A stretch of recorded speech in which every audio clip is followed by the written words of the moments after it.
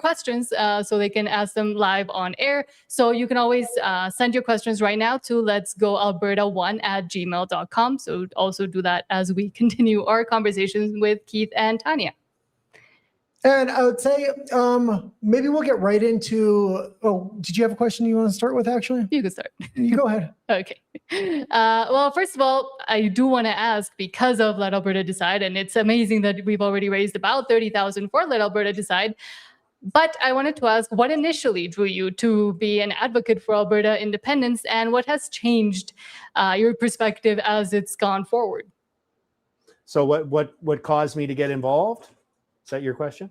Yes. Well, I think like many of us, we've watched the trajectory of Canada, and we've watched, in my view, Alberta outgrow Canada. I mean, I didn't leave Canada. Canada left me. And I'm very concerned about the affordability crisis. I'm concerned about the erosion and, frankly, attacks by the federal government on our culture here in Alberta. And the biggest driver for me is looking out for the future of my children and grandchildren. And, and I've looked at this many times, very analytically over the years. And by every measure, by every objective measure, Albertans, my children and grandchildren, will be better off in an independent Alberta. We can redefine our relationship with Canada, one that's one of respect instead of exploitation, where we can grow up into the shoes that we've earned to wear, which is to be a nation state as opposed to being a colony. So that's sort of my origin story. I've been watching the decline of Canada manifest itself most acutely since 2015. The views of people in central Canada that will always elect our governments until Alberta leaves are never going to align with ours, and we're fooling ourselves if you think you can lead your way out of this. We lead our way out of this by leaving. And Tanya, what about you? I think that when I'm talking to people in Alberta, lots of their hesitation to support Alberta independence comes from either a place of fear because of the uncertainty or the unknown, and they like to stay in the status quo because that has less fear in their minds, or they have this like deep-seated patriotism to Canada and this ideals that we were brought up with. And I think I was largely one of those people for a very long time, up until the recent federal election. I campaigned very hard for our local federal MP to try to be successful in that election. But at the same time, I was also doing some research and learning about our place within Canada and what Alberta sovereignty could mean within or without Canada. And while I was kind of on that journey, I quickly discovered that there has been generations and generations of people advocating for sovereignty within Canada, and decades of work by thousands and thousands of volunteers. And where we are at right now, there is no way to achieve that sovereignty that we seek within Canada.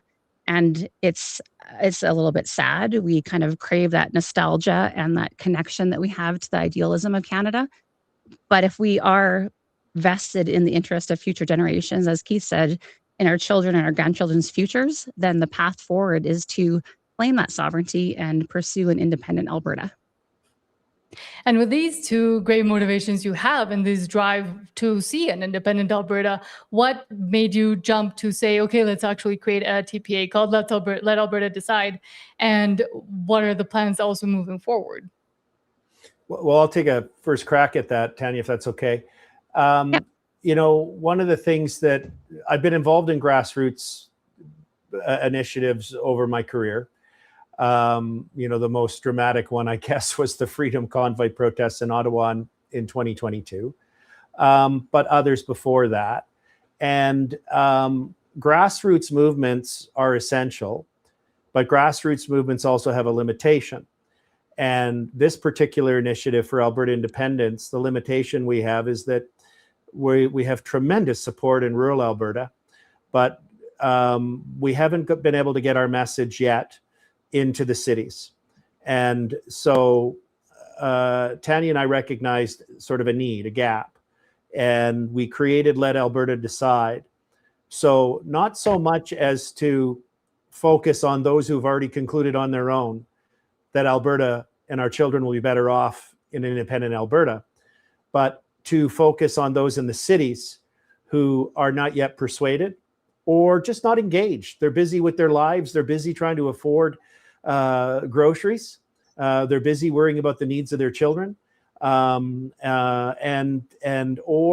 they are engaged, but they haven't really had their mind open to the advantages. So the whole focus of Let Alberta Decide is to really target those voters in helping them understand why the smartest, best, most valuable thing they can do on October 19th is to vote for option 2 in support of independence. And I think it's also great that both Keith, yourself as a constitutional lawyer, but also Tanya as an educator and a farmer, know the importance of knowledge and how important it is to actually explain things thoroughly and through. And I do see that with Let Alberta Decide and all the incredible job and work you've both been doing on educating the public, because as Tanya was mentioning, I think a lot of that fear is coming from the unknown and then, well, what would happen? And we continue to see all these questions raised also even within our own streams. And sometimes it is hard to try to answer them, but as we build and as we are able to continue to tell people, well, no, this is what an independent Alberta would look like. In your opinion, what would in 10, 20 years, what would an independent Alberta look like then? I think that an independent Alberta would bring back that ability of self-determination and that sovereignty as just human beings, that we have the ability to chart our own path in life. And we would not be dictated to by Ottawa and their punitive policies on our industries and our families and our communities, the overtaxation that we suffer from currently, that we actually would be able to navigate a path forward based on Alberta values and the values of our communities and our families. And that's what should be happening. We're a very large nation with a varying degrees of personalities and values and ways that we see things should be ran. And right now things are being ran from a place that is very far removed from the values of Albertans. And we've seen Danielle Smith kind of throw around some numbers and then be interviewed and then kind of walk those numbers back about, those were back of the napkin estimates and things like that. I know you're working on these white papers and a lot of people are really excited about them. How are they going along and when are you expecting to kind of release them? So about 3 or 4 months ago, I started a separate group called the Alberta Transition Council. And, it's a group of really smart, experienced people who've achieved a lot in their life and are subject matter experts. And the focus of the white paper is on detailing what if Albertans decide to exercise their constitutional right of self-determination and independence as laid out by the 1998 Supreme Court Canada succession reference case, then what happens next? And in particular, if Albertans do choose independence and resetting the relationship with the rest of Canada, how will life be different the day after the vote as the day before, and the steps of Alberta transitioning from provincehood to nationhood? So that's what it's about. And to answer questions about continuity of service, whether it's someone may have a trip planned with WestJet to Cancun and want to know that on after the vote that they're still going to Cancun, and we'll be able to assure them that they are. So that's what it's about. And we're also going to look at the costing. What's remarkable about those numbers that the Premier threw out, and I hope she regrets it, I suspect she does, because one of them was the debt. Now, first of all, the number is ridiculous that she used, but just whatever the number is, the analogy I like to use is, imagine I had a spouse, and I do have a spouse, but she doesn't have the problem I'm about to describe. And those who've met my wife, Donna, know that I'm just using a hypothetical, which is, imagine she had a terrible spending habit and she had this ability to go and get brand new credit cards every 2 weeks and max them out. And I say to my buddy, I got to bring this to an end. I can't do this anymore. And he goes, you can't do that. You'll have to pay off the bill, right?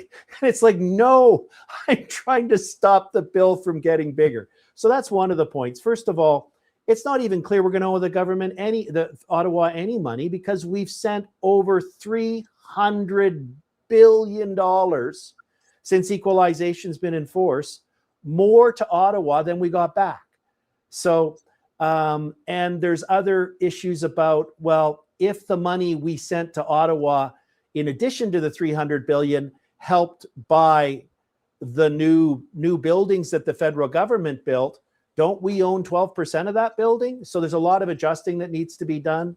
And the most significant thing is when people are looking at the cost of transitioning to a province, we need to look at the benefits of transitioning to a province, because immediately right out of the gate, we've got $25 billion more that we're sending to Ottawa that we're not getting back that we'll have. And we'll also have Ottawa's knee off of our neck of our economy, where we can grow it to supply the world, because we have the third largest reserve of oil in the world, and any other country that's any comparable to us, other than the dysfunction of Venezuela, has no income taxes, has free education, and so on. They prosper economically. We don't, because Ottawa holds us back.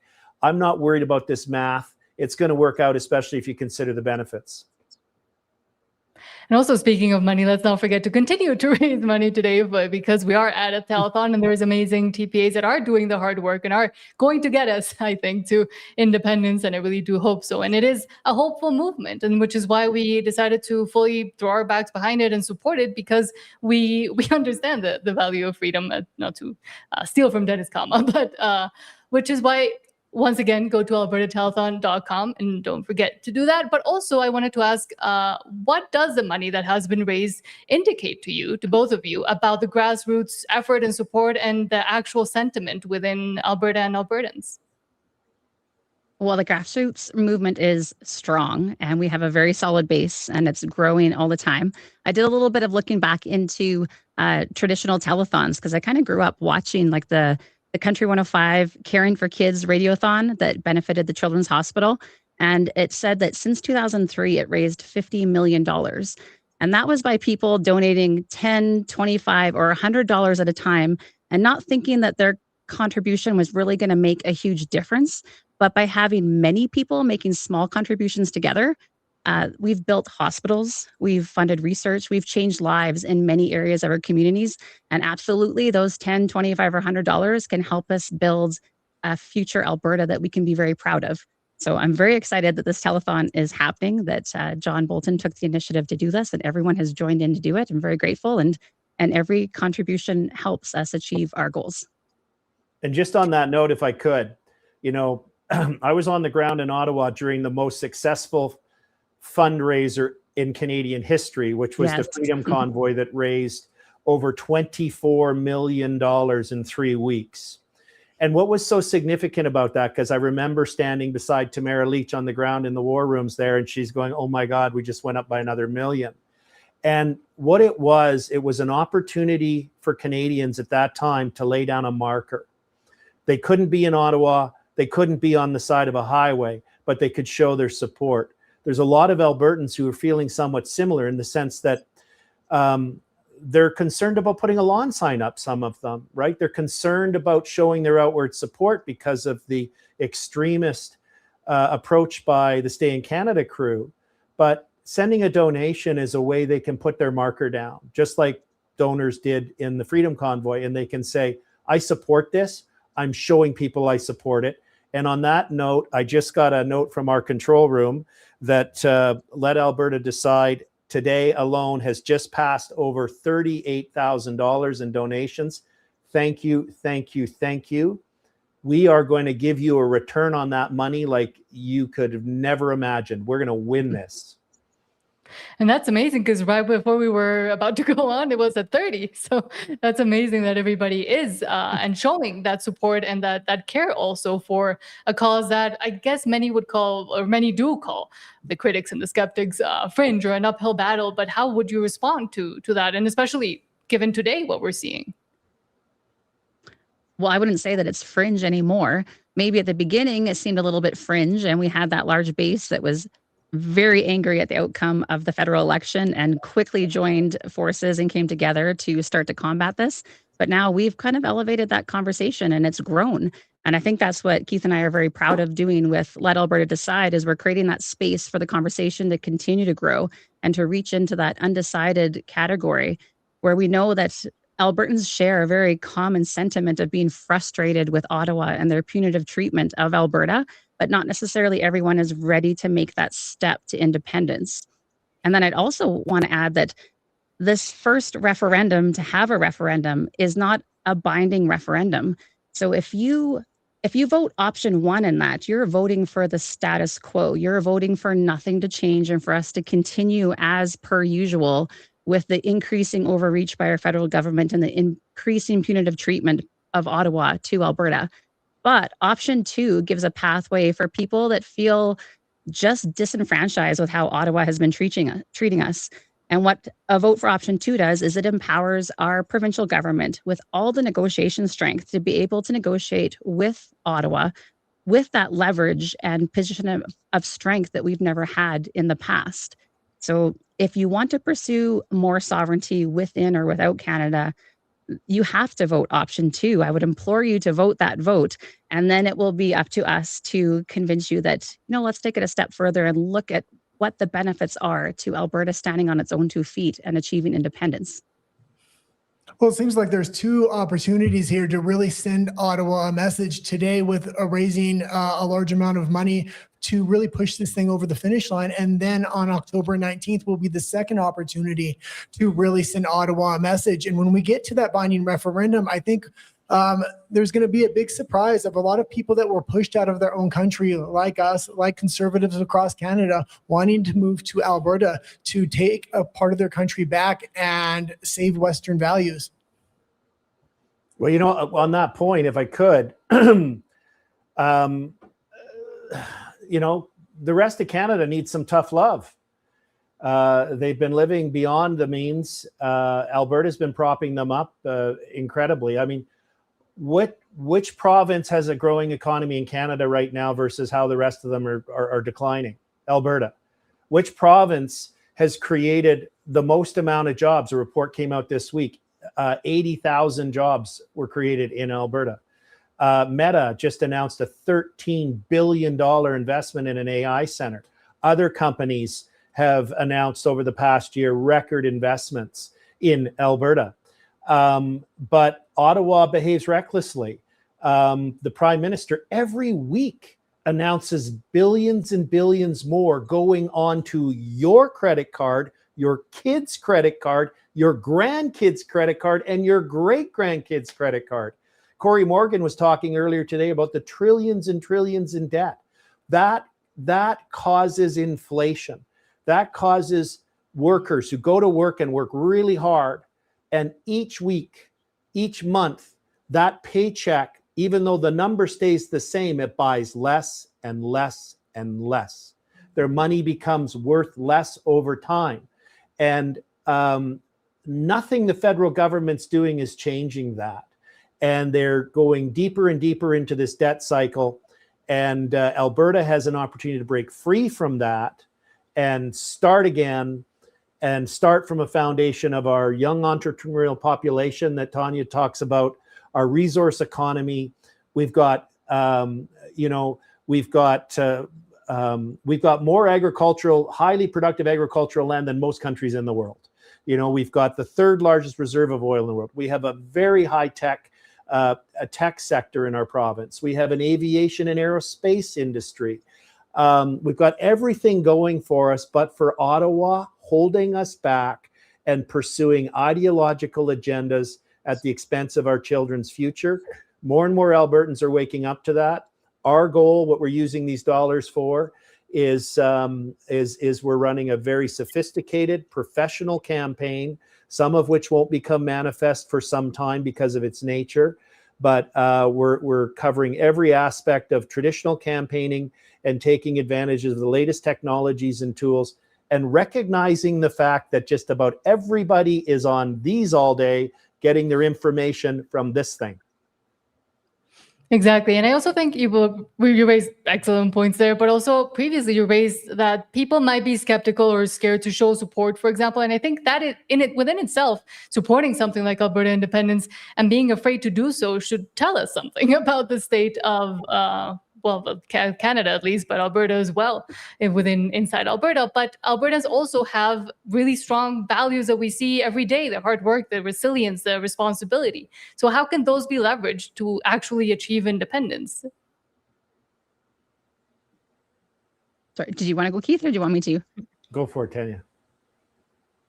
Well, I think that we have to just realize that we're not some group that doesn't have identity, and that's what is often being labeled on us, that we don't have common values or something that's easily identifiable. But Albertans absolutely do, and we all want to pursue better for our communities, our families. We want to achieve prosperity. We want to have increased sovereignty and self-determination over our own lives.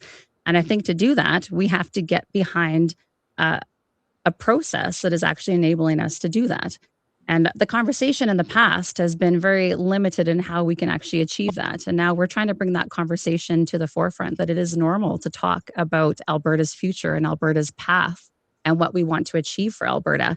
And we might disagree on some of the steps that we take on it, but we absolutely are united in the things that we want for Alberta. And that's what I think, that this path to independence is actually a unifying concept. And some of the media or different characters might try to make you think otherwise of it, but it is unifying to pursue self-determination and prosperity for your family, your communities, and your province. So if we bring that conversation and make it more normal to talk about it and engage people in that conversation, I think that we can achieve that. And after October 19th, once we do send to Ottawa a message and it's clear that Alberta does want its independence, what do you think is an acceptable or appropriate timeline for the binding referendum to take place in? I think a completely achievable timeline for the binding referendum is in February or March of 2027. I think that'll provide ample time for campaigning. But also, too, we may have a ruling from the Alberta Court of Appeal about this strange ruling from Justice Davidson that we had about our petition launched by Stay Free Alberta. And it relates specifically to the concept that prior to the Alberta government making a policy or legislative decision, it's supposed to consult with First Nations. That just turns the whole concept of our democracy absolutely on its head. There is no precedent for that in any Supreme Court of Canada or other decision. Yes, there's a duty to consult, but that's all. It's a duty to consult.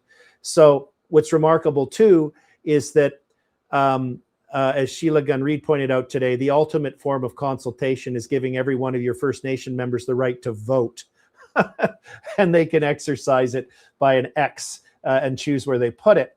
But more to the point of your question, I would say this.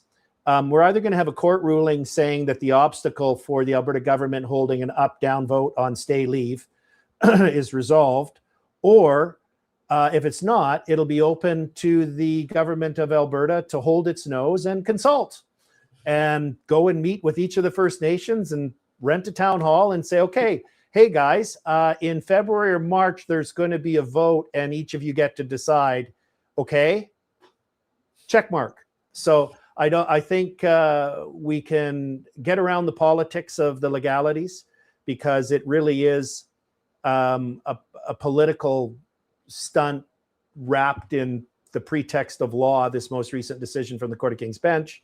And even if we don't have closure from the courts, it's open for the Alberta government to hold its nose, do a consultation, even though it doesn't think it's required to clear the way for true democracy, for the most direct form of democracy, to allow Albertans to choose their future through an up-down vote on independence in February or March of 2027. And just quickly, as we wrap up, because we do have to be out by 5, I have a quick question for both of you, but it might be a long answer. What gives you hope in Alberta right now? What specific thing gives you hope today, maybe? Go ahead, Tanya. What gives me hope, I guess, is that we are actually being asked the most important question in Alberta's history. And there have been, like I said before, decades and decades of efforts by thousands and thousands of people to lead us to this referendum for a referendum question on October 19th. And I hope that when Albertans go into that voting booth and they're about to check that ballot with their X, They realize the significance of what that they are doing, that Alberta doesn't need a handful of heroes right now, but what we do need is we need hundreds of thousands of Albertans willing to do one small thing, and that is to mark that X with conviction, with being informed and engaged in this whole process and making sure that they stand beside their decision. So knowing Albertans and knowing their grit and tenacity, I feel very confident that they will look into this and will engage in this conversation with us and will mark that X on that ballot on referendum day with great conviction, and we will be very successful in the outcome. And we usually ask one last question, and maybe I'll ask it to Keith. And it's a question I hope a lot of people start asking themselves in Alberta, because I think when they ask them that question, that it will lead them to independence. And that is, what does freedom mean to you? Well, freedom means to me being able to wake up in the morning and choose what I can do to lead the best life and to help those around me achieve their potential and be happy. And to continue to do so, we do have to continue to go to albertatelethon.com. Thank you so much, Keith and Tanya, for allowing us to have a shorter interview, but hopefully we can repeat it. And it's an honor to be able to speak to you as well, because I think what Let Alberta Decide is doing and all the other amazing third-party advertisers are doing is incredibly important. And again, not just for maybe even people in Alberta, but to show also the world, not just Canada, what is possible and what freedom does mean. Yeah, absolutely. And I will say, if you can afford to donate today, now is the time to really help push this thing over the line on October 19th. As well as if people are maybe outside of the country and can't donate because it's only for people with inside of Alberta, there is a list of content creators from the Unacceptable Fringe and others. We really need to build up our media presence, not only for this October 19th, but to go into the binding referendum as well. And if I just add that I just got an update from our control room, we just topped $40,000. Oh, Thank fantastic. you, everyone. Look at this momentum. Thank you. I think we're going to win. I know we're going to win. We have all of our stars are aligned. We've got a legal pathway. We have the resources of people and spirit. We have the momentum. In politics, momentum is everything. And we're going to keep that momentum building thanks to you. Thank you, guys. Thank you. And thank you. And for now, I guess I will continue to read. Hi, I'm John Bolton, and we're here with Angela Tabak, Kathy Flett. Let Alberta Decide, which again, 40,000, which is amazing. Pathway to Independence, The Levine Show, Alberta Women for Independence, Alberta's Choice, United Alberta Flags, and Stay Free Alberta. And again, you can always go right now to donate to albertatelethon.com. And I believe we have coming up Chris Scott with Dennis Kama. And again, you are able, I don't know if still, but go to, you can send an email with a question to letsgoalberta1@gmail.com. Yeah, absolutely. And they are looking for more questions. So if you have any questions, the spicier, the better. I think they're going to answer them all. So Yes. And I will say there are a lot of people outside of Alberta that are supporting Alberta independence as well. Mhm. They've felt like they were pushed outside of their own country, and there was not anything like Alberta independence going at the time. So I know we have a lot of people watching from the Philippines, the United States, Yes. Mexico on a daily basis. Exactly. I'm waiting to know if we're on or off. But again, it's amazing that also people have stayed on for the telethon as well and are watching it again. It's not just from Alberta, but I think a lot of people, even within our own channel and within people that talk to us, are interested in what's going on in Alberta, because once again, it does show what grassroots movements can also do and what actual democracy can also do. Well, absolutely. It was kind of funny that I don't know if the government shut it off, but the stream suddenly ended on the same day Bill 9 is coming into effect. Yeah. Thank God for Elon Musk and Starlink, I guess. Hopefully we were able to connect again. Hopefully they're not going to figure that's foreign interference there. True. I'm waiting to know we're on or off. But as we continue, I guess, well, we still have Tanya and Keith on. I can continue to ask questions if you don't mind.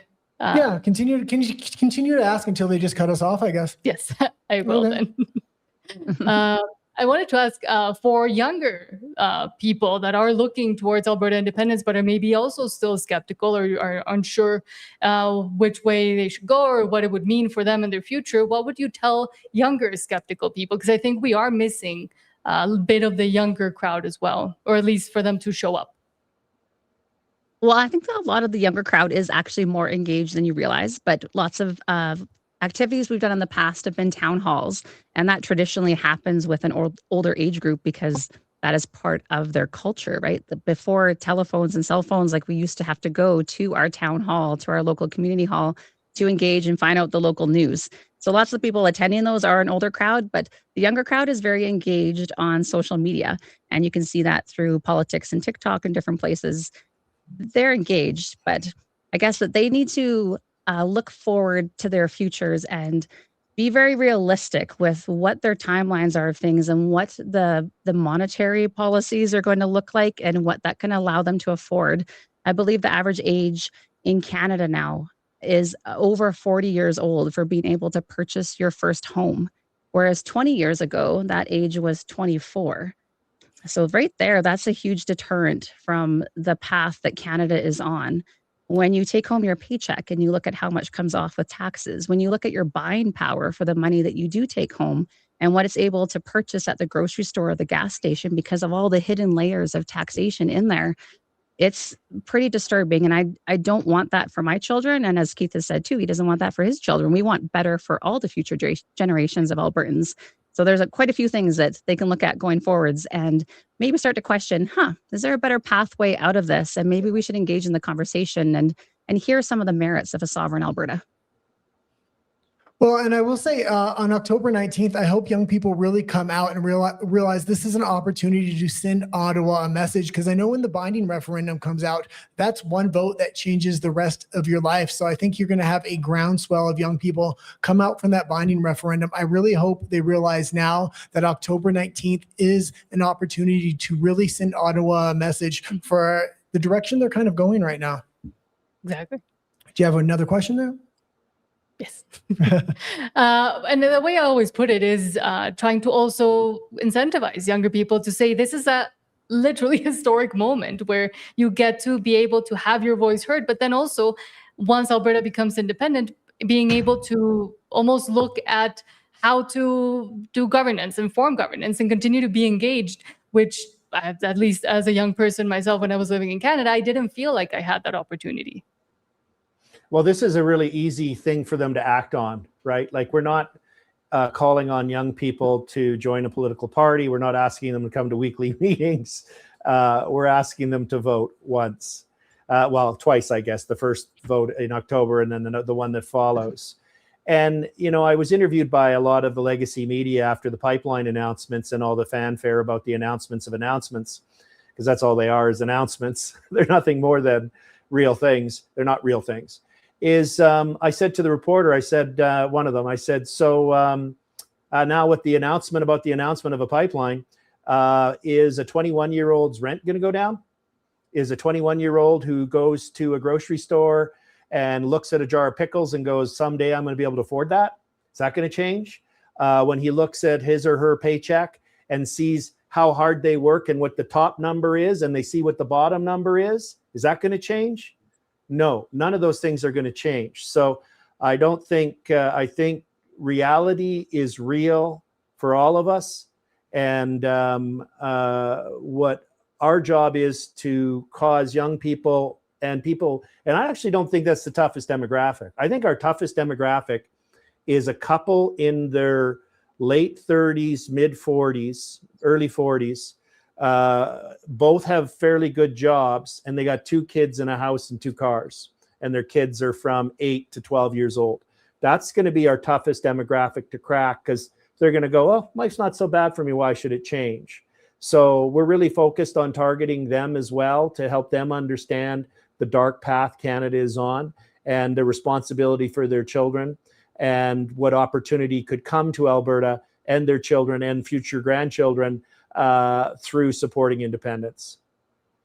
And I think that's a perfect note to end on. So thank you so much, Keith Wilson and Tanya Clements, once again. Would love to continue to talk to you for a longer time, hopefully soon. and just found that we work really well together, and we have just stuck with the message of Alberta independence for 6 years now. 6 years together, yeah. It kind of works out nicely because we're in Calgary right now. You just kind of meet in the middle, right? That's right. This is fantastic. Yeah. Obviously, we've got your signs. Hold it up there. I've got this out on front of my house right now. I'm excited. I've got now 6 signs. Other people have 12. I got to get up to 12, but you're doing signs and you're talking to people. That's what you're doing. So tell us a little bit about the talks right now, because we know we love your sign. Shall I talk about that? Sure, yeah. I'll talk Tell us, about the Kathy. talks. Sure. So we, for over a year now, have just been doing home meetings with people, helping predominantly women, but then the guys love the conversation too, so they join in, understand why we need to be our own province. And we thought, well, why fix what's not broke? We're just going to continue on, but now as a TPA. So that's what we've done, and it's actually exploded. Our calendars are filling up with people that want to have us over, and so we're calling it Politics on the Patio, because it's summertime, and just have us over. 6, 7, 8, 9, 10, 30 people, it doesn't matter to us. And we walk people through the history of how Alberta became a province, set some ground as to why our government structure sucks the way that it does. Right. And then why we need to vote yes to all of these questions and yes to option 2. Well, you know, the difficulty I think that's happened through this process, I mean, even through the petition process, is finding people sitting on the fence. Are you meeting up with some of those people, Angela? Oh, absolutely, yeah. And it really comes from, people who are already there, inviting their family and their friends to come. It's a very casual, open discussion. Nothing is being shoved down anyone's throats. And it's an opportunity to just kind of go back and forth with the ideas, some of the concerns that people might have. And it allows us to be able to address them in a way that is very non-confrontational. We're building community. Our whole focus has been education and building community. And so that's what we're continuing to do with the TPA, and it's working out really great. Yeah. We're in kind of a noisy room right now. We're at the Derek Fildebrandt and Dwayne Bratt debate. Yeah. And for the most part, it was a pretty friendly thing. It's almost radical now to have a friendly conversation, but that's what you're trying to do, isn't it, Kat? Exactly. That's exactly what we're doing. And it's working, as Angela said. We are not combative in these meetings. We're not putting anybody down. There's nothing like that at all. It's just, well, what are your concerns? And let's see if I have an answer. And if I don't, well, then I don't. But let's see what you have to say and how come. Well, congratulations on your success. Your website, tell people what it is. It's very long. Okay. Go to the QR code. Go to the QR code. It's abwomensindependencenetwork.com. Okay, and if you would like to support Angela and Kathy on the telethon, go to albertatelethon.com and click on their link. You stood on those stone cold government steps, faith and freedom, loud and clear. Folding chairs and town hall stages spoke the truth they came to hear. They stood in line for hours, braved the cold and wind. You talked about their children and the mess we're living in. From the back row of the hall to the front row of the fight, you said if they're gonna hear us, it's gonna be tonight. Come on, let's go. So that's going to be the battle cry for our movement. Let's go. You came to sign on the freedom line. Ink on paper, hearts on fire. Every name like gasoline, kicking up that rebel choir. Let me shake your hand. Thank you for your time. Fight up voices, strong and true. You stepped up for Alberta. This one's for you. I feel like I'm with friends here. Yeah, that's exactly correct. That's what the whole thing with all these events are for. People understand that they're part of a group of like-minded people that think and have the same ambitions and goals as they have. You stared down that lens in your studio light. Coffee gone cold, face pale from the night. From the dark hours to the evening show, you hit go live and refused to let go. Edmonton, high beams cutting through.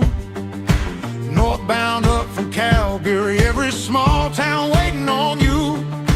Truck stop coffee cooling between petitions in the rain. We're live. I heard Max say we're live. Does that mean we're live? Is that what's going on here? Yep. What are we supposed to be doing? I was actually just driving down a back street in Calgary. I was lost, and I saw an Alberta flag, and I was like, hey, that seems kind of cool. And I ended up in this seat. Yeah, I'm how'd not sure that happen? exactly. Who are you? Yeah, I'm Dennis Callan. Oh, I'm Chris Scott. Nice to meet you. Hey, I've heard your name before. Oh, I've heard your name before as well. Good cafe. You know my cafe? I've heard of it. Oh, well, I know your I know your Value of Freedom. Ah, have you read it? I've read most of it, yeah. And I actually, I even ran it through AI. I ran it through Grok. I ran it through Claude AI, and I said, be really critical of this and find all the mistakes so I can call these guys and say, hey, you didn't do it well. Yeah. And that never happened. No, it's reasonably solid on the number side. It's we're going to do an updated version pretty quick. Yep. Once you get the transition plan done, and don't know if Keith talked about that earlier, but I'm a co-lead with him on building that transition plan. Okay. And once we get that pulled together, which is a bit of an effort, there's somewhere around 40 people engaged in it right now. We got 20 subject areas to deal with, pulling it together, and hope to release it by the end of July. Mm-hmm. But that'll redo the transition elements in the Value of Freedom, because we'll have more accurate numbers, more accurate processes, and so forth, so that we can say, okay, transition will really cost us roughly this much. That's awesome. And then on the actually doing it part, we're getting, we have a bunch of subject matter experts, guys who know their area, like whether it be air traffic control or oil and gas or whatever, that are actually saying, okay, this is how we would transition. And they're speaking from a position of knowledge. So that's all coming in the next small number of months. That's pretty cool.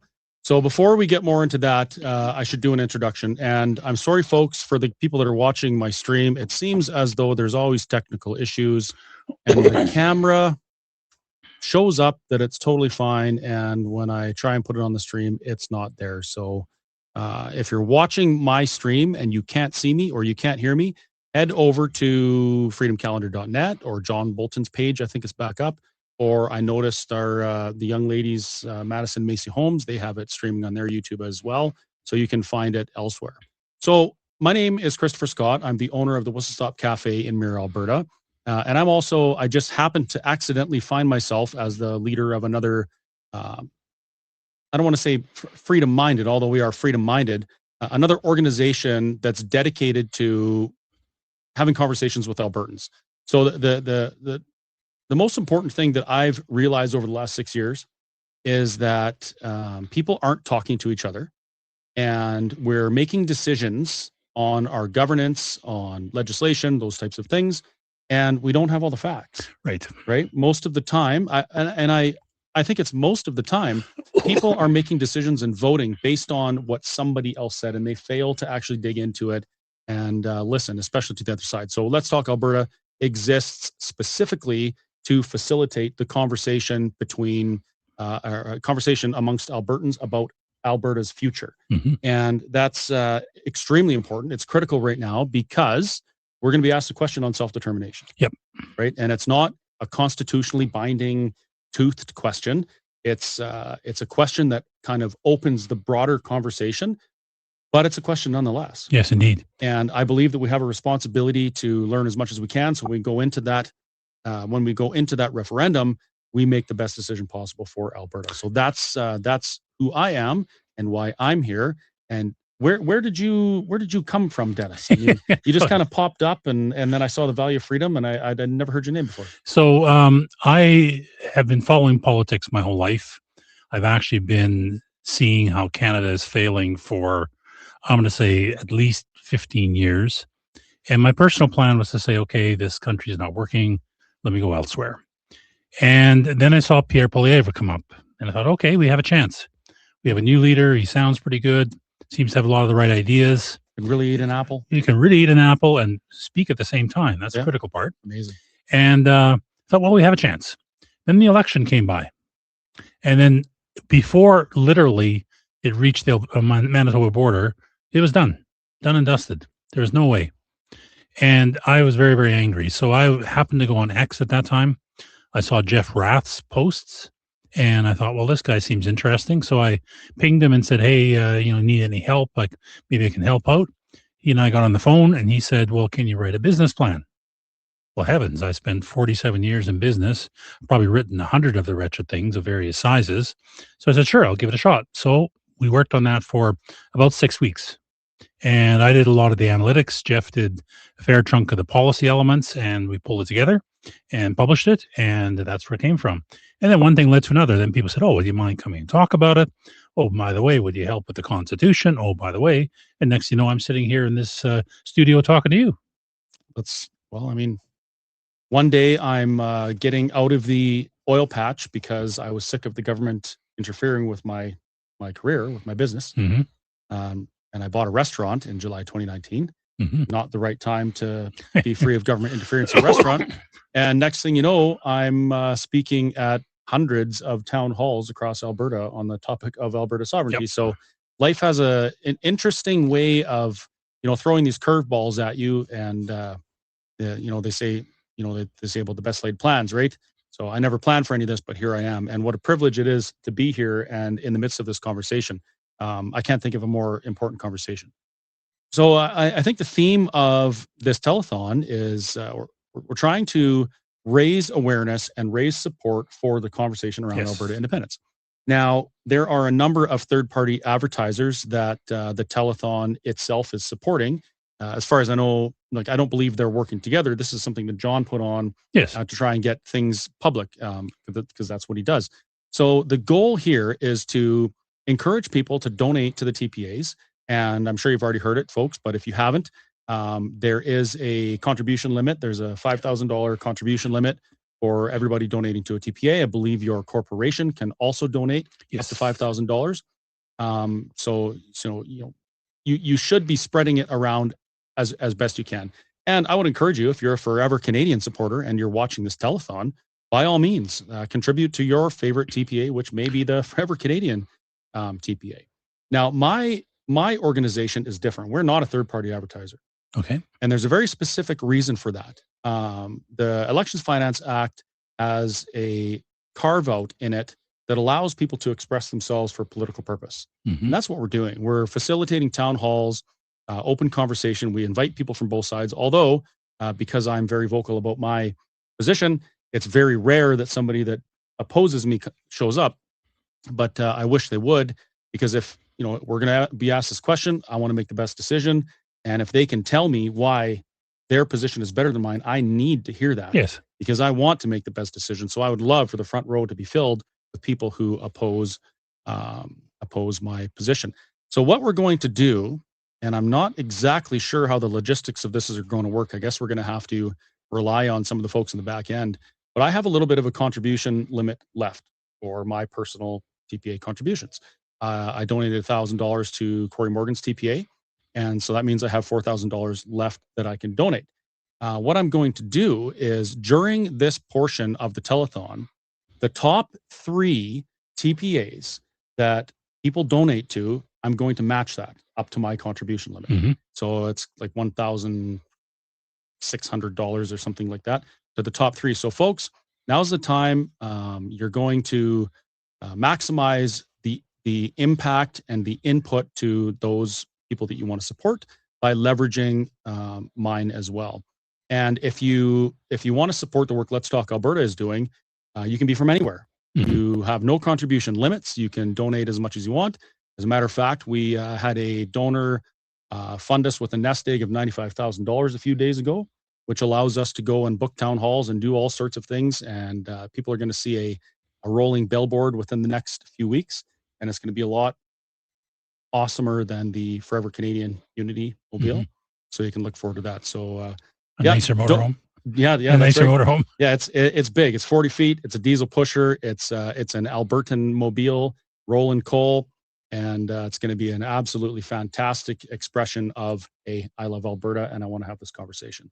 So donate, and donate often, but don't exceed your limits. And if you're from outside of Alberta, don't donate to a TPA. You're not allowed, but you can donate to Let's Talk Alberta, and we will be good stewards of your donation and maximize its impact.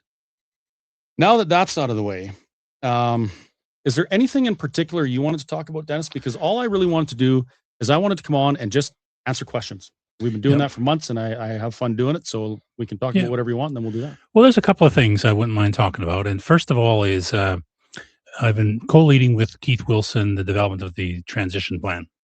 And I want to make clear a couple of things about it. Is people think the transition plan is setting long-term policy for the country of Alberta and deciding how we will run things and how taxes will work and form a government and so forth. And that is not true. All those things are in the hands of the future legislature. Deciding how taxes are done, deciding what constitution we should use, deciding, what kind of military do we need, are all things to be done by the people of Alberta through their elected legislature once we are an independent country.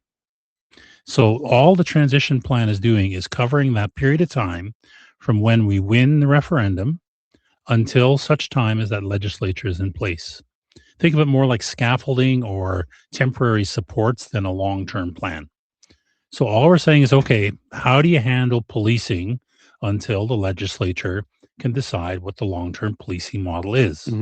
Now, things have to be done. We have to, of course, defend the borders, protect the borders, at least keep track of who's in. We have to deal with how do we collect taxes in the interim? We have to deal with things like what do we do about a military, to cover that period of time. So that's what we're building right now. As I said a few minutes earlier, that we're developing it with a bunch of people who know what they're talking about, and it's being pulled together as we speak. It's fairly big and meaty. I'd say it's about 300 or 400 pages at this point, and we plan on releasing it roughly the end of July or as close to that as we can possibly get. And then people can answer the question that follows after the Valley of Freedom. Valley of Freedom was, is the country of Alberta a financially viable place? Short answer, yes, it is. Second question is, okay, so we will be financially viable. How do we get from where we are now, a province embedded in Canada with a lot of services that are not being done by our own people, to the place where we are doing all those services and operating as an independent country, recognized by the rest of the world, and be able to do things like, okay, we need a passport. How do I get an Alberta passport if we offer such things? So that's the thing we're building now, and that's what we want to have ready by the end of July. I'm glad you brought that up, because there is a lot of confusion around that. I've heard a comment from some people saying, hey, how come we're not involved in these conversations? And the answer to that is because we have no idea about any of those things. Like, I have no idea how to transfer the logistics of operating an international airport from one jurisdiction to the next. I have no idea how to manage moving corporate tax liability from one structure into another other, and making sure all those things are smooth. But there are a lot of experts that can do those things. And I will point out, and I don't know if this was included in some of your stuff, but this isn't new. No. There's a province that's been doing this for 60 years, and that's Quebec, and they have a ton of research and information on these things. Is that correct? Well, every service we want to take over is currently operated by Canada. Right. Now, they're not filled full of rocket scientists and brain surgeons. What? They're filled with normal human beings. That can't be. Yeah, well, it's hard to believe, but some of them actually maybe even don't reach that level. But anyway, so none of these are new to world. None of these are new to country. And what we're doing is just replicating them in the best possible way. So it's not hard to do. I'm going to pick an example. So someone said to me, well, passports are so hard to produce. They're fancy little booklet, digital chips in them and so on and so forth. So I got online, did some searching. Turns out the government of Nepal just signed a deal with a company in Germany to produce passports for $7 a booklet. Oh. You give them picture, address, the relevant information, which we have to do. Police have to check you. Send it to this company. $7 later, they give you a passport. And turn around, I guess, is about a week or two. So we can literally do that for $7 a passport. Now, Government of Canada does it much more expensively, but I think we can grab services like that and do it quite quickly. That problem gets solved. So there are ways you can optimize and streamline without doing crazy stuff, without taking many years and millions and billions of dollars. We can just grab stuff that's available to us, find the best practice in the world, adopt it as far as we can, and that'll cover us till the legislature takes over. And we have some hindsight, and we have some historical examples to look at. I mean, I was I was doing some Googling a few weeks back, and I found that since 1990, there's 38 new nations that have formed. Yes. That's 38 new nations that have had to do all these Yes. things. It's not rocket science. It's not impossible. It's not even really that much of an obstacle. Like, this is just it's an administrative task. Yes. We do administrative tasks all the time. Well, and I spent my career working in large scale projects where you've got a million things to do and you got a bunch of people working on them. The problem is not usually that any task is rocket science. The problem is you just have so many tasks to track and try and get done in a short period of time in a coordinated fashion. Well, that problem's known. Like, I've done it, been there, done that. And it's no fun sometimes, but you can get it done and it's pretty straightforward. And countries, I just was talking with John Bolton a minute ago, a question on that came up on the email was, how long will it take? So I looked up the Czechoslovakian split.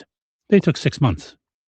I think there's no reason why our separation from Canada towards independence will take longer than a year. Well, I mean, there's lots of evidence to support that claim. Exactly. It hasn't taken other countries, decades to do it. Why would it take us that? Speaking of questions, if John's watching, you're gonna have to come in and unlock your laptop because I didn't move the cursor around. No, I can't see all the questions.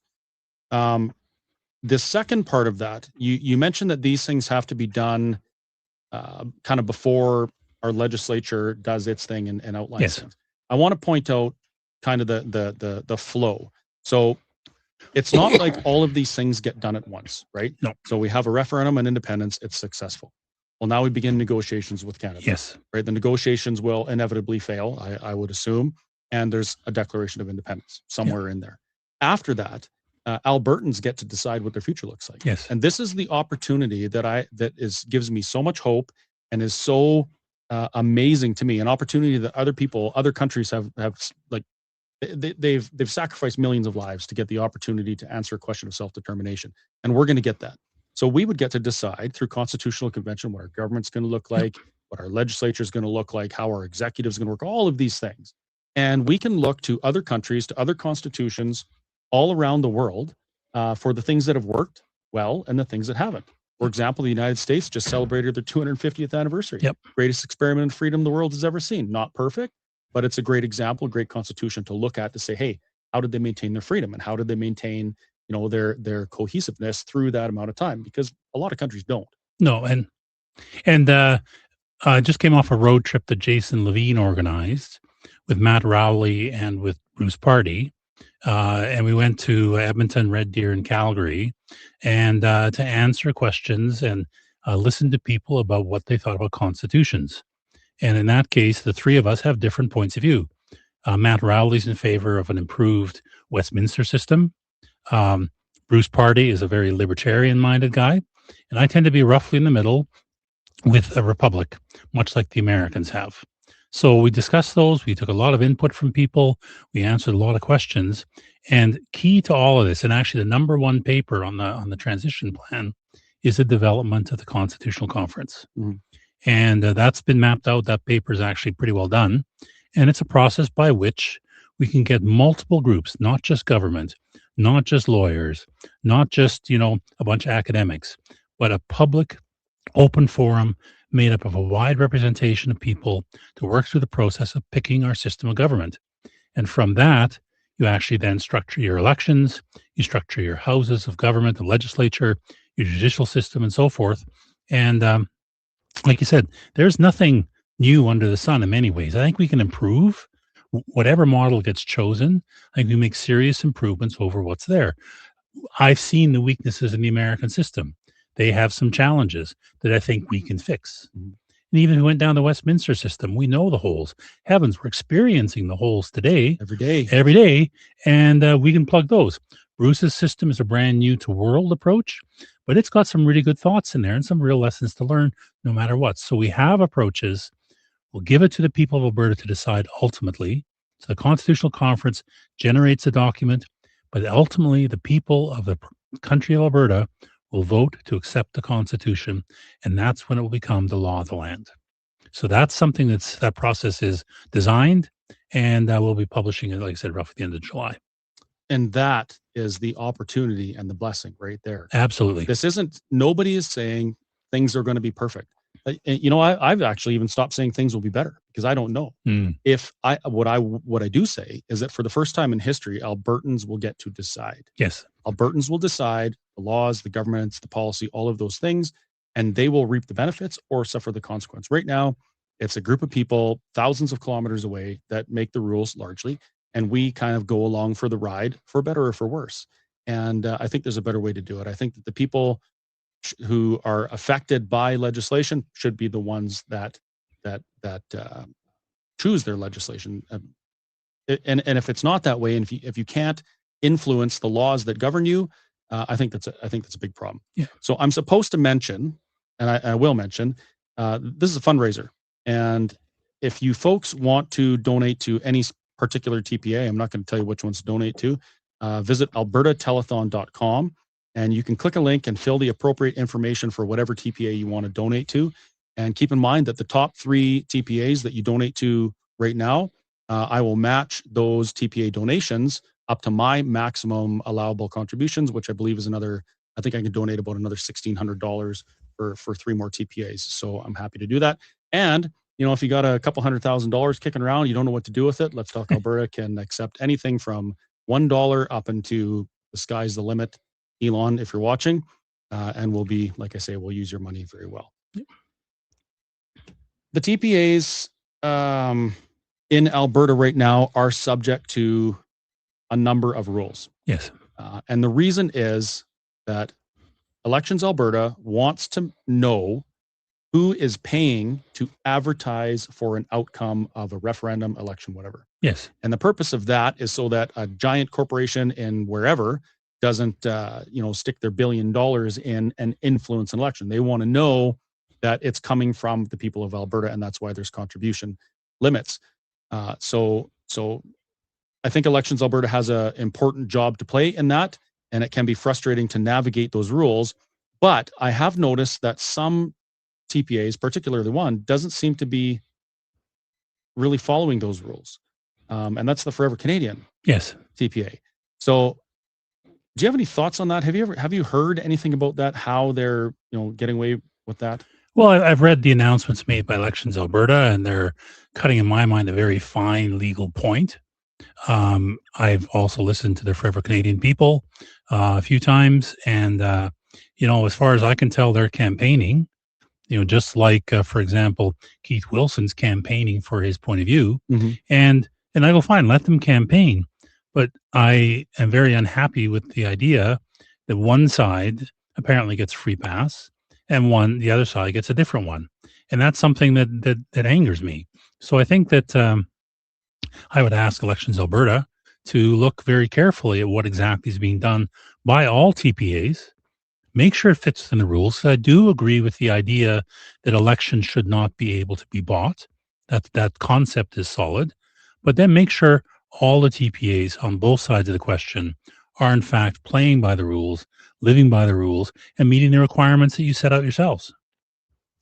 So if one side appears to be, not quite following the rules as they should be, and the other side is under quite a bit of scrutiny, I would say, folks, if you have an opinion, if you believe in one side of the conversation or the other, support them however you can. Donate as much as you can, as often as you can within your limits. And that's really the only way this is gonna work. The status quo, the current situation, is the easy choice. It's the safe choice, because nobody really is going to put a cigarette butt in your cheek for saying, hey, we want to remain in Canada. But the risk to some for expressing their opinion for self-determination is it's quite visible. Well, and things we see going on. And you say it's a safe choice, and I agree from the Elections Alberta perspective it is. But I ask people, and I've been having this conversation for a while, so is choosing to remain in Canada really the safe choice? Well, I would say no. Well, I would say no Absolutely as well. not. But I ask people to walk through the thinking process of low investment levels in Canada, low productivity levels, worst financial record of the G20, all these rules and restrictions and net zeros coming at them. Where will Canada be in 10 years' time? Will it have any financial means left? Will it even come close to maximizing the use of the many gifts it has? And so when people say, well, it's safer in Canada, I go, no, it's not. It just not happened yet. Leaving Canada is, in fact, it's an event. We're going to have a vote. There's going to be a whole bunch of upset and concerns and worries. Very emotional. Very emotional. I tell people after the hangovers wear off in a few days' time, we'll wake up and say, okay, now what do we do? And that's why we're building the transition plan. So some of that's already answered. But there will be, it's an event. And I think, though, once that happens, cooler heads will prevail. There's a school of thought, and I understand it being valid. They think that Canada will be very aggressive and very difficult to deal with. I don't. I agree with you. They won't, because I think that Canada will wake up with a huge hole in its financial economy. They have this lump in the middle of their country that separates BC from them. They are now beholden to a third country and a foreign country, a third party, for their energy because they don't produce much themselves. They're going to have the Americans breathing down their neck saying, play nice because we want to protect our oil supply. Mm-hmm. I think Canada will, after the hangovers are over, sit down and say, okay, let's talk. We need some things. You need some things. Let's work them out. Can you imagine after Mark Carney publicly recognizes the sovereignty of Palestine, and Yes. after Canada publicly acknowledged the sovereignty of Kosovo and other new and emerging countries. nations, can you imagine if they wouldn't recognize Alberta? That would I can't see that happening in any reality. Well, and if they said we won't let Alberta go, I can imagine the world community saying, wait a minute, this is colonialism. Yeah. This is not self-determination of your citizens. You are demanding that this group of people, stay beholden to you, keep throwing you money year after year, and that is nothing more than a colony. And you know what? We like Alberta because they are trying to be their own country. I think it's going to go, it won't be easy. It's like a divorce. It's not like it's going to be, all happiness and butterflies. There'll be some pretty tough fights. Yeah. And some arguments about how do we handle parks and how do we handle financial commitments and how do we manage the debt and all those kind of things, all of which I think have good answers, but each of them will have to be worked through. And I've said it to more than one person. There's a couple teams I'd love to be on that negotiations for. One is the pension. I'd love to be on that negotiating team because I think we will get a very robust pension out of the CPP assets, and I think it's more than doable. So that's one team I'd like to be on. But this is all workable. It's all doable, and I think it will happen. Regarding the pensions, just real quick, I have been in some of my media. People have asked me, well, why does Alberta, pardon me, why does Alberta think that they deserve all of this pension fund? And you look at the math, and the math it speaks plainly. It does. So it says you get what you put in plus interest minus what you take out. Exactly. Period. It's easy. My question would be, well, if we're entitled to 50% of the fund, where's the rest of the money? Where did it go, and why is it not there? Yeah. That should be the question people are asking, not why does Alberta get it? Well, and I mean, I think it'll be a broader negotiation, but you're quite right. And that's why in the Value of Freedom, though, we said, okay, the real number is the 344 from the Lightworks report. And there's people say, yeah, but, I said, even at half, if we just get half of that number, I've done the math, I've done it recently, we can cover all of our pension obligations, CPP, OIS, GIS, and so forth, within that 184 comfortably. It turns out our expenditures every year for current payouts to pensioners is actually less than the net contributions from people working. Mm-hmm. The rest of it is in the fund. So there's a $3 billion overpayment every year. Exactly. Yeah. So you take that money, you invest it wisely, you cover all of your pension obligations and from that funding, and then you say, okay, that's now a stable pension fund, and it will grow. I did a bit of the actuarial math to say, okay, run it out 20 years, at the rates we are now, build in inflation, build in aging population, all those wonderful things. It's still a perfectly viable fund for Alberta. Yeah, if it is for Canada, why wouldn't it be for Alberta? Why would it not be for Alberta? Well, I'm going to get to some questions here. This one I think is really interesting. The question is from Danielle, and she asks, she says... Is her last name Smith, by the way? Well, she said not to use her last name, so we'll let people stew on that one.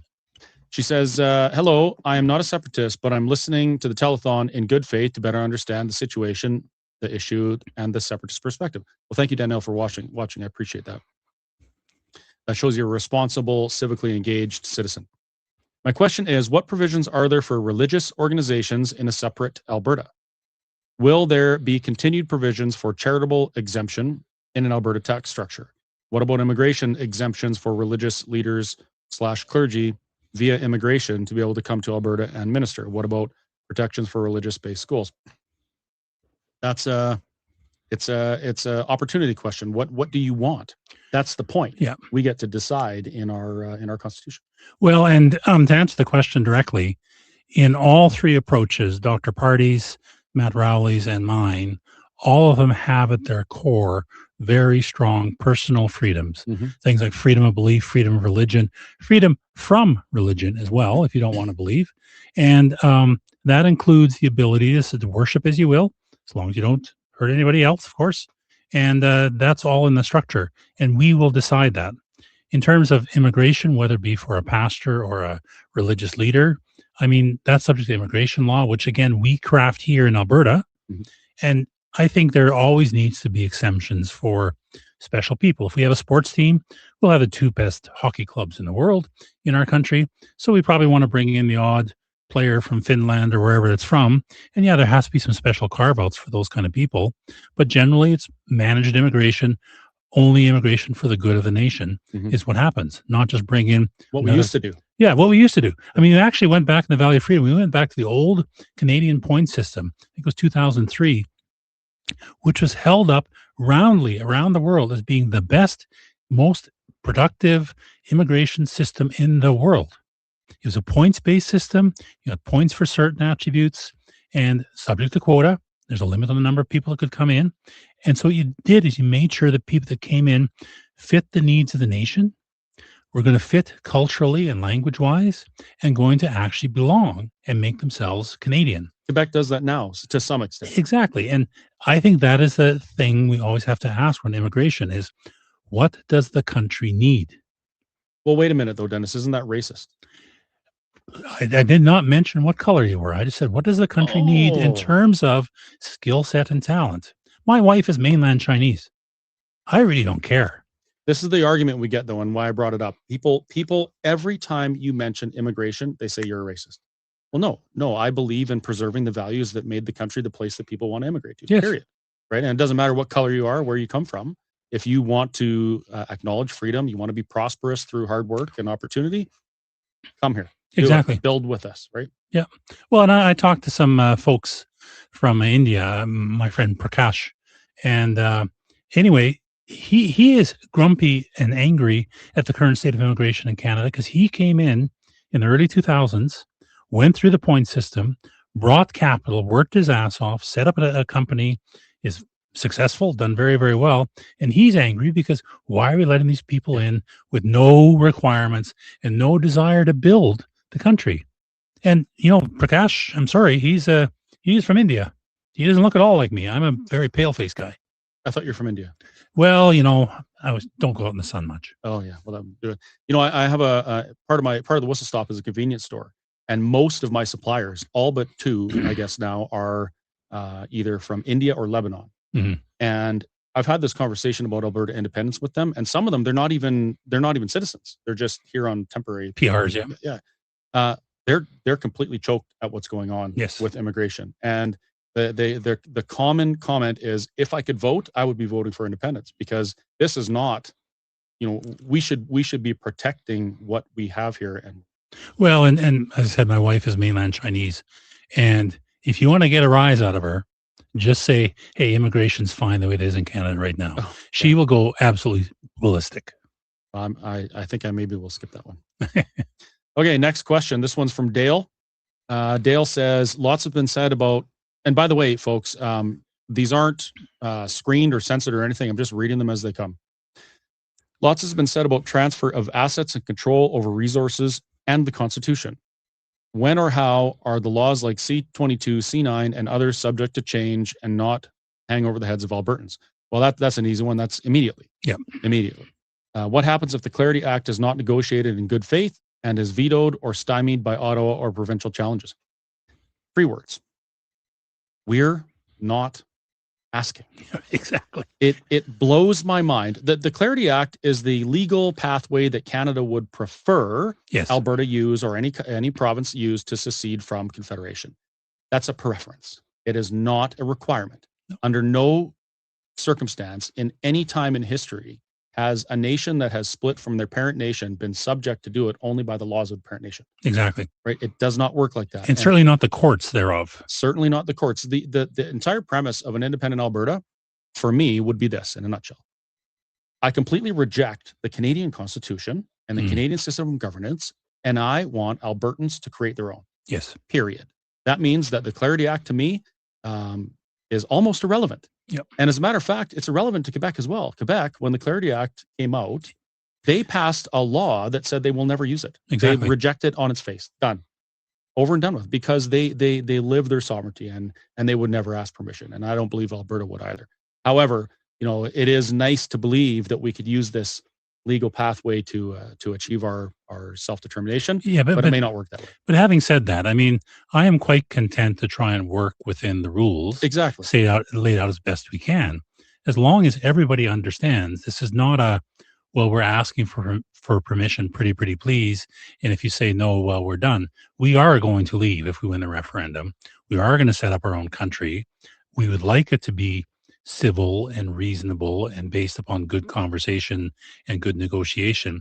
But if the other party refuses to hold to that standard, we will pursue things unilaterally. Mm-hmm. And we have every right. The international community recognizes the right to self-determination. Yes. And it's, internationally, not every nation agrees on everything, but that's one thing that most civilized nations agree on. Yes. Self-determination. What happens to the joint provincial federal pipelines and other deals that are being made in the MOU presented by Carney? Well, this is assuming that those happen, and they happened before, but let's just pretend that it happens tomorrow. What about things like that? Any joint provincial federal business deal? Well, I mean, this is what negotiation's about. The feds are going to say, take the Trans Mountain pipeline. We invested a ridiculous sum to do way too much money. Different topic, but let's pretend it's 34 billion. I think it is.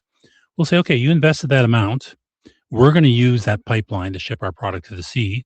There's a tolling arrangement. We're going to pay for the use of that pipe. We owned part of it, so we get something back for that. Let's work out the deal that says, okay, you get to recover your part of the investment. We get our part of the investment. It's like any other country. It's just like when we ship stuff to the southern states right now through the American system, we pay tolls. Right. Yep. Why would it be any different? Yep. And the other thing people forget is that a federal asset, Alberta owns 15% of federal assets as well, right? So it's not like we only own what's in our border. We own 15% of that, and we own 15% of that. So that's a negotiation. Well, and I've made the case more than once. People say, well, yeah, what about the parks? What about military bases? I go, well, I'm willing to exchange my 15% of the military bases, parks, and federal facilities in the rest of Canada for a 100% ownership of those equivalent facilities within the borders of Alberta. Yep. Let's call that a deal. And by the way, my advice to Canada, take it fast because it's really in your favor. Yeah, absolutely. That's one of the things that one of the trifold documents that we produced with Let's Talk Alberta was show me the other half of the ledger. Yeah. We're always talking about this. What about the national parks? What about the military bases? And we forget, or people forget, to ask the other question on the other side. What about the assets that we own in other provinces? And this stuff all has to be considered, not just the one side. Well, same with the national debt. I mean, that question comes up a lot as well. And you go, okay, but back to your other side of the ledger, what proportion of that debt incurred had benefits that accrued to Alberta? Mm-hmm. If you put all that money or a bunch of that money into stuff in Newfoundland or stuff in Quebec, well, that's very nice. But by the way, we're not going to take on the debt related to that. Right. So I think the debt will not be the 15%, 12%, whatever the per capita percentage is. It's going to be something less. And yeah, we'll take that on. That's our obligation. We'll take it on. Yeah. It's like, you're moving out of your parents' house. They've racked up a ridiculous amount of debt without you being able to do anything about it, without it really benefiting you. And then when you move out, they say, hey, you got to pay part of this debt back. Right. It doesn't work that way. And considering that Alberta has contributed, something like $600 billion before inflation adjustment to Confederation, I think we're starting off in a pretty good negotiating position. Yep. if you consider both sides of the ledger. Unfortunately, some don't, including our premier. Our premier went public and said, hey, it's going to cost us $400 billion. It's going to cost $60 billion a year. She talked about that one side of the ledger, not the other. And that's actually what motivated me to write that document and get it. Well, and she mixed all sorts of things up. She mixed up initial capital cost with increased operating costs of the actual units, and then the actual, money dispersed as part of those programs. And, I like to think, because I do like Danielle, I like to think if she could say that over again, she'd say something different. But now it's out there in the wild, and I think it's a ridiculous statement. Well, it worked out good because it motivated me to do something. So I spent a couple of days doing some research and producing a document. And now it's in Red Deer alone, there's a group there. They distributed 20,000 of these things in the city of Red Deer. And we've got them going all over Alberta. It's absolutely amazing. So folks, if you want to support that, please do. But remember, this particular telethon is purpose-built to support the work that the TPAs are doing. You can find the list of TPAs at albertatelethon.com. Go to the website. You can click on the link of the TPA that you wish to donate to. And when you do, remember that the top 3 of those TPAs, the top 3 amounts of donation for 3 of those, I'm going to match that dollar for dollar up to my remainder of my maximum allowable under the elections finance rules. What else have we got here? There's quite a few questions in this one email, so let's try and get through them really quickly before we run out of time. How would an independent or move towards independence defend itself from a Canadian army that is now becoming a greater percentage of foreign nationals without Canadian culture or tradition? Well, let me put this. We are going from the assumption that Canada will follow the law. They are not going to take military action against us, neither the Americans for that matter. First of all, play this scenario out. Let's say Canada was so foolish as to do such a thing. Do you think the Americans would stand by idly? Absolutely. I told them we have oil. Yeah, we've got their oil. Remember, they want to buy our oil and they want to have it protected because it's a big part of their supply. They are not going to let the Canadian Army come in and try and impose a police state. So the option makes no sense. And, so I think you have to stand back and say, no, Canada will not invade. They will not try and do such things. And we're going to end up with, just like the Czech separation, it will be the velvet separation, where I think we go probably with a few bruised feelings and so forth, but generally in a peaceable fashion. Yeah. One thing I like to do, and we have to do, when people ask me a question about what, for instance, military, what if the Canadian military, and how are you going to defend yourself? I say, how do we defend ourselves now? Yes. As a Canadian, are you comfortable with our ability to defend ourselves? I'm not. No. We rely on other nations to defend ourselves. I have a friend whose son is, he's on a submarine out of Esquimalt in British Columbia. And that sub spent 2 years in dry dock. Yes. 2 years. They finally get it out to sea. It lit on fire. They brought it back. Had to do a bunch more repairs. They brought it out to sea again. Something happened. They had to tow it back and fix it. If you're concerned about your nation defending you, you should be pursuing an independent Alberta, where you could actually have some input on what our military looks like and how it functions. Right now, we can't. And Alberta has not been able to do a darn thing about the systematic destruction of our military in this nation that was started by Pierre Elliott Trudeau in the 70s. Yeah. We could do nothing about it. Well, and Pierre has done a bunch of bad things. Changing topics, Matt Rowley actually brought this to my attention. I never realized before that when Pierre Trudeau set up the charter and so forth, he actually changed the basis of government from Parliament supreme to the courts being supreme. And there's that one major change that has allowed the courts to change our laws, refuse laws, and block laws that the courts don't like. And those kinds of changes have permitted a lot of these things to happen, like the evisceration of our military and imposition of all sorts of crazy laws. So when we say we want a new constitution, it's not just, well, we want to have our own, but also to get rid of the wrongs that are plaguing Canada right now. Mm-hmm. Well, I see Max over there, and he's doing something like this. I don't know what that means. Maybe it means he can't breathe or something. Maybe he's asking me if I needed water because I was choking. Well, I think it's 5 minutes to 6. Oh, it's 5 minutes to 6. Okay, so I guess we're gonna have to wrap it up. Well, I'm gonna leave you with this, folks. I'll tell you what Alberta independence means to me. Alberta independence isn't some magical switch that we're going to flip that makes everything okay. It's not a switch that's going to solve all of our problems. What it is it is the most amazing opportunity and potential blessing that we will see in our lifetimes. We are part of a movement that may result in people being able to self-determine who haven't been able to as of yet. And if you look at the way our elections work and things like that, Alberta has never truly been able to influence the laws under which it's governed. We haven't. And this is the opportunity we have. So when you consider how you're going to support this movement or what your place is in it, just consider that. Consider what it means to be part of a group and part of a time where we get to do that. And we get to do it without lifting a weapon. We don't have to, well, I mean, some people get beat up a little bit, whatever. But we don't have to go fight a war, and it's right there in front of us. So this is, it's worth making small sacrifices of your time, attending events, talking to people, trying to chip away at the stigma of the independence conversation, and also financially. If people aren't willing to open their wallets and financially support the independence movement, it just won't happen. No, right? That's the sad state of things. So please consider supporting. Again, it is albertatelethon.com. There's some links there. You can click on your favorite TPA. I'm hoping that John can let me know what the top 3 were before I am on my way, and then I will announce which ones they were and how much I'm going to donate. So the more you donate now, the more of my money you get to donate as well. So perfect. And yeah, thank you very much, Dennis. Thank it was you. a fantastic finally meeting you, and thank you for all your hard work for Alberta. Appreciate And thank you as well. All right. Now what do we do? I'm with Tanya Clemens, Keith Wilson, Let Alberta Decide, and we're at the amazing Stampede breakfast just the Sunday before the telethon. And congratulations, this was a remarkable event. I think you had 1,000 people out here today. Yeah, we sold out real fast, and just shows the level of momentum and support in the movement. It's real. You saw the cross section of society who was here today, of all backgrounds, all ethnicities, all places in life, and the support's real. It's growing.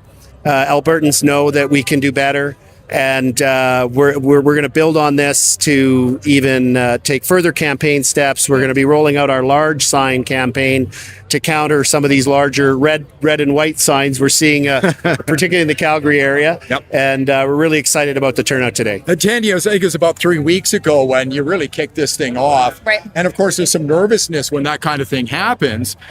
But how has it progressed for you so far? I mean, I'm seeing amazing momentum, as Keith said. Yeah, well, the support has been pretty incredible. As to date, we've raised approximately $250,000 in our TPAs. So that is one of the leading TPAs in Alberta history. The support that we have for people that come out and have conversations with us and send us information and chat with us is immense. Yeah. Keith, I said when I was on stage, thank you, by the way, for having me MC this today. It was just an honor to be here. I said, I'm here among friends. And the other thing I noticed was there were a lot of other third-party advertisers who showed up today. Yes. It's really a team effort here. Even though you're doing your thing, they're doing their thing. It's just remarkable how everybody's working towards this goal. Yeah, like the other third-party advertisers are spontaneous. It was not a coordinated effort. There's new ones forming all the time. Yeah. I see, like a Veterans for Freedom and Albertans for Freedom and many other groups. And everybody's got a role. We've got so many forces against us with the federal government having unlimited resources to try and scare Albertans and use their fear campaign. With the state forces are so well financed. They have the legacy media to rely on. So this is grassroots, but what we're trying to do, Tanya and I, with Let Alberta Decide, is take a more sophisticated approach that is really focused on persuading those who are not yet prepared to vote for independence and build a new future outside of Canada and a new relationship with Canada for Alberta. That's what we're focused on. We're really going to be focusing on the cities as well, because we have a lot of support, as people know, throughout rural Alberta. where our growth potential is an imperative, is in the cities. It needs a different kind of messaging, some different techniques, and that's what we're implementing. You know, I heard Keith Tanya earlier talking about these little people who sit on his shoulders. One says, "Why aren't you on the golf course, Keith?" And this one's telling. I'm with Tanya Clemens, Keith Wilson, Let Alberta Decide, and we're at the amazing Limited resources to try and scare Albertans, and you Look at the importance of what it's going to mean to our children. That's what really is driving all of us. We've spent so many generations trying to build Alberta up every generation and leave something better and more prosperous for the next generations. And now we're at this point where that's not going to happen, where our children are not going to be as better off as us, is not going to have as much opportunity. And that's really disheartening. We don't want that for them. So this is our big chance to do it. This is our big question that's going to be asked, and Albertans need to really be engaged and think seriously about the outcome of this. Well, congratulations on a great day. I'm looking forward to the next 3 months. It's going to be really exciting. All the best to you. And if you'd like to support Let Alberta Decide, albertatelethon.com. Click on the link. You stood on those stone cold. Hi guys, Mike from the Critical Compass here. We are live from the Edmonton studio. Thank you for joining us. It's been a pretty amazing day so far. We've got Mr. Albertan. Or Mr. Alberta, he was hello there. stuck on the QE2 on the way here. So, welcome, sir. Yeah, it's great to be here. Excited that we are now officially opening up the Edmonton portion of the live stream, which is, of course, the better portion. At least the more northern one. The more northern one. Edmonton, the last great city. We actually have something you brought. Oh, you don't have it? No, Dang, never mind. It was a little peace offering to all the unfortunate Calgary Flames fans that are joining us, but maybe it'll join us. We'll save it for later. Yeah. So for those of you who don't know me, I'm Mr. Alberta. I am a guy who's up here in Edmonton, blue-collar worker who has a lot of fun making fun of the Liberals and having a good time with that stuff. I've been in Alberta on one side of my family for over 100 years, and the other side is immigrants. So I have a little bit of a taste of both worlds, and we're here doing a joint stream with Critical Mike. Critical Mike, yeah, I'm. I guess maybe I'll say my background. I mean, like we looked this up one time. The Americans and the Canadians say it differently. If you're a first or a second generation Canadian or American, in the U.S. you'd be a first generation if your parents emigrated and then you were born. You would be considered a first generation. In Canada, some people say that the parents emigrating are first generation and then the children are second generation. So I'm either a first or a second generation Canadian. So my family comes from the Middle East and from South America, and so yeah, I've until not too long ago was a very proud Canadian, and I've unfortunately we've seen nothing but Canadiana kind of die. So it's I'm happy to identify as an Albertan, and yeah, this is very cool. So I'm glad that we have such cool guests with us today. Yeah, and maybe we'll zip it on over to Mr. Wilkinson beside you. Yeah, so here we have with us today, first is John. So tell us, who are you? Absolutely. Thanks, Mr. Alberta. Thanks, Mike, for having us on. And what an amazing day so far with the telethon, with the support coming in from across the province. Huge numbers, and we've been seeing them as well. So thank you, first of all, for the donations. I am the lead and the primary contact with United Alberta Flags, one of the registered TPAs that's on the page and part of the telethon. We thank you for your support so far today at all of the different activities, and we thank you for helping us paint the province blue. Our team has been out in parades. We have been out handing out flags, little ones, and I've got a couple here for you guys, just for setting up all the work that it took just to get going. Thank you. And some Alberta Independent custom stickers that we had, 10,000 printed. These are going out all over the place. But this isn't even what it's about. This is about getting people ready to paint the province blue so that everybody remembers to vote for option 2. It's a nice little thing. It works really well. Rhymes. Very nice. There might have been some thought behind this. So yeah, United Alberta Flags, we are actively involved in community events, in helping get people not afraid to fly the Alberta flag anymore. Yeah. Because, of course, as we have these discussions about independence, we have people that have obviously made up their minds. We've had other people that have obviously made up their minds against it.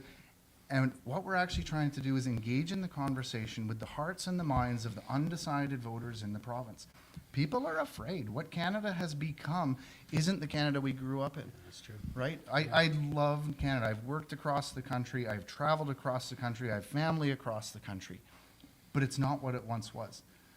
And we're not just talking about equalization. We're not just talking about the cost of living and the cost of food.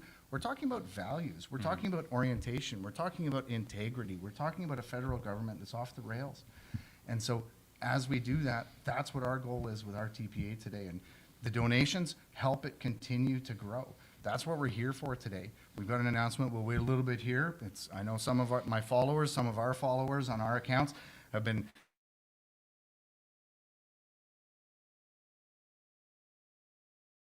teased a little bit today that we've got really thrilled to be able to be here and be part of advancing a cause that's going to make a difference in our future generations, in our kids, in our grandkids, in what Alberta can be. People don't need to be afraid to fly the flag.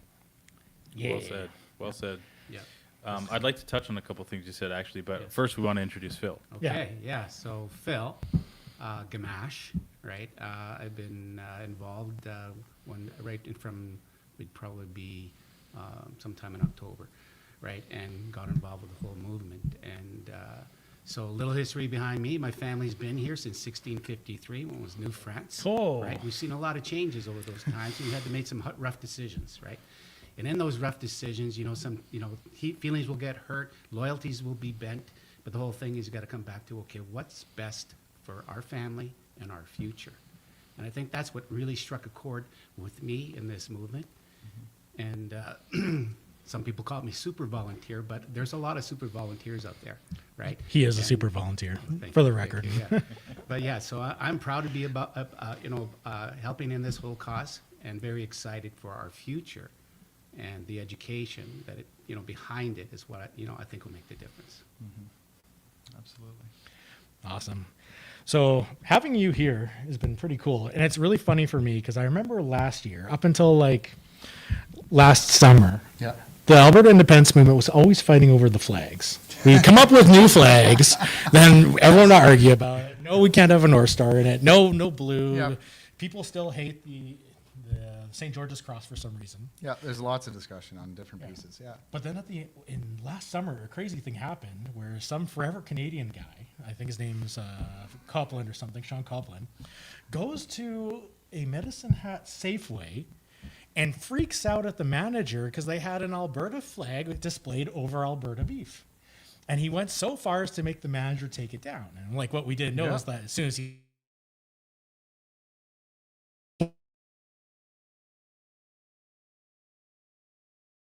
really upset about that ever since. And that just recently happened as well. I saw on social media last week up in the Edmonton market here where we are, I believe it's just over on the West End. There are retailers that are supporting the Alberta economy. They're supporting the Alberta sales. And like anything else, so you buy something from Germany, they put a German flag in the cheese bin. You buy Swiss cheese, it's got a Swiss. There's Alberta products and Alberta producers that we should all be supporting, that somehow a certain segment of our population won't support because they themselves are politicizing the flag. The flag that we have that's behind us, we hand out parade flags, we hand out household flags, we hand out 3x5s, bigger ones like this, and we're gonna go even bigger very shortly. They are universal. Every Albertan, it doesn't matter. 10 years ago, doesn't matter if you supported NDP or Conservative, Alberta was your flag. It didn't matter if you lived on a reservation in a First Nations community up in Fort Chippewa or downtown Calgary, Alberta was your flag. You're Albertan, your flag is Alberta. It doesn't matter. And when we're talking about a jurisdictional issue, like independence for the province of Alberta, there is only one flag, and that is the Alberta flag. It's the flag that you fly, that I fly, that everybody all around us flies. There shouldn't be an issue at Safeway, and there shouldn't be an issue in somebody's front yard. Yeah. It's funny how people, it depends on the political winds of the day, doesn't it? It does. How people view flags. Because I don't know about you guys, but I'm old enough to remember all the way back in 2020 and 2021 when the Canadian flag was a hate symbol, right? Yeah. And now it's a symbol of a whole, it's unity again. So isn't that funny how just in a matter of a few years the winds can blow? It's only a subset of the community that that likes to play games with our symbols, but they're also playing games with our futures. And Albertans right now, I think, not only are fed up, but have also realized what those games are, right? Right now, we're talking about BC putting royalties on our pipelines, on our oil. Well, that's never happened before. That's not a unified country. We chose the name as a third-party advertiser, and we are engaged in this campaign, and we chose United Alberta, to directly contradict, not to contradict, but to come up against what at that time Danielle Smith and the Prime Minister and others were saying, well, we're going to have a strong Alberta in a united Canada. There's no such thing as a united Canada anymore, and there hasn't been in a generation or more. So if you're going to play on the games here, I can tell you, I think on October 19th, we'll have a united Alberta that's voting for option 2. We're going to help make that possible by strengthening people's resolve, helping to educate them, and helping them to fall in love with their provincial symbols again. That's why we're getting flags out.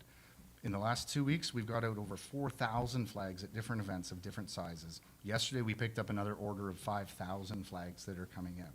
And we've got the little parade flags that go on out. We've got 3x5s that go up on houses. We've got these big ones. And I guess I'll throw it out now. On the way down here, I had a long meeting.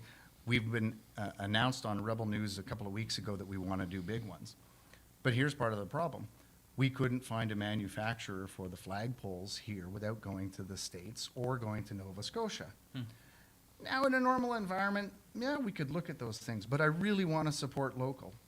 Yeah. We met with and started the conversation and started the deal today with a manufacturer here in the province that's going to manufacture us 100-foot flagpoles that we're going to put up 20 by 30-foot Alberta flags on around the province. Beautiful. Your donations can help make a difference to fund these up and down Highway 2, up and down Highway 1, and up and down Highway 3.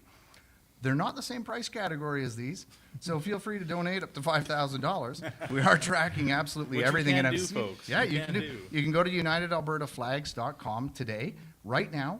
We can take e-transfer, we can take credit card. It's all set up and it's rolling. We've seen so far today that we've already brought in 5,000 or more, and we're greatly, we really appreciate it. We're so thankful for that because it helps make this possible and it helps strengthen Alberta all the way across.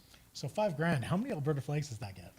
Well, we buy them in bulk, so it's not really a retail price right now. Depending on the size and depending on what we're using them for, the big ones here, these are going to be $2,500, $3,000 a piece. These we're getting for cheaper than probably most people want to know because there's other people that are still buying them for different events. So we make very good use of wholesalers and bulk agreements in the province to help make the biggest impact that we can. So that we can distribute at an efficient level and make sure that we're getting out to all of the requests. When I came into town today, I stopped at a house and a volunteer. Somebody had asked for them here in Sherwood Park, all across the province. We've been to Calgary, we've been to Ponoka, we've been to Edmonton. We're traveling all over and distributing them. But you know, really it's about changing people's hearts too. One thing that I did before we got to the studio, and I had a parade this morning, I had flag drop off, we had another meeting, I had a 20-minute window, and our truck needed an oil change. I went to the local Jiffy Lube real quick, just going through while I was sorting things out on the phone. 3 guys there, 2 young guys and an old guy. And they saw the truck come in with United Alberta flags on it. First thing that happened, somebody followed me off the highway because of the logo and pulled in behind, not for an oil change, but they had seen the logo and they asked for a flag. It was unbelievable. The guys were laughing. And then I had to be on the phone because I was actually talking to James, sorting some different things out. The guys do the oil change and they come up, they go, "You're helping with independence, right?" I said, "Yeah, absolutely." They just exploded with joy. "We can't talk to anybody. I can't bring this up at home. I can't talk to my parents about it. Can I take something?" I said, "Yeah, absolutely. Here, have flags, have stickers, handing them out." They're thrilled to bits. One of them is midlife, same age as me. He's working there, can't get a house. We were talking about the economy and the taxes and what's happened to Canada over the last year. Breaks my heart to see what's happened to Canada as a whole and Albertans living within that. The cost of living that's going up, the food that's going up, all of these things that are going up. We've got to push back against it, and we've got to recognize that it's not just an answer about equalization. It's about, are you proud to be an Albertan? Are you proud to fly the flag, right? So what do we pay for the flags? Less than you will, which means we can efficiently distribute them across the province in a way that can make a difference. Perfect. Yeah. Great. Honestly, I think anyone here who's gone to buy an Alberta flag recently, they've seen how expensive they become. And they're hard to get, too. I remember I was up in Whitecourt there, and I walked into their home hardware, and it was literally either a Canadian flag for $20 or an Albertan flag for $54. And that's just how crazy expensive it's become. It's funny that you mentioned that. I posted up on social media on our on our X account. I don't think it's on the Facebook, but on the X account, we actually ran into an interesting spot about a month ago at the Wetaskiwin Canadian Tire, where the Alberta flags were at $20 regular price, and they were totally sold out, and the Canadian flags were on sale at $9, and the rack was full. So it depends on the community that you're going to. Yeah. People will pay more to stand up for truth and integrity Yeah. than they will to fall for the schluck that's just coming out from Ottawa these days. Yeah. Yeah. Phil, what's your, in your experience as a volunteer, what's your read on how people are feeling about the Alberta flag? So I was really surprised, right? The excitement, the energy that people came up, they were happy to sign, you know, and they would ask questions, and at the time we couldn't answer, but, you know, we said, you know, you can find it online and look here, look there, right? And so people were really excited about the fact that we're finally going to see some change. And we had some schoolgirls come into, I'll say his name, into Harvey Jan's place, right? And he was the one holding the office where you could come sign. And so these three girls come in from the high school, right? And, you know, they think they're just going to be there for maybe for 5-10 minutes, and so do we, right? They wound up spending an hour with us because they were so excited. They were like sponges, learning exactly what, you know, Alberta had gone through, what we, you know, how it was formed, right? How we are a colony in a colony, right? And they didn't understand what that meant, and so we went on forever. But that was just, you know, one experience. And then other canvassers, canvassers, right? Basically going out getting the signatures. They, you know, they came back with stories, right? One lady came up to this one fellow and he says, you know, I'm never going to sign, right? And I just want to know why you're here. And so he explained his, look, I think I make, what is it, just under $800, and I have to pay taxes on that, right? Then my old age security, I get it some more on it, but not very much, maybe $400, whatever it was, right? The way, because the way he had set up. But in the end, he says, you know what? When Alberta becomes its own independent country, right? We're going to have the money to increase. You know, if you're already in a pension, you're already going to be increasing your old age security, right? So that being said, right? She said, okay, I'll sign. So it was a real quick thing, right? And you know, we had some people that were really, you know, not friendly, and we got a lot of birds, right? But what we quickly learned is everything's about attitude, right? And so when these people would flip us the bird or whatever, we just smile and wave, right? Because we know everybody has their own opinion and they have the right to that opinion. But the whole thing is we're here because we're bringing attention to what needs to be changed, you know, in this province, right? And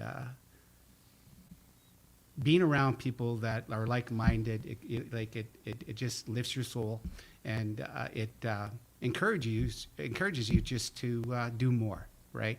And so I don't think I've ever been this dedicated to anything, right? And it's basically because I see a future for not only my children, but my grandchildren, right? I want to see them have that bright future. And what really stands out to me is the excitement behind the likeness of the Boston Tea Party and their independence, because they had taxation without representation. And that's what we have here, taxation without representation. Yeah. And I think it was MacDonald and Laurier, our premiers at the time, or prime ministers at the time. Laurier actually came out and said that Alberta is Canada's first colony, right? And so once you learn all this stuff, you realize, okay, yeah, maybe it's time we, you know, say, I'm glad you have your views over there, but our views are different, and it's time to take care of ourselves, right? Yeah. And speaking about change isn't only a means of adjusting and growing over time, but it's also a synonym for money, isn't it? And that's just why we're here. So if we head to Alberta,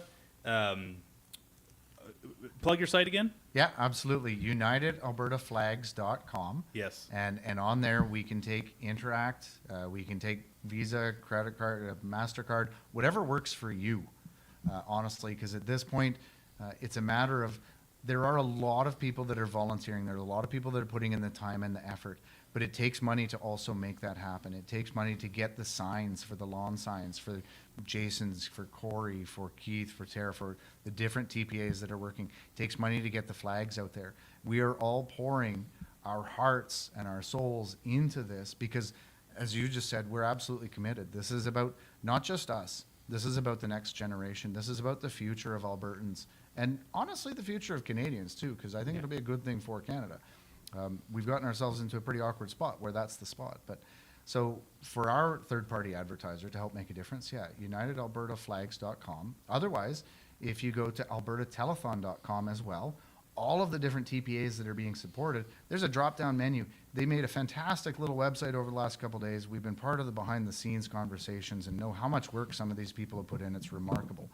So remember, though, when you do fill out on ours or any of the TPA sites or on the Alberta Telethon, all of your personal information is required. You have to be a resident of Alberta. We do know of some TPAs that are going out of province, but the rest of us, we love Alberta and we love Albertans. So we're going to stick with Albertans and we're going to stick with the Alberta law. I'll leave that for others to interpret. And when you go to, sorry to interrupt, when you go to albertatelethon.com and you see your list, I think there's 6 TPAs on there. Just as a little update, if anyone's interested, we've got at the latest numbers, Keith Wilson and Tanya's Let Alberta Decide is damn near $50,000 raised today. We've got the Alberta Independent, the Women's Network. They've got nearly 10,000 raised, and Corey Morgan's group has a little over 11,000 raised. Like it's been a big day so far. That's pretty awesome to see. Yeah. And you know what, guys? I know, like many of you, some people are a little hesitant to donate because you don't really see a lot of the impact from the donations that you make right away. With John's TPA here, that flag that's going to be given to that family who wants to fly it in their front yard or on their pole, that's going to be there for years. That's going to be there until the sun finally makes it wear out. So if you want to see an impact that not only is something physical, but something right away that will last a long after this is all said and done, donate to John. United Alberta Flags. Thank you. Amazing. Yeah. All right. Well, I think we have a few more minutes before we got to kick you out here. Yeah, absolutely. Unfortunately, John's got another appointment, so It'll be the fifth campaign stop of the day. We were at a parade already. We were at events handing out flags. We've been up and down. And in fact, I'll put a shout out as well. My partner and our chief financial officer, we're the ones that came up with the Alberta Independence float based on what happened in Sundre. They shut down the pro rodeo parade because somebody was trying to fly the Alberta flag. It was just egregious. And that's when we said, no, we're going to go all in, and this is the way we're going to go all in. So we built the Alberta Independence float. It's got an 8-foot grain elevator, a working oil jack, animals, and 20-foot flagpoles with Alberta flags on it. And it gets its way around the province. It's been to Ponoka, Calgary, Edmonton, all over the place. But she's taking it down to Paul's Pizza for later in the evening. So we're dividing and conquering tonight. So Kimberly will be down there, so look out for her. Same shirt, because we stick together throughout this entire challenging ordeal. So she'll be down there with the Alberta Independence float and with some of our flags as well for the event. wasn't there a city councillor stealing your flags or something? There was. I wasn't sure if you guys would bring this up or not. Of course we would. That not just was there, there were 2. And our social media and our press releases cover off the details and the facts of that. There were denials, then there was video evidence that came forward as well. So for every Canadian participants and representatives, we're stealing Alberta flags that were part of our campaign and registered third-party advertiser material. At this point, the last update, we did have a meeting with the detachment commander. They reviewed the facts and talked to us about it. They looked at it, and especially with the politicization of not just elections rules being broken, but with city councillors, the local detachment has elevated it. It's now under investigation at the Central Alberta RCMP Investigations Division. And so with that said, I won't say anything more because it's obviously pretty deep right now. Yeah, that's like what a gift in disguise. What a blessing in disguise. No, I don't think it is, and I'll tell you why. I've been involved in politics myself, and I absolutely respect other people having different opinions. And we'd seen some of the banter that I thought was too far on both sides earlier in the campaign. On that day on July 1st, we were at the beginning of the parade and we were ahead of them, but at the beginning marshalling area, the floats are beside each other. We set ours up, and I said to my kids, just stay here, because there has been some stuff.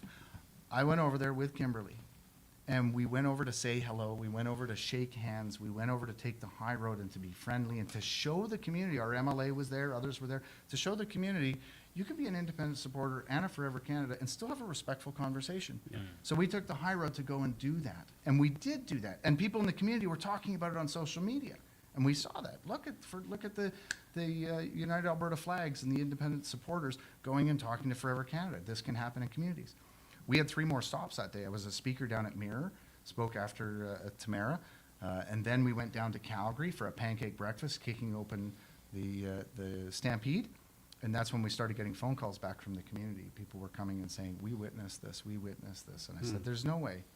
I said, it's too much. So we brought it back. And at this point, I'm going to say it's in the hands of the RCMP and it's in process. We did talk to Elections Alberta too. So, yeah. John, you've got about a minute before you got to run. So Yeah. We'll plug you again, UnitedAlbertaFlags.com. Thank you for what you're doing, sir. Where can people find you on the road next? Do you have a schedule for the next few days? Like, do you know where you'll be? There's so many things going on. So yesterday we were with Jason Levine in Red Deer. We were in Rimbey. This morning we were at Pigeon Lake, Wetaskiwin, Leduc. We've been down on Calgary for the last couple of weeks. We are going to try and focus on the capital region and Edmonton over the next couple of days. Klondike Days is going on. There's all kinds of different events. Sometimes our schedule changes dynamically and pretty quickly. Listen, if you see a parade float coming down the road with 20-foot Alberta flags on it and people handing out stickers, handing out flags, and we can take donations and we can get you big flags for your house as well, you're going to see us all over the place. Follow us on social media. Follow us on X, United_AB_flags. And on Facebook, you can find us as well. And from our website, you can make a donation. And if I wanted a flag, how do I get a hold of you? You want to text me? Because I know you have my number. I've got some in the truck right now. Well, No, or if you're yeah, around. absolutely. Yeah. You could email us at unitedalbertaflags.com. But on our website, there's a form to donate. There's also a form to get a free flag. So it's in there. It comes right into our phone. We've got a database of them. We're hitting communities as quick as we can. We dropped some off in Sherwood Park today, in Leduc, in Wetaskiwin, at Pigeon Lake. There's some going down to Calgary for somebody else to pick up and distribute as well. Awesome. Thank you, sir. You're welcome. Thank you, guys. Right on. A referendum is one of the simplest and most direct expressions of the democratic will of the people. Even the Supreme Court of Canada has been clear on this point, and this cannot be ignored. Albertans are law-abiding people. We do not rush change, but when change becomes necessary, we meet it responsibly. And we all know why this moment has arrived. We see it in our daily lives, in rising costs, declining services, and growing distrust in institutions meant to serve the public. Do you agree that the province of Alberta shall cease to be a part of Canada to become an independent state? That question is directly out of the Clarity Act. The word state does not mean 51st state. So that is what it is. It means that we will become an independent country on our own. Monday night in Calgary. This is fantastic. Over 150 of your fellow Albertans got their canvassing badges, went through the canvassing training, and made sure that nobody had to stand out in the cold for more than 5 or 10 minutes. So if you're tired of being dismissed, of being told to comply without question, tired of being silenced, this is your moment. I am inviting all of you to make your voices heard, clearly, confidently, and so that Ottawa hears it once and for all.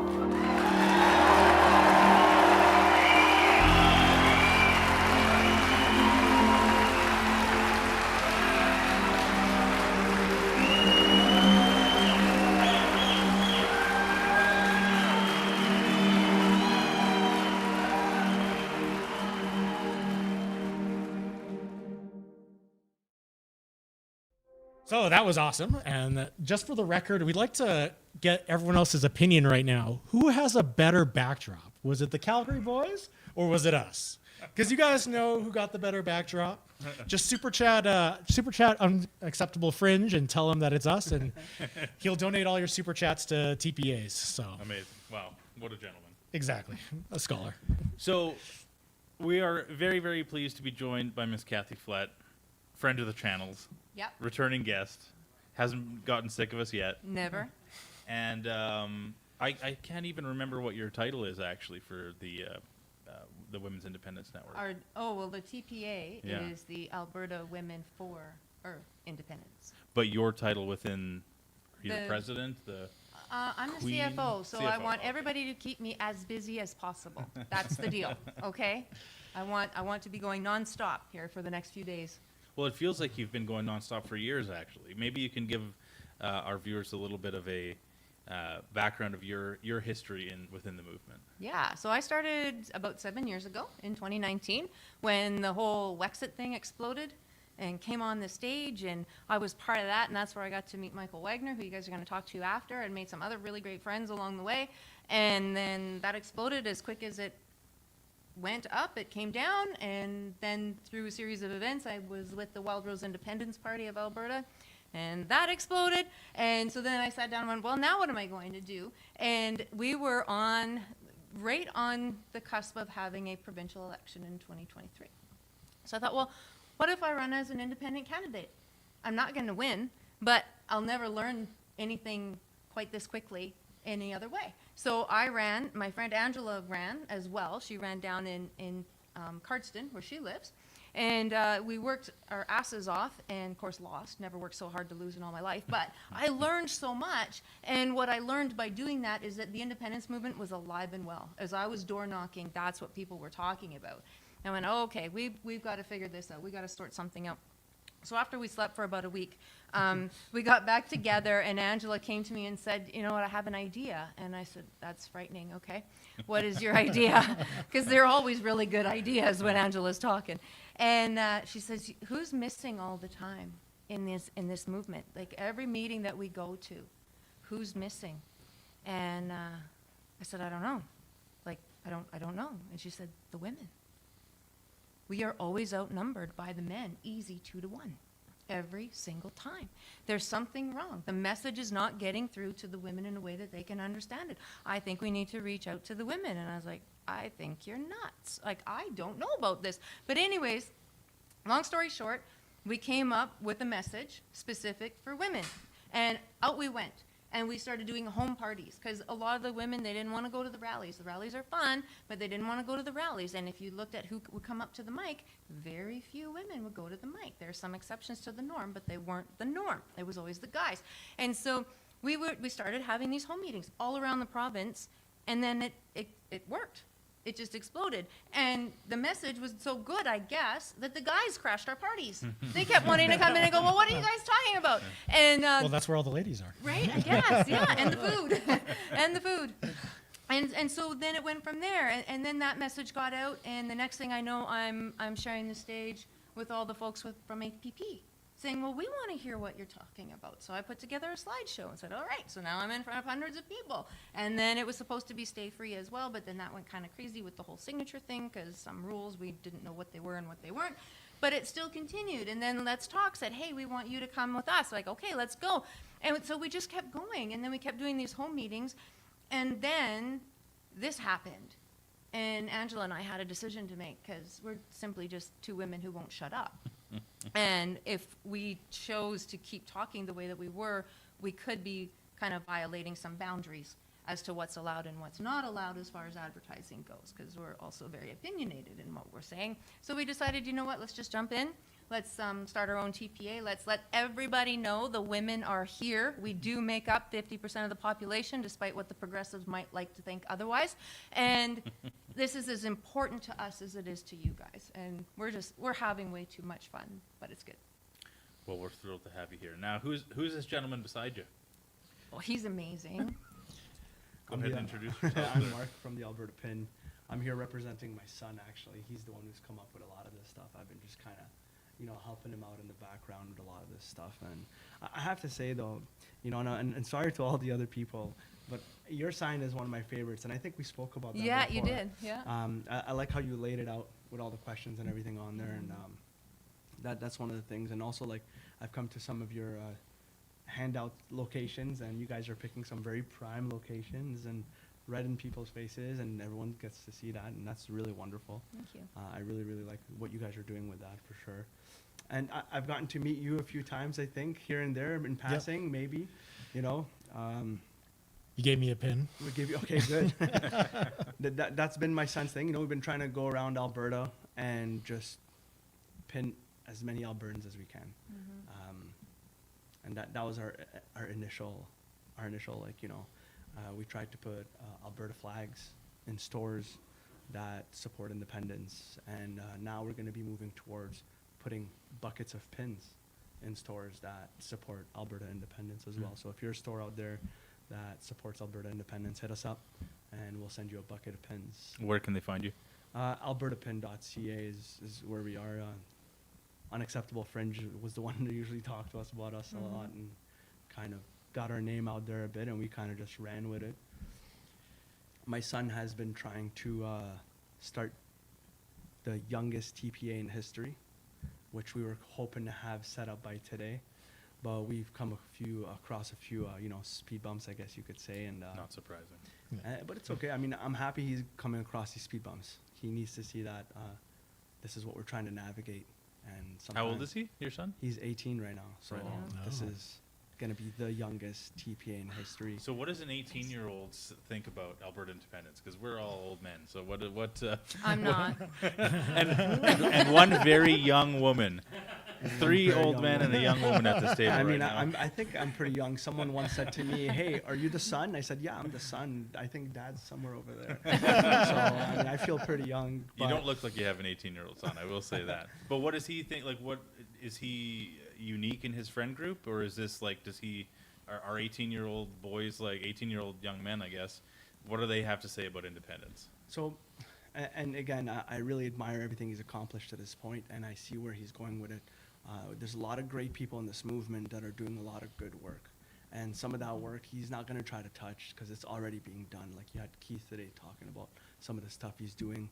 You got Jeff, he's killing it in court for us. So there's three main points that he's going to be trying to focus on a youth program. And initially it's going to be, you know, jobs and opportunities. Kids need to be able to, you know, have affordable schooling where they can get qualifications that they can use at home here and not take these qualifications and fly overseas where the money currently is, unfortunately. I know his second thing that he wants to focus on is going to be an affordable future for these children. You know, building a legacy starts with a home. And if you can't afford a home for another 20 years, kids aren't going to be thinking about building families and leaving that legacy behind. That's very important for him. And I know that the third point, which should be the first point for him, is going to be one of his main topics, is the voices and engagement that the youth will have when it comes to this vote that's coming up in October. So he's already kind of met a bit of hurdles with Elections Alberta and trying to register his TPA. They said his name was too close to another name, which it was based on opinion fact, what we were told. So, you know, as you said, keep your head up, adapt, overcome, and continue to push forward. He's going to be kind of trying to stay away from town halls because, like I said, so many people are already mastering that. So he's going to be trying to gauge with the youth through things like, you know, he wants to put on a bike-a-thon where, you know, trying to keep them active, canoe trips, camping trips, and really grow that movement so that come October 19, you have, you know, maybe, hopefully, a record set of youth that are engaging in our democratic process that we're having right now. So amazing. While we're still trying to put a pin on every Albertan. I have one on my hat. Yeah. And I think it was a while ago, I remember seeing on X when Elections Alberta came out and said that Thomas Lukaszik's Forever Canadian essentially doesn't qualify as a TPA or isn't required to register as a TPA. I remember your son was a little relieved at the time because he didn't have to register Alberta PIN initially as a TPA. Right. His understanding is that as long as you're not talking about the vote on your website and stuff like that, or what the options are, then essentially you're not a TPA. It's when you start to touch that area. And that's what he wants to try to achieve by registering a TPA, is to be able to touch on these things, you know, and be a bit more So you can have both hats this way. We can have both hats this way, and then, you know, when October 19 is done, then we're not done. We can continue to exist and continue to be there as an auxiliary to freedom, essentially, you know, while all the hard work continues to happen behind the scenes. Kathy, what is your, I'm just switching gears from the youth maybe to women in Alberta. What are some of the main hurdles that you are having to overcome with women when you're talking about independence? Women tend to be very risk averse. And this is, in their minds, pretty risky. And it kind of is, right? We don't know what's on the other side of it. And so the biggest hurdle is, well, what does this look like for my kids, right? The youth. What does this look like for my kids? What does this look like for my grandkids? What am I signing them up for? And am I ready to do that? Does that make sense? What does this mean for our schools? What does this mean for healthcare? All the social things that we tend to look after as women. What does this mean for my community? What does this mean for my church? And I was like, well, I don't know. It might mean that your pastor can actually preach, because in Canada, that's becoming a thing of the past. And so those are the hurdles, and helping them to get their heads wrapped around that, okay, we can do this. This is okay. And the other hurdle is that a lot of people think that we can't. For whatever reason that they've got in their heads, they think that we can't, that it's a brick wall. And so then we walk them through, well, this is actually how Canada became a country. And this is actually how Alberta became a province. And this is what the numbers look like now when you look at the MPs and at the Senate. And so when you look at these numbers, what do you notice? Well, immediately you notice that the East has a hell of a lot more than we do. And then we explain to them why that is and why that can't change. And so if that can't change, then we're going to have to change. And how do you think we can do that? Because we can't fix this. We want to. We're women. We like to fix everything. We fix our hair, we fix dinner, we fix our husbands, we fix everything. And so once we get them to that point, like, no, you can't fix it, honey. You just can't. So what's our next option? How are we going to protect our babies? And then, boom, it's like, all right. And then the mama bears come out, and we're ready to rumble. And speaking about change, for anyone just tuning into the stream, I made a really funny joke about half an hour ago. Change it means so many things, and it means also money. And so, of course, we're here to raise some money today. So let's do a little plug for albertatelethon.com. I don't have any updated numbers, but I can only imagine we've at least tripled or quadrupled our intake since we've gone on. Yeah, at least. I mean, Calgary did a great job, but like, look at the studio here, guys. Look at This is so look at good. look at the good-looking guests that we have on the show. For those of you who don't know, we literally set this up in 8 hours. You did great. Yeah, albertatelethon.com, guys. 6 TPAs there. Kathy, do you want to plug your plug the full name and also where people can view outside of Alberta Telethon? Sure. So Alberta Women for Independence is the full name. It's a long one, so go to albertatelethon.com and find us and click the link.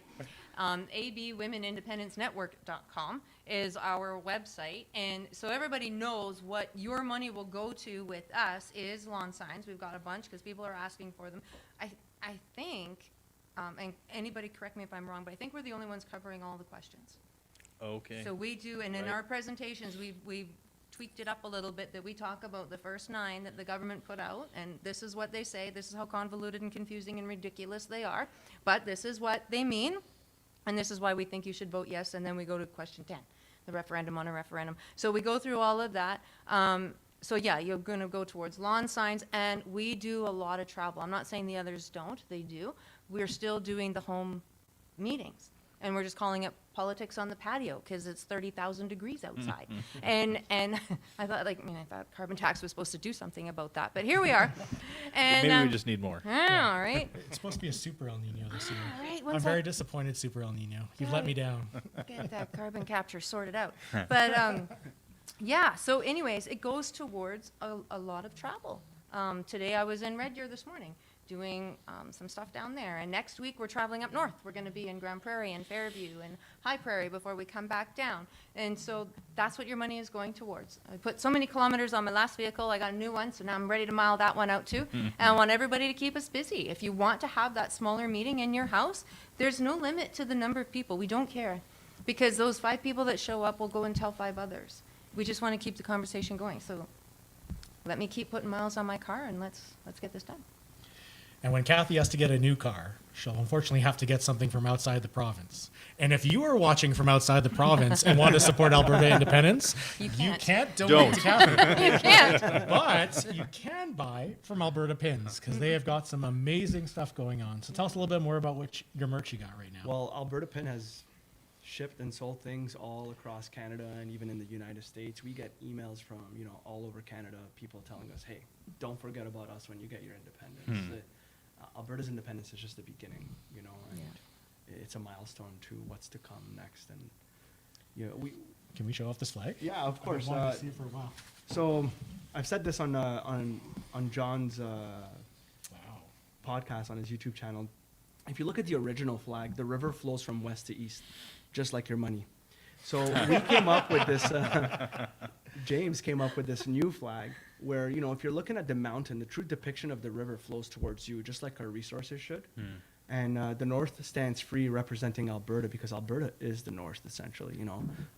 We pay for everything. So, and just the gold and black, hoping to play on the home and away one day, and hoping maybe the Oilers, if you guys are watching. And that's it. It's just like we try to make it almost corner the market for affordability when it comes to being able to show Alberta pride. And that was the main goal, right? When independence happens, that people are wearing our pin every year on Independence Day. That's our goal, So Honestly, what I really want is that hat. That's just awesome. Isn't it? That's a beautiful hat. Yeah. So and the jersey too. The jerseys are finally available now. This was through special request. People see, we wear uniforms all the time. We got hockey jerseys or something. People saw us in those baseball jerseys and started you need to make me one. You need to make me one. So we got together with Unacceptable Fringe, and we were trying to work something out. And so now you're going to have the home and away again, like we would do with everything. Yeah. And this is now available for everybody on albertapin.ca if you're watching. But the hat that you speak of, actually, it's the golden cap. This hat is lined in with golden interior, and there's currently only 25 people who have this hat. This hat is not for sale. This hat is in recognition of people who are doing outstanding work like you guys are. And we hope to continue to grow the golden cap momentum as much as we can keep up. Obviously, it's just my son and myself doing this. So, but you are two people that we definitely had in mind for the golden cap, and I wish I came a little more prepared. No, that's cool. I did my hair today anyway, so I simply couldn't. That's exactly what I was gonna say. We'd golden cap you, but I don't think you want to that's a nice flow, right? I wear the hat because there's not much under there, so. But I'll hit you up when it starts going. to go back on what you guys are talking about in Elections Alberta and Thomas Lukaszek and his TPA, one of the questions my son asked when he called Elections Alberta is hey, is it difficult to report? They're like, no, absolutely not, and we'll help you through it. And as a matter of fact, just to kind of give you a heads up, if you don't report, we're going to fine you $500 a week.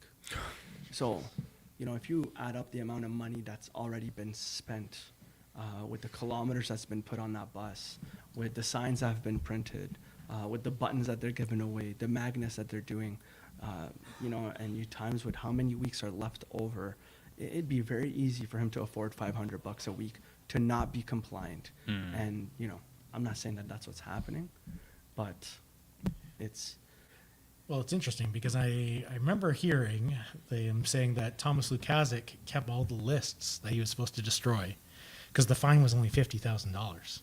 And that's why they bumped it up to $500,000 after that. So for those of you who might have been involved in Forever Canada, your information might be in a private server somewhere, potentially being shared with others. We're talking about someone who's extremely smart on paper, yet at every injunction, he says, I didn't know it was going to lead to this. I didn't know it was going to lead to that. So it's becoming a bit deceptive. And convenient, maybe. We're navigating, it feels like, a corrupted system to leave a corrupted system. And like you said, we have to have fun with it. We have to have fun with it and just keep our heads up, keep smiling like Jeff's smiling, and we're going to get to where we're going to get to. What do they say? If you don't laugh, you'll cry, right? Yeah. Kathy, what's your experience been with working with Elections Alberta to the extent that you have? Has it been a pain? Has it been... Wait, time out for a second. Elections Alberta, we love you and support you here. And you can head to Alberta Telethon. No. Elections Alberta, you're great. We have no complaints at all. And I can actually say that. I can actually say that. Okay. Because when I was also working with political parties, like real registered political parties, I got to know Elections Alberta because I had inherited a bit of a mess that required some cleaning, so I literally had them on speed dial. Okay. And they were fantastic. Fantastic to deal with. And this go around, I haven't had any trouble. Okay. At all. So I think I don't know what it depends on. I don't know what the deal is, but it's been really good for us. And I think at the end of the day, what I love the most about this movement is that regardless what the other side tries to throw at us, this is the legitimate, we're in it together, right? Like we are all pulling the rope in the same direction. We all know one another. We're all friends. We're all like, go support whoever. It doesn't matter. Like give everybody $20. Who cares? Or whatever, however much. Don't go over the 5,000 though. No. But you're like, just support everybody. And that's why they can't beat us, because we're united. And it's, again, I harken back. I often talk about that game of whack-a-mole. They can't take us all out. There's too many. And there's more popping up all the time. So this is a good thing.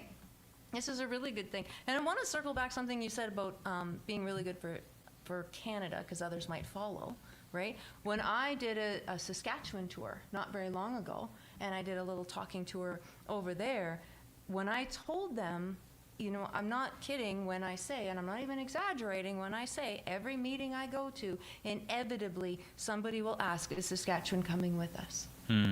Every time. And there were tears in the room. Because it was like, yeah, man, we're not leaving you behind. If you want to, don't make our mistakes. Just pick up where we are right now. Learn from us. Let us help you. And let's go forward. And that went a long, long way for the folks that were over there. So it could happen. It could be a domino effect where, okay, Alberta goes, Sask goes, Quebec goes, like whatever. And that will actually save the people. And I think that's why we have to do this. We do some walks in the parks on Saturday to touch on this. Every Saturday around 2 o'clock, we just go kind of walk around the dog park with the dog and stuff like that, and we meet people and talk to them. And we met a lovely lady one time, and she said to us, you know, if you get independence, I'm out. I'm moving away. I'm going to Manitoba. And me and my son were talking, and I think the reality is, you know, if people were to move away from Alberta because they're unhappy with independence, do you know how many people would be like, well, I'm fed up and I'm moving to Alberta? Or how do you feel right now where you're like, man, I'm done with this place. I want to leave, but you got nowhere to go. Alberta's going to be the place to go. And so for whatever we lose, we're going to gain. That's happening now. I met someone today when I was at the Red Deer Farmers Market. I met a couple who just moved here from BC because of this. They said, we can't vote in October because we didn't get here fast enough, but we can vote in the next one. We'll be here long enough for that. And I was like, great on. Do you want a lawn sign? Because you can still do that. Right? No kidding. It's fascinating because I think when Czechoslovakia separated from one country to two, they ended up having only about 3% of people move. Well, if 3% of NDPers leave Alberta, that's going to be like about maybe 50,000 people-ish, give or take. Maybe. If 3% of Canadians who are more conservative decide to come to Alberta, that's going to be in the hundreds of thousands. So there's definitely going to be way more people coming in than will ever leave. And it's going to be the right people coming in, the people who want the values that we have. And I mean, like, if you have liberal values, like, that's fine. You can go live in a liberal country, and that's your choice. But Alberta, we want to choose to be free because we want to choose our own values. We want to choose the values that have provided us prosperity up until this point, and we know would provide us prosperity going well into the future.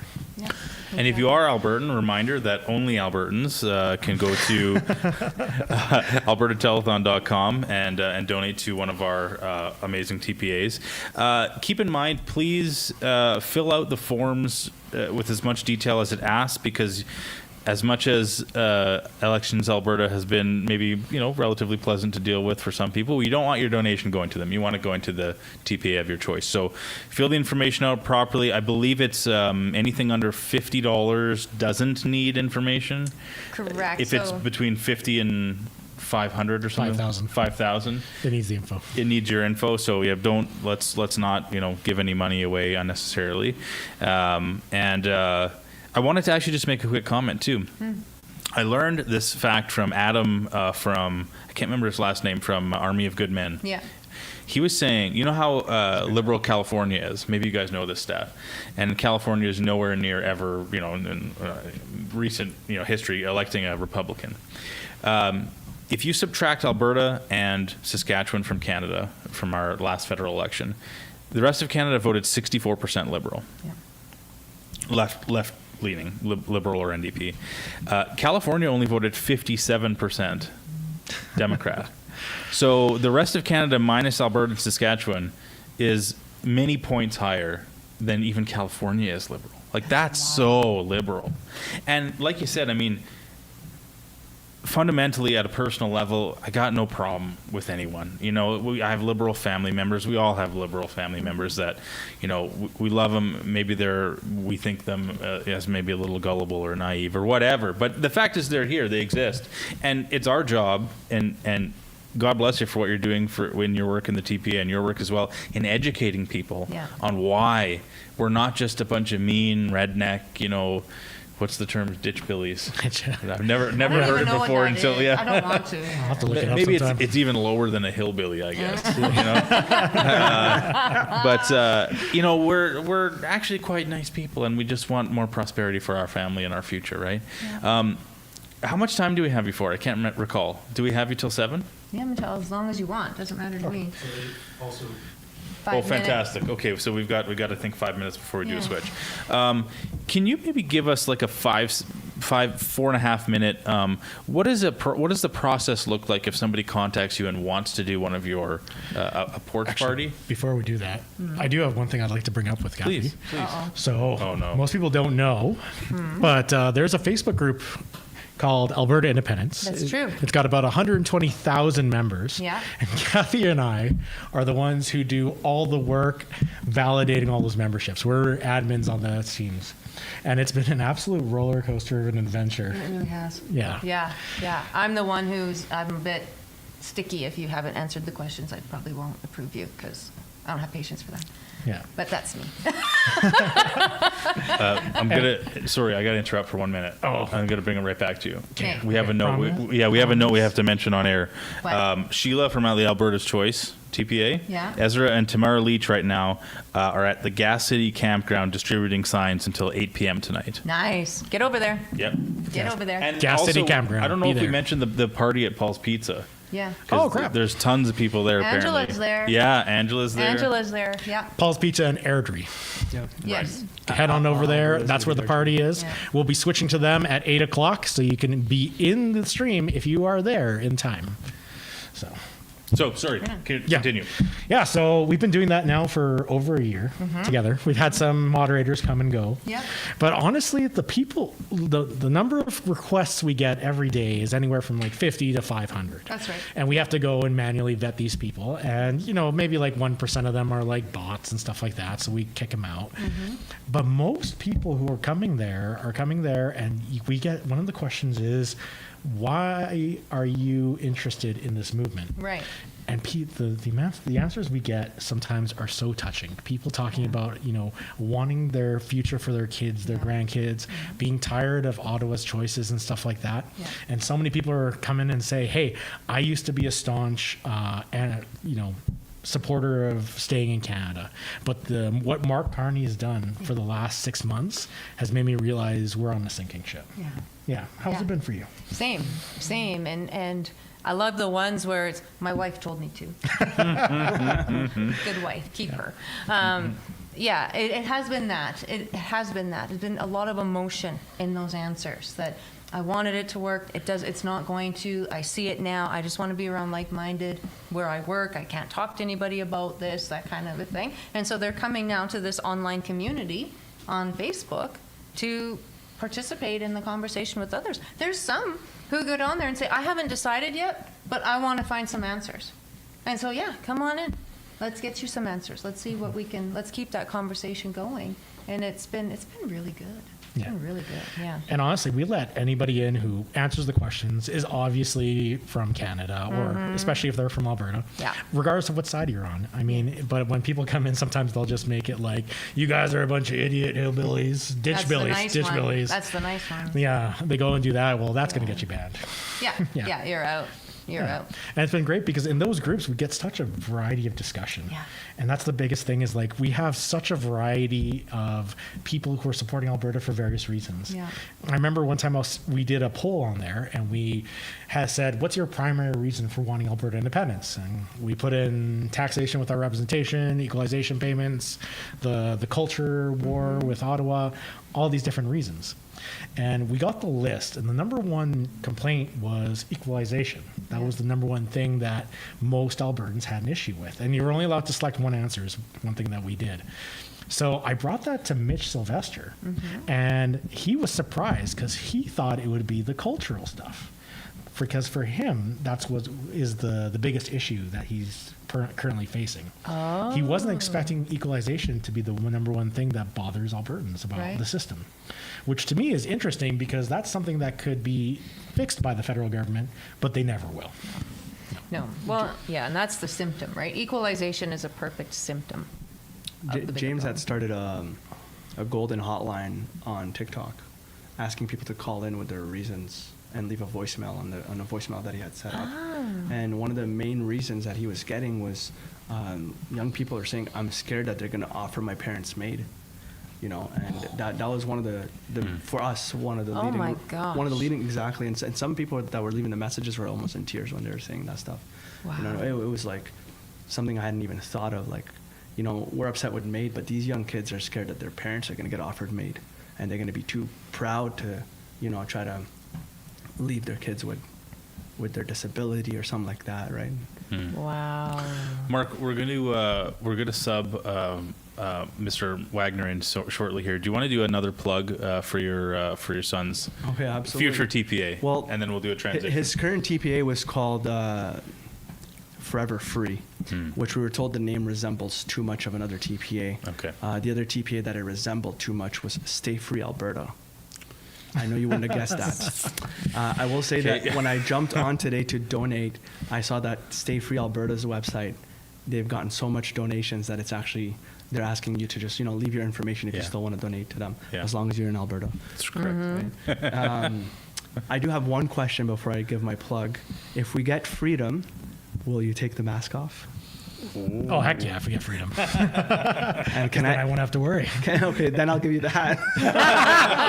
Perfect. Well, there's 25 of those. There's only one of these. But if you see us at any event, we're usually walking around with the yellow bucket. We're giving out free pins. If you can't get to us and you want to have a pin, just head over to albertapin.ca Awesome. and pick yourself up some pins for yourself and your friends. Help us put a pin on every Albertan. Nice. Thank you guys for having us here, and good work. Thank you. Thank you, Ditto. man. Appreciate it. Awesome. Take my blue flag. Hi, I'm John Bolton, and we're here with Angela Tabak, Kathy Flett, Alberta Women for Independence, one of the third party advertisers. Great to have you here. Now, what I want to do right off the bat is I want to say you are the unlikeliest couple to have a third party advertiser. Angela lives about as far south in Alberta as you can get, in the Waterton area, and Kathy's in Edmonton. How the heck did this happen? Please tell me. Oh, we became friends when we were working in the Wild Rose Independence Party of Alberta. Yeah. A number of years back. Yeah. And just found that we worked really well together, and we have just stuck with the message of Alberta independence for 6 years now. 6 years together, yeah. It kind of works out nicely because we're in Calgary right now. You just kind of meet in the middle, right? That's right. This is fantastic. Yeah. Obviously, we've got your signs. Hold it up there. I've got this out on front of my house right now. I'm excited. I've got now 6 signs. Other people have 12. I got to get up to 12, but you're doing signs and you're talking to people. That's what you're doing. So tell us a little bit about the talks right now, because we know we love your sign. Shall I talk about that? Sure, yeah. I'll talk Tell us, about the Kathy. talks. Sure. So we, for over a year now, have just been doing home meetings with people, helping predominantly women, but then the guys love the conversation too, so they join in, understand why we need to be our own province. And we thought, well, why fix what's not broke? We're just going to continue on, but now as a TPA. So that's what we've done, and it's actually exploded. Our calendars are filling up with people that want to have us over, and so we're calling it politics on the patio because it's summertime, and just have us over 6, 7, 8, 9, 10, 30 people. It doesn't matter to us. And we walk people through the history of how Alberta became a province, set some ground as to why our government structure sucks the way that it does. Right. And then why we need to vote yes to all of these questions and yes to option 2. Well, you know, the difficulty I think that's happened through this process, I mean, even through the petition process, is finding people sitting on the fence. Are you meeting up with some of those people, Angela? Oh, absolutely, yeah. And it really comes from, people who are already there, inviting their family and their friends to come. It's a very casual, open discussion. Nothing is being shoved down anyone's throats.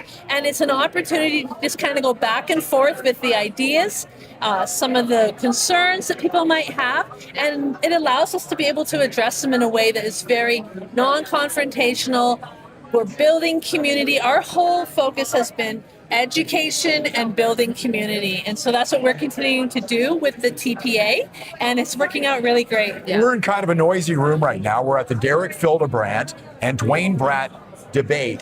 And for the most part, it was a pretty friendly thing. It's almost radical now to have a friendly conversation, but that's what you're trying to do, isn't it, Kat? Exactly. That's exactly what we're doing. And it's working, as Angela said. We are not combative in these meetings. We're not putting anybody down. There's nothing like that at all. It's just, well, what are your concerns? And let's see if I have an answer. And if I don't, well, then I don't. But let's see what you have to say and how come. Well, congratulations on your success. Your website, tell people what it is. It's very long. Okay. Go to the QR code. Go to the QR code. It's abwomensindependencenetwork.com. Okay, and if you would like to support Angela and Kathy on the telethon, go to albertatelethon.com and click on their link. Hi, I'm John Bull. Oh, great joke, everyone. Yeah. It's too bad no one will ever know what it was. Thank goodness. Welcome back to the Edmonton studio, guys. We are pleased to be joined by Mr. Michael Wagner. I've been calling him Professor Wagner all night. He doesn't appreciate that, so, but I think it's cool. So, welcome. Thank you for joining us, sir. Thanks for having me here. It's good to be here. Maybe you can give kind of a little bit of a background in your involvement in this movement.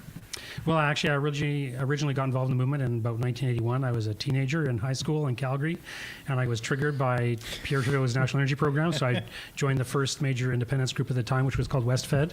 That group ended up folding, and so the following year, an organization called the Western Canada Concept Party of Alberta won a by-election in 1982, and I was so excited by that, I joined that party.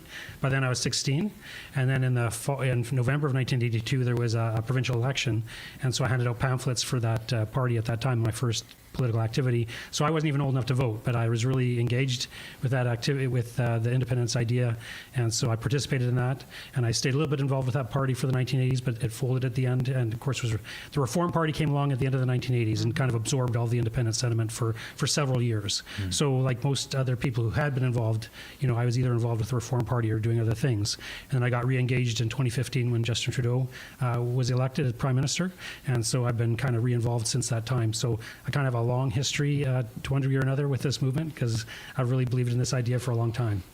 Would it be fair to say maybe from the early 90s through till the mid 2010s was there, even though it wasn't necessarily a name, was there still an underground sort of independent sentiment in the province, you would say? Yeah, there was a little bit. There was actually a very small party called the Separation Party of Alberta, and they were around for a while. And actually, in around the year 2000, Corey Morgan created the Alberta Independence Party for a little while, but it didn't get a lot of traction. So there were definitely people who believed in it still, just a small minority of people because the Reform Party had been so successful at that time. But the idea never died. I mean, the idea really, the independence movement really started when Pierre Trudeau became Prime Minister in the late 1960s. That's when before that time, you'll see the occasional letter to the editor or an opinion editorial in a newspaper floating the idea of independence, but it never became a movement until Pierre Trudeau became Prime Minister. And so it was Pierre Trudeau who gave it credibility, especially with the National Energy Program. That's when people really came on board with the idea for the first time in the early 1980s. And so it hasn't died out since then. Like it dissipated a lot because the Reform Party was such a credible organization, and the idea that they had of reforming Canada so the West's voice could be heard in Ottawa, that's an idea that's a really good idea. And it caught on with a lot of people, and they did a lot of good work, the Reform Party. But in the end, it shows that despite how much effort we can put in to try and reform Canada, we can't. And so independence is our only option we have left. it's kind of funny. I never thought I would be sitting here saying thank you, Pierre Trudeau, because if it wasn't for you, we wouldn't be here right now. That's true. Yeah. So how has it been for you, like with the ups and downs? Because I imagine there's been a lot of times where you almost had a little bit of false hope of things that are going to go big as they are right now. What was it like for you with all that up and downs? Well, actually, especially in those early years when I was a teenager, I was really putting a lot of hope in that 1982 election because, the Western Canada Concept Party had been growing very rapidly. And that's actually why our Premier, Peter Law, he called an early election because he saw the WCC was growing so quickly. He wanted to cut it off before it could organize properly. And so I was really looking forward to a lot of MLAs for the party getting elected in 1982. And when we didn't get any, I was really devastated, actually. I was very emotional about that. But I did, like I say, I stayed a little bit involved with the party. And during the 80s, as long as Pierre Trudeau was in power, there was hope for the movement. And then when Brian Mulroney was elected in 1984, it looked like people were going to put their hope in Brian Mulroney, but he quickly stabbed us in the back with the CF-18 fighter jet contract that went to Montreal. And so it wasn't long before the movement was growing again and the WCC was growing again. And so, it never seemed close back in those days, if you know what I mean, but I was really dedicated to it and I was willing to stick with it. So, it was an idea that was, kind of growing among a certain segment of the population. And then, like I say, with the Reform Party coming along, that looked like a very hopeful thing. It grew very quickly and it did very well. And it, like I said, it was a very good idea and a lot of people were engaged and it looked like they could do something. So there was a lot of optimism that Canada could be fixed, right? So, and then, they became the Canadian Alliance after it was a Reform Party and became a Conservative Party of Canada. So the emphasis on Western issues really dissipated toward the end of the 1990s, but it did look like the party could potentially gain power as the Conservative Party of Canada, which it did. And Stephen Harper had been a Reform Party member of Parliament, right? So he was one of our guys in a sense. Like we thought he could do things for us, and he tried to the degree that he could, to a certain degree. Any Prime Minister of Canada, regardless of their party, has to cater to Ontario and Quebec. That's the bottom line. Mm-hmm. And Stephen Harper had to do the same thing if he wanted to stay in, and he did. And so we didn't get the kind of things that we really needed here in Alberta from the federal government. And so, again, it just goes to show that we cannot fix this country from here. We've got to become our own country if we want to be able to elect people who will do what's good for us and not what's good for Toronto and Montreal. Yeah, the reality is Stephen Harper, when he was here, he didn't exactly help us. He pulled the knife out of our back for a little while. Actually, that's a good way of putting it. It's not so much that the Conservatives could do a lot of good stuff for us. It's just they give us a reprieve from the punishment of the Liberals. The Liberals are there to punish us and hurt us. And when the Conservatives are in there, they won't do that. Conservatives aren't going to hurt us, but there's not much they can do for us. They just give us breathing room until the next Liberal government comes after us, basically. Except that it was Harper that changed the equalization formula. Yeah. To include 50% of our resource revenues, but exclude Quebec. That was the for thing. votes. Right, exactly. Yeah. Because so he also stabbed us in the back. In that sense, he wanted votes in Quebec. Smaller knife. Yeah. Smaller knife. That's the thing. Like any federal leader who wants to be in power has to cater to Quebec. Mm-hmm. And the opportunity came up to change the equalization formula, and he needed seats in Quebec because that was the one province where he was weakest, right? So this was a way of gaining support in Quebec, exactly. So that he did something that was bad for Alberta for sure. Yeah. And speaking about change, I wanted to make another just quick reference to AlbertaTelethon.com. I have about 4 jokes that I just cycle constantly. Through. Constantly. Try being my wife at home. And AlbertaTelethon.com. Actually, we just got a note that I thought was interesting and maybe the panel would like to hear.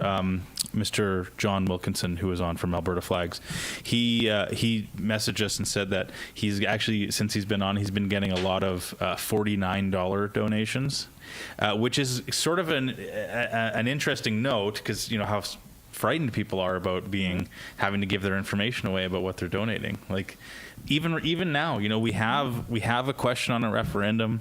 We have some social legitimacy because we have signs everywhere and flags everywhere. Yeah. Still, people are afraid to put their names down on a piece of paper to engage in the democratic process. What does this say? What does it say? It says we need out. Yeah. It really does. It says we need out. Just a short story. We had a donor who shall remain nameless, but they used a middle name and then gave the 250. So under 250, you're not on the public list, but over 250, your name is immediately on the Elections Alberta has donated over this much, right? So he gave that much, and then his spouse gave the $750 so that they could make it right up to the $1,000 mark. That's what they wanted to give, but the spouse used a middle name as well, so that it couldn't be tracked exactly to them, right? It's been quite fascinating. Even today, when I was in Red Deer at the farmers market, you know, I don't know, I want to put a sign out, but my house is going to get egged if I do that. I want to do this, but this is going to happen. I want to do that, but that is going to happen. And all I can think of is, you know, funny story, none of this ever came from our side, ever, because it would have made the news immediately. And so, yeah, people are scared. They're scared to put their names to something. They're scared to put that sign out because of repercussions. It's ironic, though, because in my area that I live in, it's very, very left-leaning, extremely left-leaning. Not that all leftists are against Alberta independence. I know there's a lot of you who are for it. You just don't want to say it. Yeah. But the moment I put up an Alberta flag on my house, all of a sudden, one of the neighbors down the street put up an Alberta flag on their house. And another neighbor put up an Alberta flag on their house. Yeah. And then I found out later that it actually helped build up our street credit with our neighbors, because they're like, okay, we know you're not crazy like the Forever Canadians are these days. Nice. And so, like, all of a sudden, we actually made more friends. And I've never had my car get keyed. I've never had my house get egged. And I'm in the heart of the crazy place. Yeah. So. Yeah. Well, that's the thing. I mean, even at our house the other day when I was in Two Hills, speaking with Chris Scott and his crew, the dogs alerted my husband to somebody in the front yard, and I've got signs, I've got the flag, like, you know, it's my house, right? And we are also on a dead-end street, so it's not through traffic that comes by. And so he looks out the window and he sees somebody lurking in the front and looking at the signs and looking at the flag, and he's like, here we go, you know, now I got to get out there and blah blah blah blah. Anyway, long story short, the guy is also for independence. And so this conversation strikes up on the street, and he's like, yeah, I was just, I don't know, like a Facebook Marketplace pickup or something like that, and couldn't help but notice. And so this great conversation takes place, and my husband says, well, do you know who Kathy Flood is? And he says, yeah, which always freaks me out. Like, that should not be a thing. That should not be a thing. But he's like, yeah, of course I do. And he says, well, these are her signs. Do you want one? He left with 3 because I happen to have some in the back of the truck. I got them in the back of all the vehicles that we have. So it's important to have these symbols out there, because you just don't know. You don't know what opportunity you're going to be able to open up for somebody else to be able to be brave and go, yeah, you know what? I'm going to do the same thing. Michael, in your experience working on these campaigns and in being involved in this world in the 80s, what do you notice differently from how people treat a separatist, quote unquote, in the 80s and 90s, maybe compared to today? Do you notice much of a difference in how they're treated in the public or online? I mean, not online back then, but you know what I mean? Well, like, there's always been the stigma. Like, I mean, it was less common then, back in those days. Like, it was a brand new idea back then. Like, no one had really thought of it seriously till the 70s and the 80s. So you were very much a minority. It was like, and the word separatist, of course, has stigma with it still. Of course. So to identify with that word, I mean, some people today don't even want me to use that word still, but I've been using that word for decades, so I still will. So it was very much a stigma. And like, compared to right now, like, there's more independent supporters now than ever in Alberta. So there's, and in certain communities, there's no stigma, I don't think, at all. Like, so in that sense, it's more comfortable to be an independent supporter now, except for in the sense, like, you're talking about people who don't want their names, you know, put it down. And what I want to say about that is that shows how Canada has changed. Like, it was never like that. The Canada that I was born and raised in was not like that. You wouldn't have to be afraid of putting your name on something, but that just shows what the Liberals have done to this country. It just shows more why we need to get out. How can we have freedom if people won't even put their names down for what they support? You know what I mean? Like, that's not freedom. There's some kind of fear there that's been generated by the government. The government has made people afraid to stand for what they believe and speak what they believe. That's not a free country in my view. And I think that's just one more argument why we need to become independent, so we can have that freedom again that we had before. It is a great argument, because and it's such an important distinction to note that this is something that is very manufactured by government, by media, working together. Because, you know, like we talk about, you know, we see this in our neighborhoods. Like, if you have I was talking with our friend of the channel off screen about our neighborhood, how we're sort of outnumbered from Alberta lawn signs to Forever Canadian lawn signs. But these are neighbors that we like and we get along with, and, you know, there's no, like, you run across them and you get in the mail or on their mowing their lawn or whatever. Like, this is not what you see online is not it's not representative of reality, right? And to make it seem that way it's so so dark. It's not nice. It's not good. And to make it seem like it's a much more personal and much more vitriolic sentiment, like this is, we have very reasonable arguments, I think. And I think if more people were open to at least having a discussion about it, rather than, I think the trick that the government and the media likes to play is, they say that even if you engage in discussion about it, you're giving it air, or you're giving it, but that's exactly how you think. This is you think by talking and by discussing and by being challenged in your ideas. And so it's ironic though, because Forever Canada appears to be creating a culture of encouraging this, of fomenting this kind of unity, thing. This kind of thing where, you need to attack them, or you need to like do all this stuff to a separatist, come up with names and call them all that stuff. But the reality is, all that does is makes it so you guys start to look more and more like the crazy ones. So of course you're going to attract more crazy people to your side, but then over time the more normal people are going to reject it. And so I kind of find it a little bit serving us that they're doing that Thomas Lukaszuk has never come out once to denounce any of the violence done against any of Alberta independent supporters. He's never come out once to even say stop harassing or doing all this. He's always silent on that. And then in their private groups, because I'm in your private groups, guys, I'm in all of them. I see what you guys post. I thought you got booted out of one. I got booted out of one because I opened my mouth, but Yeah. I've got alternative ways to stay in that one. But yeah, so I always found it really interesting. The other thing is they have no problem calling us names, but there was a couple months ago, they were someone, I can't remember her name. She's got a little flag in her profile, but she freaked out. She's one of the Forever Canadian leaders. She freaked out at the idea of being called an anti-separatist, and had an absolute freak out about it. And so I played for a couple weeks there, just saying, okay, I respect that you do not wish to be called that. So how does Maple Nationalist sound? Or Canadian Confederate? How does that sound? Well, it's funny you say that, actually, because we, on the show, James and I think James came up with this term, but I'll take credit for it because he's not here. He's behind the camera. Maple syrup flavored nationalism. Which is what a lot of this boils down to. It's like people are nostalgic for and you know what, I try to give them the benefit of the doubt that what they are, Forever Canadians, is nostalgic for a Canada that they remember, but that no longer exists. That's what it is. Yeah. Maybe you guys can speak on that. That's what it is. Well, I can speak to that. I can give you 3 stories in 2. The last 2 home meetings we've had, the smaller meetings that we've had, unbeknownst to me, there were some people there who were not, I wasn't preaching to the choir. They came, and when one came kicking and screaming and said, fine, if you will shut up and stop talking to me about this, I will go and hear what Kathy has to say. And then I don't want to hear a word about it, right? Left going, oh my gosh, I had no idea. I had no idea, right? And then the second meeting, same thing happened, not kicking and screaming, but just really curious, like, what is it? And, it's going to be after 8 o'clock. Is she actually going to grow 6 heads? Like, what's going to happen here? Because they told all sorts of things about us. So there's that happens. And then there's the everyday conversations that we have the opportunity to do this with. And there was one that was about a month ago now, and it was somebody that I know, don't know very well, but somebody that I know, and it came out, the cat was out of the bag, that I was a separatist, and she was horrified by that. And she said, you know what, my kids, my whole family is all for this, but I'm just not.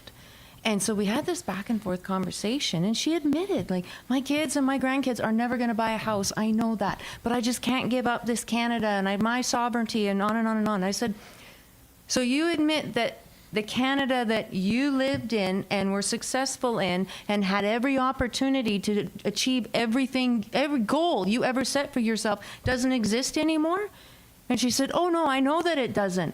I said, then why would you vote for your next generations to stay in that? And she went, oh my gosh, I never thought of it that way. Never thought of it that way, right? She was holding on to this nostalgia. And it's those one-on-one conversations. That's why rallies are great. They have their place, but it's that one-on-one that's going to get this done. I think a big thing as well is that Alberta itself didn't really transition from that old Canada until COVID. Yeah. We were still living in old Canada when the rest of Canada had long since gone and departed.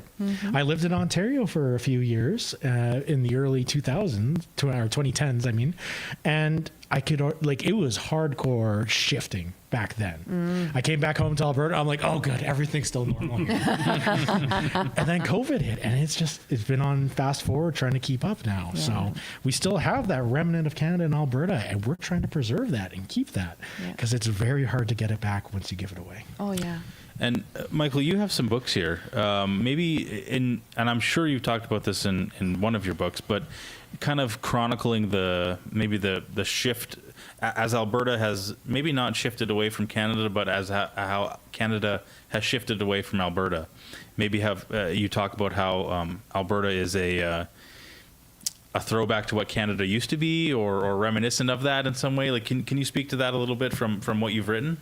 Yeah, like not quite exactly what you're saying, but related to the previous discussion is in this particular book here, Alberta Separatism and Then and Now. Like, I wrote this book, it came out in 2009, so it's a history of the origins and the early years of the Alberta independence movement up until 2008. But one of the key people who I quote in here is Ted Byfield with Alberta Report magazine. And for those who are younger, you might not remember Alberta Report magazine, but it went from 1973 to 2003. It was a very, very influential magazine in Alberta and in Western Canada generally. I mean, it was part of the effort to create the Reform Party. I mean, the influence of Alberta Report magazine was key in the creation of the Reform Party. But in here, I talk about it was Ted Byfield who in 1980 already was writing about the difference between old Canada and new Canada, because it was Pierre Trudeau who brought in the new Canada. Pierre Trudeau brought in a different constitution. Now, the Constitution is the foundational document of a country. When you change the Constitution, you change the country. People need to understand that. So in 1982, Pierre Trudeau was fundamentally changing Canada, and he knew it, and that's what he wanted to do. And Ted Byfield would go into details about how Canada was different. Like, he was originally from Toronto, and he came out to Alberta and became an Alberta patriot. I mean, a lot of people from Alberta move here and become Alberta patriots. And like, when he was growing up, we had a different flag, and that was changed by the Liberals in the 1960s. And actually, the change in the flag was representative of the kind of change they were introducing to the country in general, right? So anyway, in that book, I'm quoting from Ted Byfield, how he talks about and describes the change from old Canada to new Canada. And it was the old Canada he grew up in. It was the Canada he loved and was loyal to. And he did not feel loyal to the new Canada that Pierre Trudeau was introducing to us. So that's part of what that book is about, because in those early years, there was that cultural issue to the independence movement, because people realized our country was changing fundamentally and they wanted to stick with the older Canada. And so there was a lot of meetings I went to. I think there were like World War II veterans there who were for the Alberta side, because they saw the country changing drastically and they didn't like what they saw. So that book talks a bit about that, because those were some of the original emphases and themes of the independence movement back in those days. So then in the second book, No Other Option, Self-Determination for Alberta, I do talk a lot about how Ted Byfield talks about Alberta's a cultural identity. Like, now Alberta's identity isn't different from the rest of Canada the way Quebec's is. Like, Quebec, they have a different language and a different history and stuff. So Alberta is not distinctive from Canada the way Quebec is, but it still has its own distinctive history. It has, we had way more American immigration in those early years, which kind of set us apart from the rest of the country. And there were other factors too. And so Ted Byfield talked about those things about Alberta's cultural identity. And that's an important part if we're going to become our own country. So we have to think of ourselves as Albertans, as that would be our cultural identity and our political identity. And so that's kind of one of the themes that's in there. But those are the kinds of things, though, like that Ted Byfield talked about, that were so important for Albertans today to understand about how we're different and how we are more like the old Canada than the Canada in the rest of the country. Yeah, but even in terms of our history, we don't exactly have the same history that we're getting painted with all the time. Like, Alberta was not essentially set up initially by Canada. It was Rupert's Land. We were a completely different colony that had nothing to do with Canada. And it wasn't until finally the British Crown forced the sale of it to Canada that we even became a part of it. And then we were treated like a colony for the first 40 years, a colony of another country, essentially. So we were settled by a very different group of people. And even when we became part of Canada, for a long time, only the rejects were sent out here. If you were a dirty Eastern European, or like a lot of our ancestors were, you weren't allowed to settle in Upper Canada, in Ontario or Quebec. No, you had to go out to the prairies because Ukrainians are a lot of farmers. And that's why, like, we've got a giant Easter egg in Vegreville. We have a huge, Estonian. We have sausages in Mundare. We have all the rejects that were sent out here. So we weren't even settled by the same people who were settled in Ontario. Honestly, when I look at our history, we are a very different people than Ontarians. But when you look at modern day Quebec and modern day Ontario, although their history is different, their values have almost just become a French and English version of each other. A lot of their values have aligned so much that they're pretty much become a monoculture that just speaks two different languages. Actually, that's quite an interesting point, because when you compare the settlement of the Canadian West with the American West, like generally the American West kind of was gradually moving west, and people would come in, immigrants would come into Eastern United States, become acculturated as Americans, and then move west.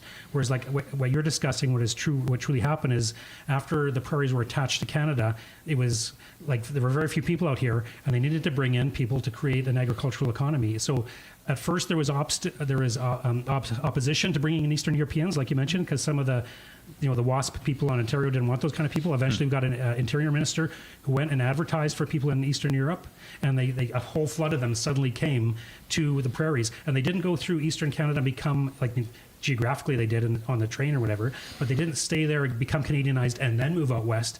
They were plopped here as immigrants, and they Canadianized in the West in a different experience from the people in central Canada. So what you're talking about is true, that our experience as Westerners here on the prairies, the way we developed a Canadian identity was different from the historical experience of those in central Canada.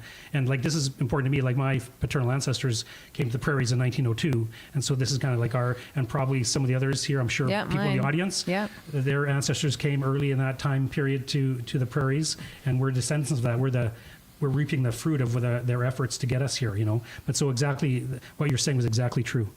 Yeah. And like a lot of it as well was just the straight up geography. Like the United States, it was just like gradually, like a guy would move in just a little further away than the last guy, just a little further away. Us, we had the Canadian Shield. Exactly. It literally divided us up.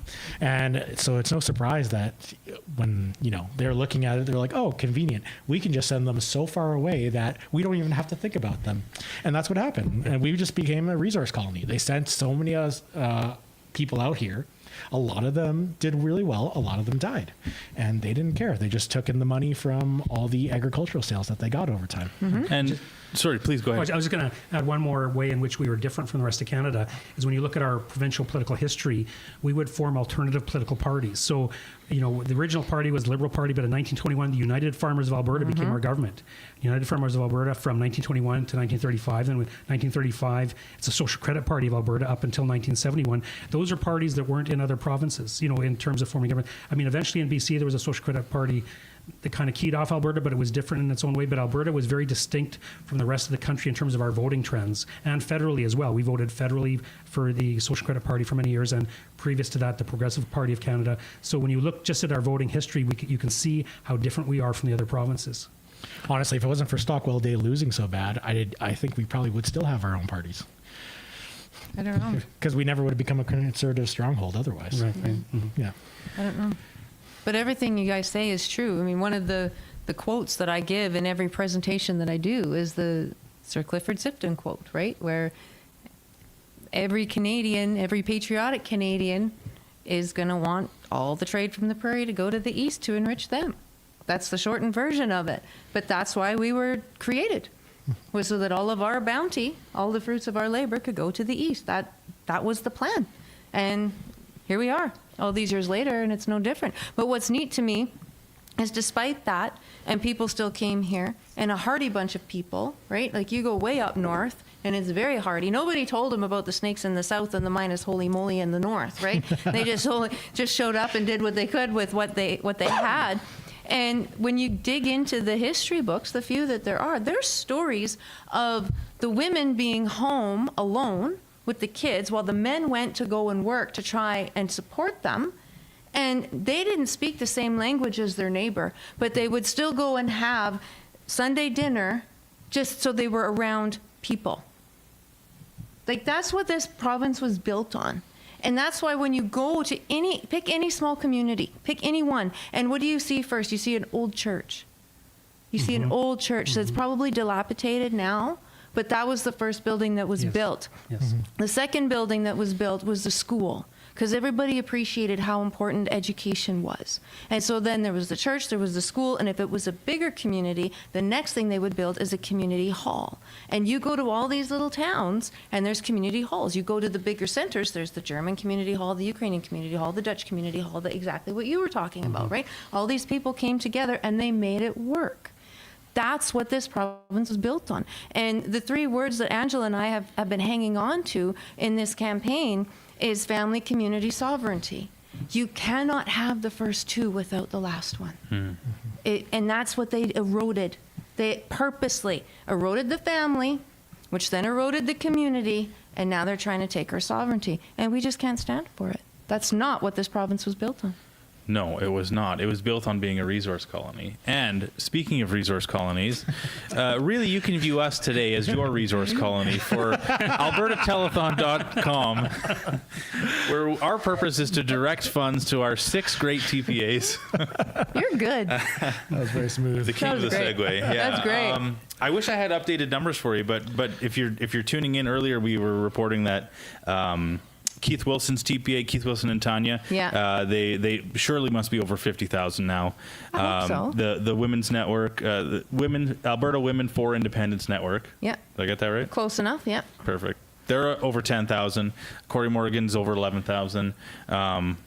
Amazing work, guys. We really, really appreciate that. This is what we're here for. We need, if we're going to talk about high-minded things like sovereignty and where our future is going and how we can build something better than what we have currently for our children and our grandchildren.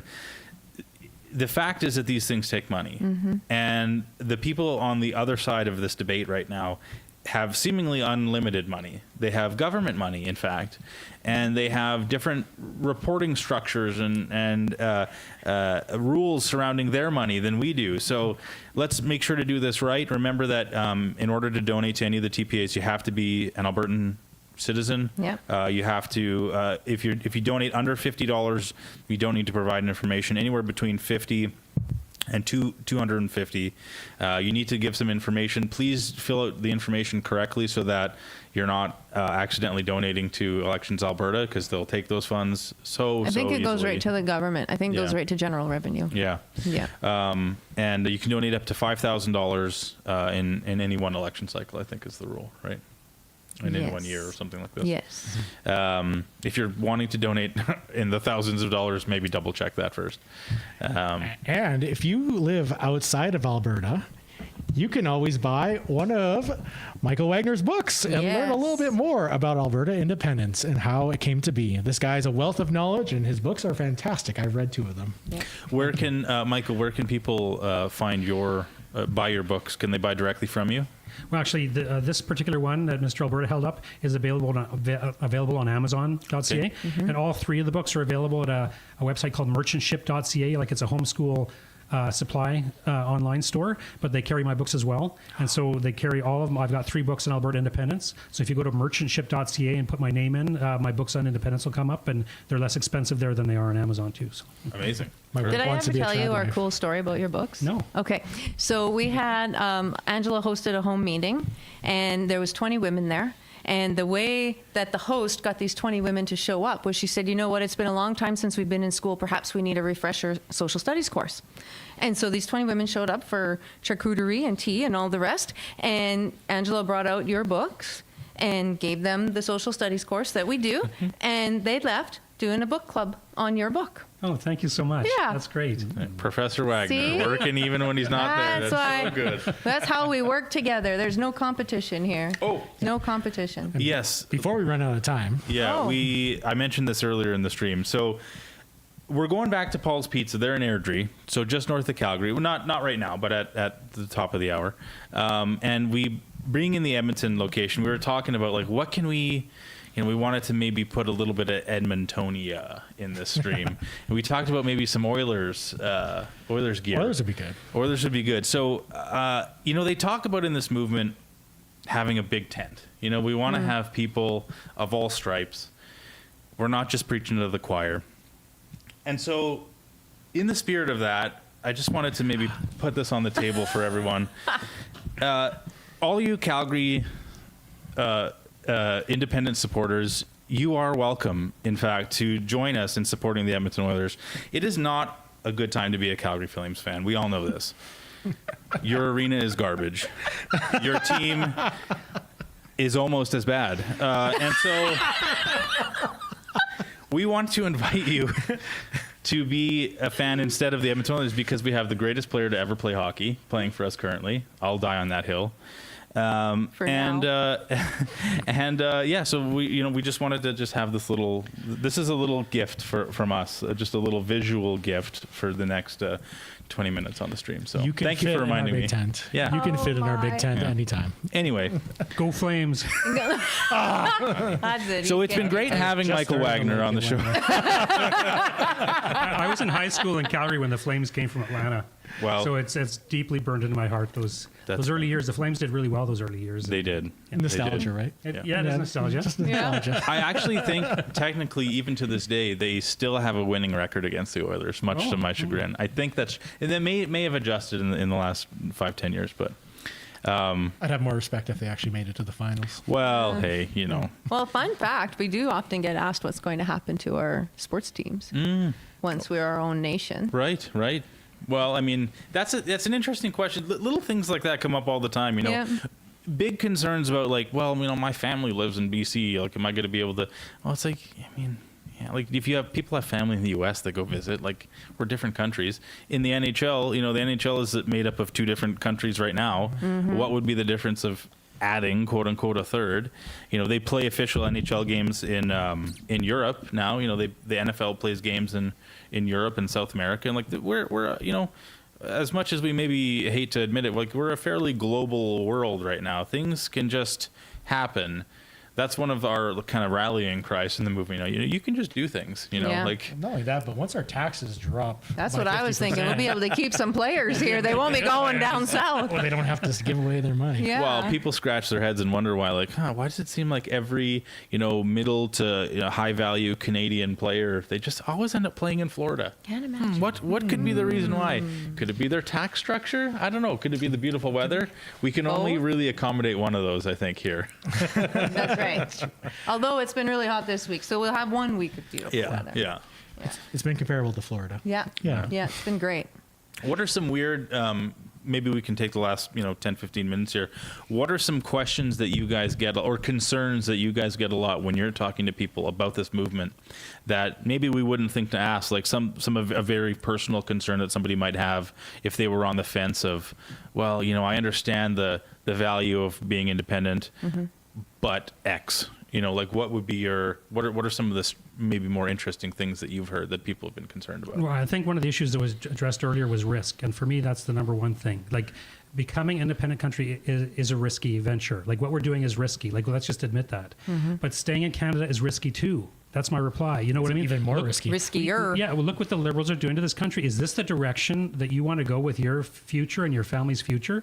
I mean, it's not like the Liberals are doing, just did one strange thing. They're incrementally taking away our freedom and crushing the Canada that we used to know. They're doing that incrementally so that people don't notice it as quickly, but it's happening. And if we stay in Canada, we're going to continue to lose our freedoms.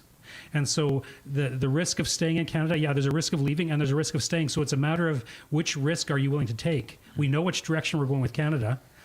Becoming independent, it's a different risk, but we risk becoming free. We get more freedom that way. So, but I think risk is kind of the number one thing that people bring up for me. Is it? Kath? The one that always surprises me because I just don't understand it is, well, am I going to need a passport to go visit my family back east? I don't know. It's up to Canada. It's up to Canada. Yeah. It might be. I'm old enough to remember when all you needed to do was have driver's license to go down to the U.S. You didn't need all your paperwork and show that your dog had their regular shots and all the, right? You just didn't need you didn't need a file folder to cross the border. You needed one little card. I don't see why we couldn't have that same type of relationship with the rest of Canada. It's kind of interesting as well because for Alberta, we've always needed a flexible workforce. Yeah. So we have no reason to deny people dual citizenship. That's Most right. likely Alberta will keep the tradition of dual citizenship. Yeah. For Canada, they're the ones who, as a threat, it sounds really good to say we're going to take away your Canadian citizenship. But in reality, there's no mechanism to do that. The only mechanism to lose your citizenship in Canada is by committing fraud when you apply. That's it. There's no other way for you to have your citizenship stripped. You could commit actual treason and try to kill the king, and your punishment's the death penalty, but we're not going to take your citizenship away. There's literally no way for you to lose that citizenship. And for Canada to put in a new law, because they totally can, that doesn't infringe on the Constitution to strip our citizenships will be very difficult for them, because under the Canadian Constitution, you are protected based on your origin. So Canada can't just come out and say, we're going to allow dual citizenship in every other country except Alberta, because that's discriminating against origin. Likewise as well, they can't put a discrimination against freedom of travel. Even though they did during COVID, they're not able to put in. Don't remember. Oh yeah, don't trauma. But it's interesting with these kinds of arguments, whether it's the passport and citizenship and so on, is nobody's saying, look how great Alberta is in Canada. Look how great it is. Don't you want to stay with all these things? They're saying, oh, this will be hard and this will be hard. Like there's no positive image of Alberta staying within Canada. It's all negative stuff from the other side. They don't have a positive vision. And to your point earlier too about what an indictment about what Canada has become is that we even have to worry about what sort of punitive measures Canada is likely to impose on us for exerting our democratic will. Like that would not have been aren't we supposed to be the polite ones? Aren't we supposed to be like the kind and accommodating, and like why wouldn't the discussion be how they maybe at least a little bit of how they treated Quebec in the 80s and the 90s, like, oh sweetheart, please don't, you're my Canada includes Quebec. Now it's you're idiot ditch Billy traitors and good riddance, but you can't leave. So what's important about that too is like Canada's constitutional law allows provinces to leave if they follow the proper process. And that's what we're trying to do. Like, this is the law. Like, how can you be a traitor if you're following the law? I've never heard a definition of traitor where if you obey the law, you become a traitor. You know what I mean? That's like, right. it's completely off base, totally. This is Canada's law. Why are we being threatened for doing something that the country allows, that the law allows? It's completely constitutional. It's completely in line with the legislation. We're doing nothing wrong, and yet they're making all these threats against us. Like, it's like I say, it just shows what a bad country Canada has become. The funny thing is they'll throw out the argument saying, you're never going to get that constitutional amendment, which number one is a burn on themselves because they think they're so horrible that you'll never get the amendment. Right. But also, Keith Wilson can correct me if I'm wrong on this. And he will. They can't do the constitutional amendment until after we leave, because otherwise they're stripping Canadians of their rights. So we need to go have the negotiations. We need to go form our own government. We need to do everything, cut ties, become our own country. Then they can remove us. But if they don't remove us, then they technically have a foreign country that's completely autonomous and gone, having voting rights in their leftover of Canada. So it's kind of a weird kind of flex, them trying to say, hey, we're not going to let you leave because we can't get a constitutional amendment, even though pretty much you leave and then we amend it, so there's no real threat there. But they bury it, they loft it around like it's an actual like good point or something like that. Well, James has brought this up on our show before, where a lot of the times I think when people use the word traitor when they refer to us, really what they're saying is something more like disloyal. Or something like, I don't think they're trying to use the word in a legal sense, because it does have a legal meaning. It's more of an emotional sense, right? Because this is a very emotional topic for a lot of people, and they view it as it's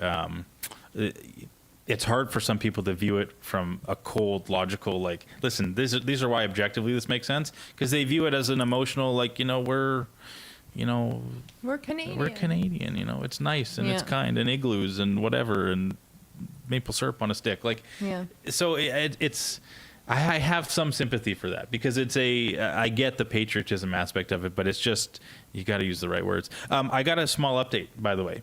We've got about 12 13 minutes here. Do you want to know what the Women's Independence Network? You guys are over 12,000 now. Come on. Yes. Nice. Yes. Thanks, everybody. Let Alberta decide. Keith Wilson and Tanya. Why can't I think of Tanya's last name? Clemens. Tanya Clemens. Yes, of course. Sorry, Tanya. You guys are over 50K. Nice. Yeah. Broken the mark. And there's also a note that they wanted to let us know, let you guys know for people who are going to Paul's Pizza tonight in Airdrie. If you are maybe hesitant or you don't want to or don't have the ability to donate online, they have donation bins there. So you can donate cash. Nice. They have 6 different jars, I guess, for the TPA. So nice option to have.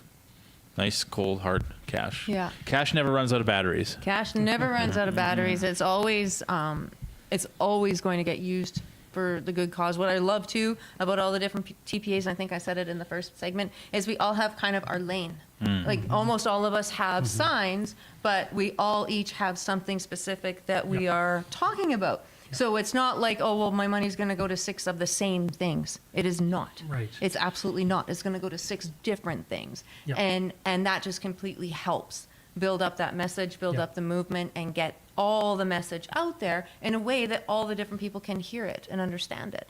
And so there's no bad dollar spent on anything. Well, I think that's a really good point, because there are some people who say, well, look, there's so many groups, it's divided. No, it's just the different groups appeal to different segments of the population. Like not everybody's the same. Not everybody's convinced by the same argument or the same appeal or whatever. So you need different groups that have different arguments and different appeals to different segments of the population. Yeah. So the more TPAs there are, the better, because they can reach more people. Yeah. Not only that, but it's been fascinating just watching like how everything changed over the last 2 years. Like before it was Alberta Prosperity Project. They were the ones leading the charge. Yeah. They're rallying everybody. And then it became Stay Free Alberta. And that's when things took off, because we had one job: get the signatures, and that's it. Just go get the signatures, done. And then once it was done, it went from one job to literally like 30, 40 different kinds of jobs we have to do. Yeah. Alberta Prosperity Project's focusing on the political angle, because we're going to need that. We're going to need to be able to pressure our government. Yeah. And then all these other different TPAs have popped up to be able to focus on different things. Like we just had John, for those of you who just turned in, who's literally his entire TPA is getting Alberta flags across the country. And or stickers. the province. And stickers. Yeah. And the TPAs are really important. And that's one thing I want to emphasize really quick. The reason why we have TPAs is so that way it's Albertans talking to Albertans in this campaign. It's very critical. Despite what Forever Canadian and other groups might be doing, we are able to look and say, this is just an Albertan movement with Albertans, with Albertan money, and we like it that way. Yeah. It's perfect, and we're happy to continue doing that. Eventually, the referendum's going to be over and things are going to move into the next phase. But right now, that's the reason why these TPAs are so important. And that's why we ask you to donate to as many as you can, as much as you can afford. Because this is for our future. But that being said, putting food on your table is also very important. And something, if I can jump in. Please. For the TPAs to remember, so it stands for Third Party Advertiser.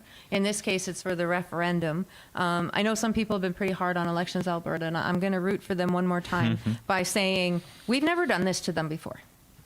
True. Ever. Yeah, good right? Good point. Yeah. And so this is all new for everybody. It's new legislation. It's a new workload for everybody. So we're all trying to feel this out. And I've often said that this side of the conversation is literally their worst nightmare, because we're doers. Right? We get up and we see something needs to get done and we go, we do it. You don't ask permission, you just get it done. And there's legislation around this.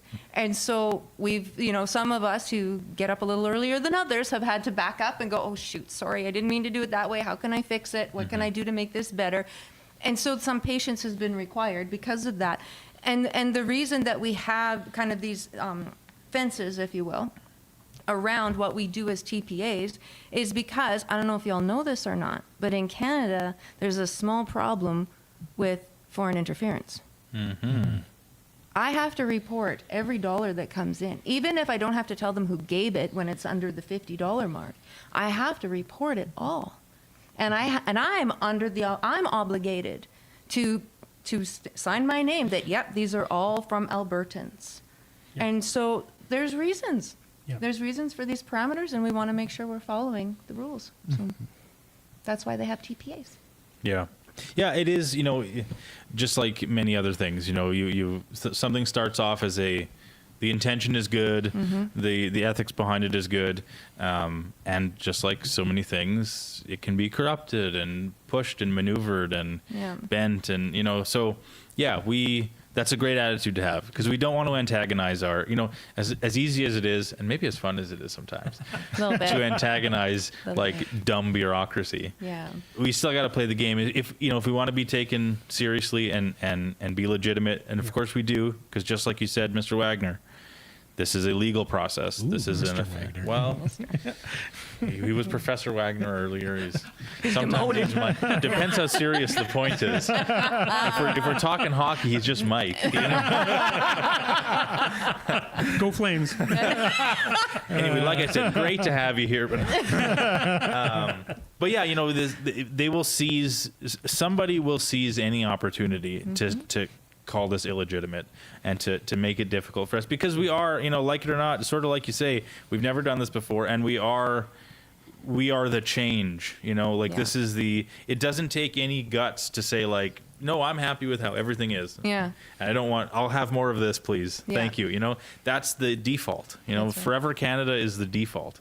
Yeah. We're the ones who are rocking the boat a little bit. And so, yeah, it makes sense. We want to keep everything above board. And we're the ones that when we hear those arguments back to us or those excuses back to us, oh, it's going to be too hard. It's like, huh? What? Good. Like, challenge anything accepted. good is worth doing, right? Right? Let's go. Honestly, what's actually going to be hard about it? I don't like half of the institutions we already have. We already have an Alberta Revenue Yeah. Agency. What borders do we have to really protect? Like, Canada isn't going to invade us. Even if Canada invades us, the BC. The BC. Even if Canada invades us, though, we have more veterans in our province than the Canadian Army has in the entire army. It's not really like that big of a deal. And they have Cold War era weapons. Actually, a funny point about invading, if I can just interrupt, that's always my favorite objection, is that the U.S. is going to invade us if we become independent. And because we won't have a military. As if the only thing that's preventing the U.S. from invading us now is Canada's military superiority. Actually, it would take longer to invade Alberta than it would on Ottawa, because Ottawa is only 45 minutes away, whereas Alberta is 5 hours away. Oh, sorry, guys. We're getting cut off. We're going to Paul's Pizza soon. Kathy, Michael, thank you guys so much for this. This has been so fun. Oh, thank you. You guys are rock stars. This is fun. This is amazing. We really appreciate it. Guys. So, John, we got to do this again. I'm just saying. Sir. Yes. John, we're putting you to work. Yeah. And guys, tune in. You'll be hearing from Mr. Dale or Mr. Alberton and Mrs. Alberton down at Paul's Pizza. It'll be a live stream. If you're in the area, feel free to come by. And then at 9 o'clock, you're coming back here for Fringe, showing up with Keith Wilson. So there's a lot of stuff still coming up, but please donate today. Donate and help us to be able to push this movement forward. So AlbertaTelethon.com. Thanks, everyone. Wow, what a fantastic crowd. There are thousands of our fellow Albertans here today. Thank you for being at the largest ever rally for Alberta's sovereignty in Alberta's history.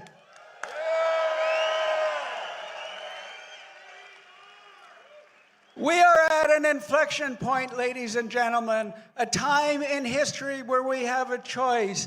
And that choice is, do we continue to be subservient to Ottawa and the enslavement by our federal government?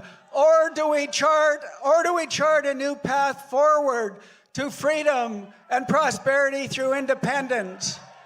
We have the leverage. We have the power. We have the ability to empower our provincial government to be able to, for the first time in history, negotiate a new sovereign Alberta from a position of strength. And that position of strength comes from a successful referendum on Alberta sovereignty. Albertans, it's time we face the truth. Ottawa's system cannot be fixed from within. Every path to fairness is blocked by design. Every single year, we lose between $20 and $28 billion in equalization payments. That's about $6,000 per Albertan. Or for an average family of 4, that's $24,000 your family gives away to Ottawa for no services in return.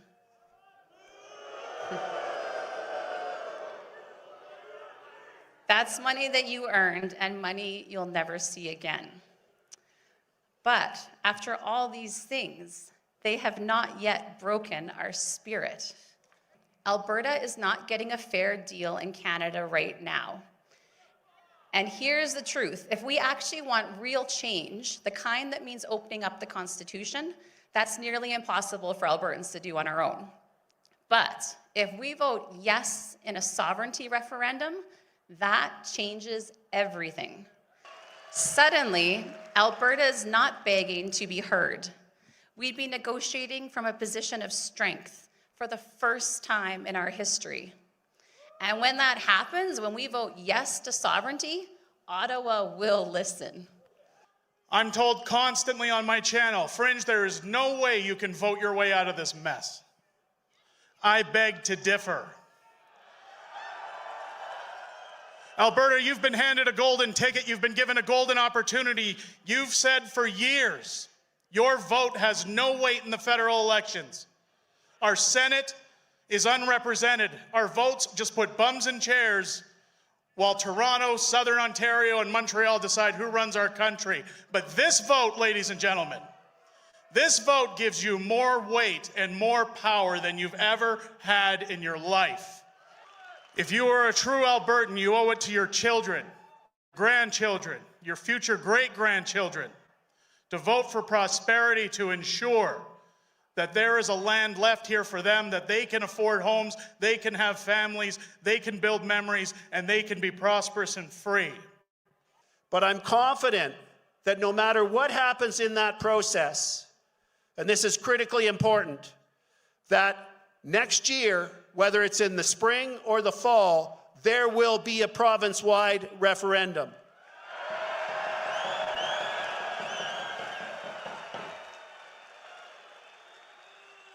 But we cannot, for the sake of our children, underestimate the magnitude of that challenge. We have to get like 1.8 million Albertans to vote yes.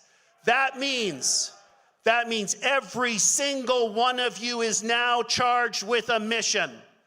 And that mission is to talk to your friends, talk to your colleagues at work, the guys on your shift, the people in your baseball team or your hockey league, everybody that you encounter, to have the awkward discussions, to get them to understand the opportunity that's before us, the opportunity that how they will benefit, how their family will benefit, how their community will benefit, how their kids will benefit by voting yes. That is the imperative that we all have. We can do it.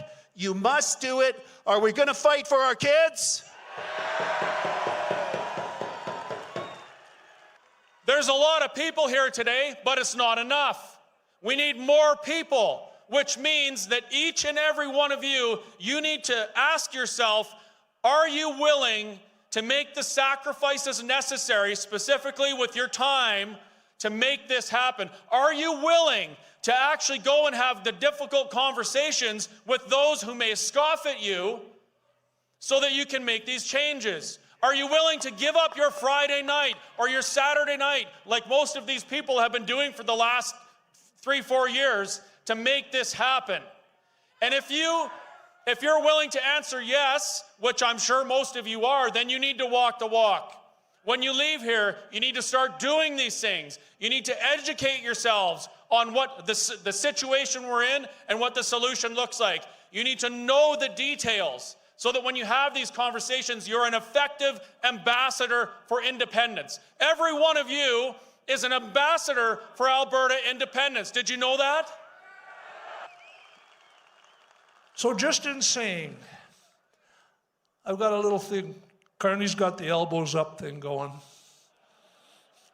It's kind of a hockey thing, right? I'm a hockey player.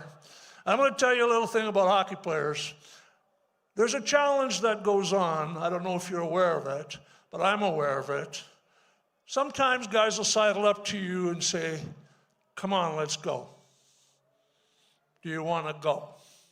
So at that moment, you either do or you don't.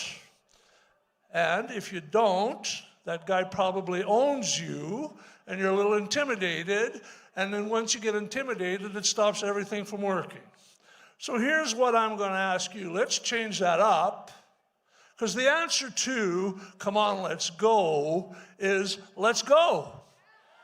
Right?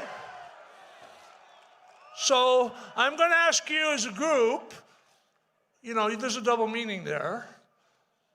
Come on, let's go. So that's going to be the battle cry for our movement. How about that? So I'm going to ask you a question, and then you can tell me if you want to go or not. Is the federal government stealing from us?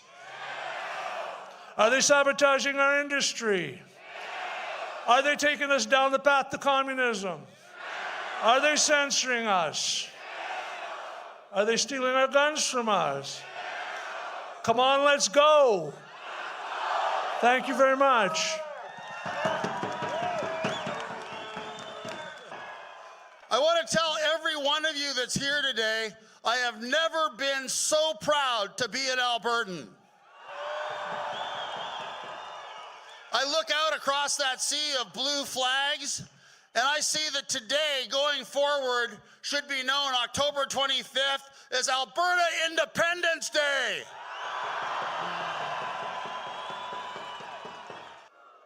It's time to end the tyranny of Ottawa and keep our money at home to take care of our families, fund Alberta education, fund our hospitals, fund our doctors, fund our Indigenous people, and take care of Albertans. And there is only one solution, and that is to get Alberta the hell out of Canada and become an independent country.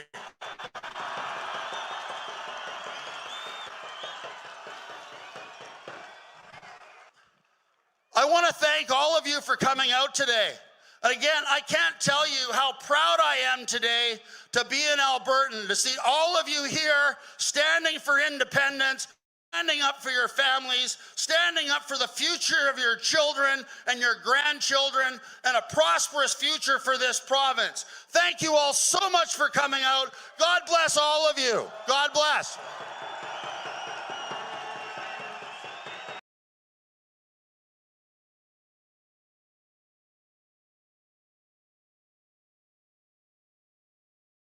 When you go outside, the problem is this mic is going to pick up both of us.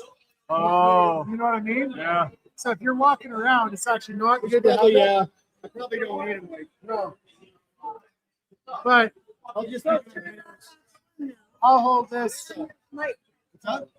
What I'll do then when people come up, I'll just do this. Yeah, good idea. And then when you're here, I'll do that. And then, yeah. Oh, we're on. Hey, guys. Oh, hey. Hey, everybody. We're live.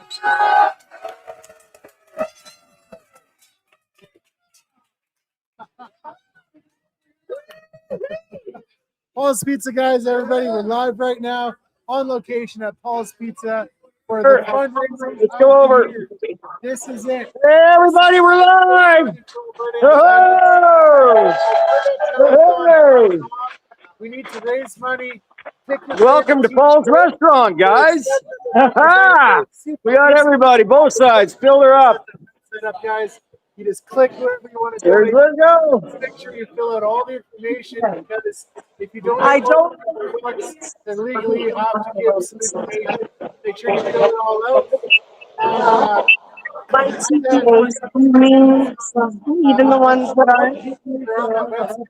Tonight, so we're going to be interviewing them, and then you can decide which one you want to support, or if you want to support all of them. The maximum you can donate in total is $5,000. So that's albertatelethon.com. And we are here at a wonderful party. Look at all these people here. Hey, everybody. There's Tanya. Come on up with Tanya.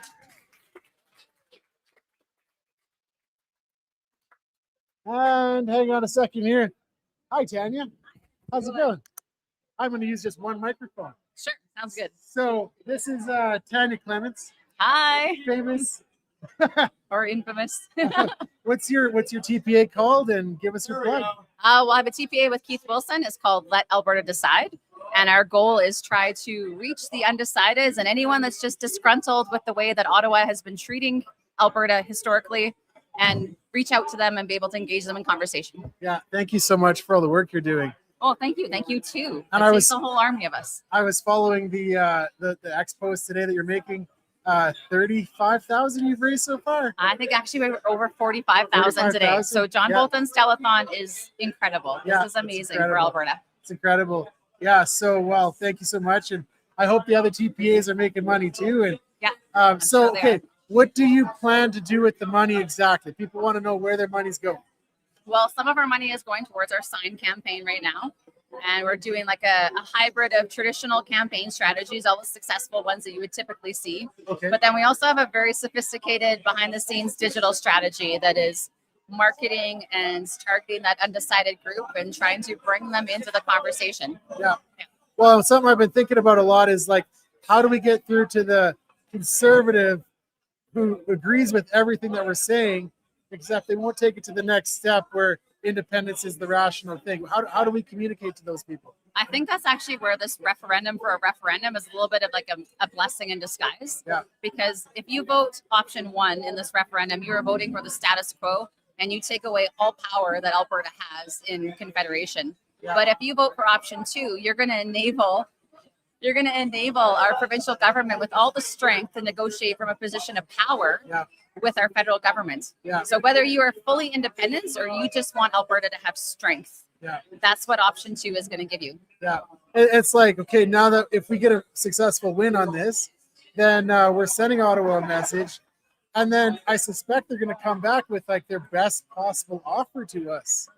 You That's know? what I would expect. And That's what I and hope. maybe it'll be really enticing. I doubt that they're going to open up the Constitution to make the constitutional change we require, but they might come back with something really strong. Yeah. I don't know. Yeah. At least we have some power then to force them to come back with an offer. Yeah. Well, and I think that assuages a lot of people in the middle on this. We're like, okay, we don't know what we're going to, if we're really ready to leave out of Canada yet, but send a message and see what we can get. And then at least in the real referendum, they know what they're voting for. Because then it's like Canada's giving us the best offer. And they're like, wait a minute, that's still not good enough. So then, you know, hopefully then they I want independence. I want freedom. Yeah, and those of us that do support independence, we definitely will take that opportunity to try to bring them in to the independence side of the movement and speak to the merits of sovereignty. Yeah. But the first referendum question is just, if you're aggrieved and you feel it's unjust how we've been treated, you have to vote option 2. Yeah. And then it's our job to try to convince you that, you know what, pursuing independence is going to give us all the things that we've been asking for. Yeah. Wow. Yeah. So on the campaign trail, what are some of the big questions that people have been asking you? They ask a lot about the uncertainty of the future. They're worried about that. And actually, when I talk to people, it usually comes from 2 places. It comes from fear of change, of uncertainty, and then a position of just really having a patriotism towards Canada and a love for Canada, as we all do. Like, we grew up with these ideals of what Canada was and is supposed to be to us. So that's where the hesitancy comes from. And then people are just concerned about how it's going to affect their personal and their family life going forward. So whether it's pensions or their paychecks or their job security. Yeah. all So questions. So fear and patriotism. That's what I've been finding with my YouTube videos as well. Yeah. Because I go around making videos and talking to people, right? Great job. And like, thank you.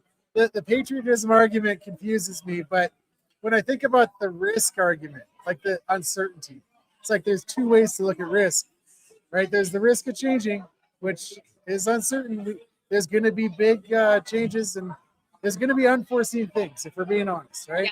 With independence. But then there's risks of staying. And we know what those are. Tell us what the risks of staying are in your mind. And that's how I phrase it too, that the certainty of where Canada is headed is far scarier than any uncertainty of giving us a new nation and being able to carve our own path. Yeah. So we know how taxation is going to go. We know that our property rights are going to be continued to be chipped away at. Yeah. We know that our children and the next generations are going to have an increased affordability issue. So not going to be able to afford homes till well into their 40s likely. We know where it's headed for Canada. So do we want to vote for the status quo, or do we want to empower our government for some change and some leverage? Yeah, like 20 years ago, when I was 20, I bought my first house. The average age to buy a house was like 22, and now it's like 45. You know, there's no hope for young people. Like, that's a risk of staying in Canada. If you vote Forever Canada, that's what you're voting for. We know the path we're on, and this is an opportunity to get off of it. Yeah, think about if we could end the equalization payments and keep that money that we send out east that does nothing and comes back to us at all. Yeah. If we kept that where we are, and we also released the resource potential that our province has, what kind of future we could build for Albertans, what kind of services we could provide, classroom sizes, our healthcare, like the amount we could invest in our communities is astronomical, like it's limitless. Yeah, I got a confession to make. So during the referendum on equalization, I voted to keep it. Oh, really? I did. And my rationale was I actually wanted to share with Canada. I'm like, I want to share. I'm like, that's fair. I love people in Canada and I want to share with them. But then what changed my mind on this now is like, they want us to pay, but then they won't let us develop our industry and our economy and our resources. And they make policies that hold us back, and they spite us and they hate us. I feel like they hate us with all the policies that they put in place. Like, that changed my mind. Yeah, I feel like that's the common sentiment of how Ottawa treats us. And it's not a grievance with Canada. We obviously love Canada and we want to be good neighbors in the future. But the way that we've been treated by Ottawa is what compels us to pursue independence. And yeah, we have paid a lot into this confederation, and we've taken very good care of other nations, like monetarily. So why punish us? Why pass all these bills that hurt our industries? Yeah, like, that's the question. Why? Like, I don't see it. And that changed my mind. The reason I'm telling you this is because I think I was one of the people in the middle. I changed my mind on some things. I used to be much more centrist in my politics, but now I see our freedoms being eroded. I'm really concerned about free speech. I'm concerned about religious freedom. I'm concerned about the gun ban. And I see that independence is the only way to get our freedoms guaranteed. And I think this actually it should be nonpartisan, because it should be about Alberta's future and not which side of the political spectrum you sit on. It becomes partisan just by people's nature, I believe. But it's not. It should be unifying to pursue self-determination and prosperity for us and for future generations. That should be a unifying principle. And maybe the pathway, we don't quite agree on it yet, but I can tell you option 2 is what takes us a step closer to achieving that. Yeah, that's right. Because this is a live stream, repeat everything you said about your TPA, because people might just be logging in. So what's your TPA? Where can they go to support it? So Keith Wilson and I have the TPA called Let Alberta Decide. You can go to letalbertadecide.com. It's on pretty much all the socials. Today, because of this telethon and all the support from Albertans and John Bolton taking the initiative to put this on, we've raised over $45,000 today, which is amazing. And I promise we will put that to very good use. And this is absolutely something that we can win. Yeah. And so then you can go to albertatelethon.com, and then you can click on the link for Let Alberta Decide, or you can click on the link for all the different TPAs. Like, you can donate to all the different TPAs up to a maximum of $5,000 per person, per corporation. So, yeah. Oh, per person, per corporation. Yeah, so a corporation counts as a single entity. So if you have a business, it can also donate $5,000 towards the referendum through TPAs. So I could donate $5,000 personally, $5,000 with my company. You can. If you're in the position to do that, you certainly can. Yeah. And you can donate $5, and that helps too. Yeah. Well, and that's what I was just saying. Like, I'm looking at some of these Corey Morgan signs that are right here, and it's like they cost about $5 a pop, you know, and they're all working towards the same message, right? Yeah. So, you know, you donate $10, then you kind of paid for your sign, and you paid one for a free person for someone else. So this, if you feel you can't give, you know, all that money, hey, every little bit counts, right? So if everybody gives a little bit, we can win this. Well, it's just like the traditional telethons they used to have, like the ones for the Children's Hospital. And I remember growing up watching the Country 105 ones. Yeah. And people would donate $25 or $100, not thinking that they were actually going to make any change. But when enough people do that, you make substantial change. Yeah. It's pretty amazing. Yeah, exactly. Awesome. Well, thank you so much, Tanya. Thanks for all the work. Thank you for all that you do too. Appreciate it so much. Yes, all right. thank you. Have a great day. Okay, see you. Okay, guys. So here's the next. I just want to check my sound quality first of all. Sound is still good. I think everybody can hear me. Come on over, Jason. Somebody wants to see you. Hey, John, how are you? Good. We meet again. Absolutely. It's nice and lively in here tonight, isn't it? Yeah.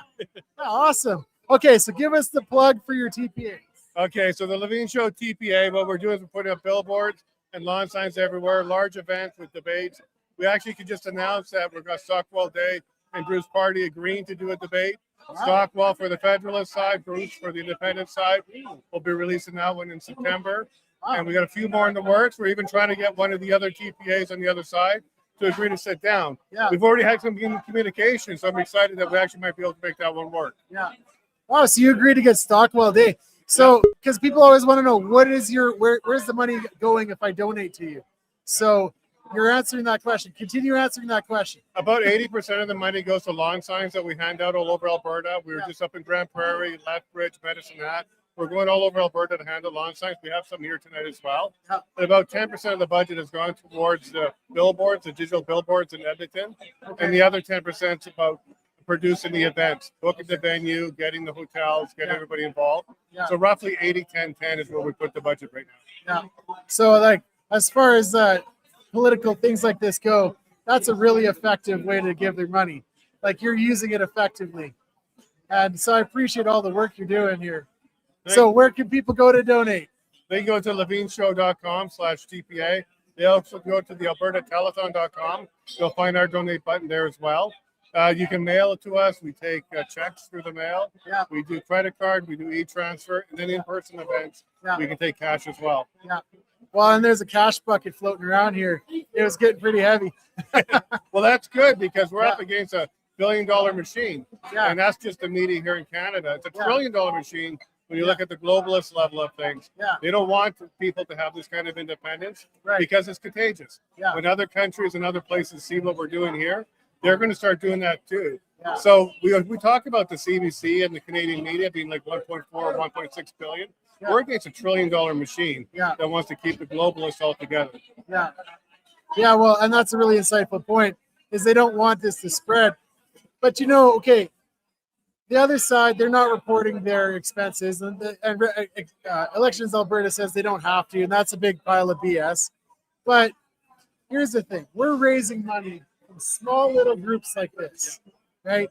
And events like this is truly grassroots. That's what gives me hope for independence. Like, it's the people supporting this, and like, look at how big this is. $20 from thousands and thousands of people is how a lot of the grassroots movements happen. Yeah. This is what elected Trump. It was $20 at a time.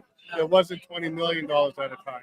When it came to Brexit as well, that was a grassroots effort funded by 20 pounds at a time. And look what they were able to accomplish.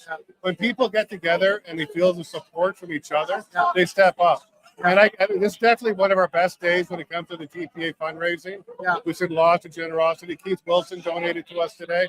We're very pleased that even amongst the TPAs, people are working together to get things done. Because at the end of the day, it's going to take a large army to get this done. Oh, yeah. Not one general, not one soldier. It's going to take a large army. We're seeing that even here today. Yeah, that's why I encourage people to donate a little bit to each TPA, actually, because it would be terrible, actually, if we piled it all into one TPA and they got way over. And then where does that money go if it goes over? Well, I'm sure someone like Keith Wilson's team, they'll make sure they don't go over because that can get you into a little bit of trouble. But at $607,000, that's a pretty sizable war chest. And they're going to probably be there in the next couple of weeks at the rate they're going. Yeah. But I like the idea of giving to a whole bunch of TPAs. Yeah. I just want people to remember that at $250 or below, your name doesn't pop up on the Elections Alberta website. That's right. But it also means you can go $250 per TPA. Yeah. And you still won't be on the website because it's by TPA. It's each individual TPA. And then if you're under $50, then it's 50 or completely below. anonymous. Yeah. Yeah, 50 below could be a cash anonymous donation or even online at $50. Some people do $49.99. You can give us that last penny because it's at $50 or below. Yeah. You're good to go. Yeah. And so what I've been telling people is these signs, they cost about what, $5 a piece?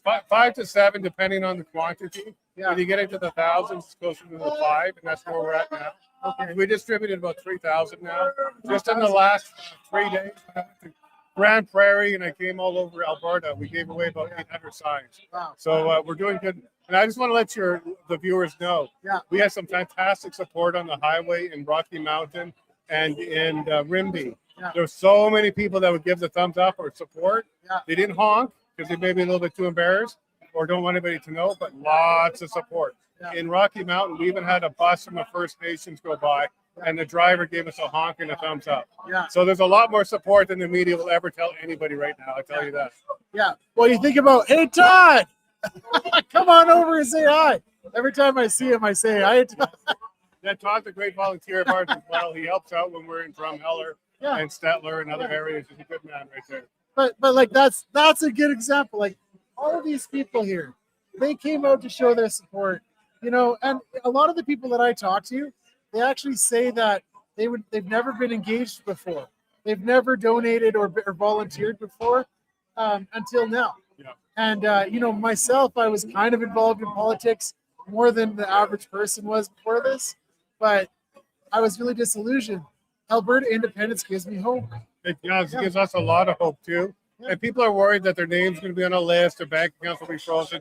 Keep in mind, unlike the convoy for the truckers, this is a sanctioned Alberta independence campaign run through Elections Alberta, which means it's not something that the government can step on. This is the regular campaign that any other election in Alberta would have. And we also don't have to submit your name if it's $50 or less. So if you're worried about your name being on a list, donate 50. Next week, maybe another 50. Next week, maybe another 50. And keep in mind, it is a sanction. We are registered as a third party advertiser. So don't be afraid. The government won't step on your toes on this one. Yeah. Well, and I think a lot of people are afraid of this, right? It doesn't take any courage to put a Canada flag up right now, because that's just the status quo, and this is still Canada, right? Yeah. But like, it takes a lot of courage to put an Alberta flag or an Alberta sign up, or to donate, or to volunteer, or to even talk about it. And so what I find a lot of people that they accuse us, they say like, you're never gonna win, right? Like that's their argument, I guess. It's not an argument, but that's what they say. And it's like, once they see, like, look at all these people, you know, you say we're never gonna win, but look at all these people, you know, this is a good shot at winning. I agree with that completely. And keep in mind that those people don't have any other argument. They're not providing us with a good reason to stay. They're not convincing me that this will be a place for my children to grow up in and be prosperous. They're not removing the criminal code that takes away the Bible from us. They're not actually stepping up and doing anything of positivity. So all they have is breaking windows, spray painting signs, and trying to convince us that we're just not going to win. But that's not the Alberta way. We came and prospered here when it was frozen land. There was no roads, and we built it and did it. So I absolutely believe that the courage is there, the conviction is there, and also Christ is on our side on this one. Amen. Christ is on our side. Put God first in everything. You're talking about the Albertan culture, perseverance, adversity. These are the things that make us stronger. And this morning I interviewed the guy from Cool Shit Wholesale in Red Deer. They smashed his windows, you know? And it's like they want to discourage us. But they're not going to discourage us. He's going to fix those windows, and I made a video that's going to get published. It's going to get thousands of views, and that's going to make us stronger. Well, yeah, they smashed his windows. That's about $2,000. But while we were there was about $7,000 worth of sales that happened. And everybody's going there now for all their merchandise. Even the TPAs are going there to pick up flags and things like that. So there's a Streisand effect. Like, he just brought attention to it. So now we want to support him all the way for sure. Well, hang on. Where are the donation buckets? Over there, the donation bucket. But I also reminded people that on the donation level, you have one of these TPAs not reporting anything. And he has on his website that says there's no limit. You can donate as much as you want. He's soliciting from outside of Alberta. Publicly, he's doing that. He's clearly not following the same rules that we are. And why would you register as a TPA and not report it? Because you don't want to show where the sources are, and you don't want to work within the limits. So those are the kind of things that we're up against. So I'm wondering if there's some kind of legal recourse. Like, can somebody sue Forever Canada to force or sue Elections Alberta? Like, this is in every revolution, there's a side that will always cheat, lie, and do the wrong thing. They will like put in spies and try and disrupt things because they can't win on the field. They can't win on the actual messaging. So they will do other things to do it. I don't want to say he's lying or cheating or stealing. I'll let the public decide on that one. But he's certainly not following by the same rules that we are, and he doesn't report the same way we do. Okay, give us another plug for your TPA. This time spell it out, because your name is Levine. Maybe we can't spell that. Spell everything out that might be hard to spell. Absolutely. The Levine Show, THELAV is in Victor, IGNESHOW.com. Yeah. And from there, you'll be able to support us. You can also go to AlbertaTelethon.com and you'll find our link there as well. Yeah. And the link is probably in the description of this live stream. So please go and donate. Show your support for independence. Put your money where your mouth is. Thanks so much, Jason. John, thanks for everything God you're doing. bless you. My children, thank you. And we're all going to fight for the same thing here. Yeah. God bless you. God bless you. Absolutely.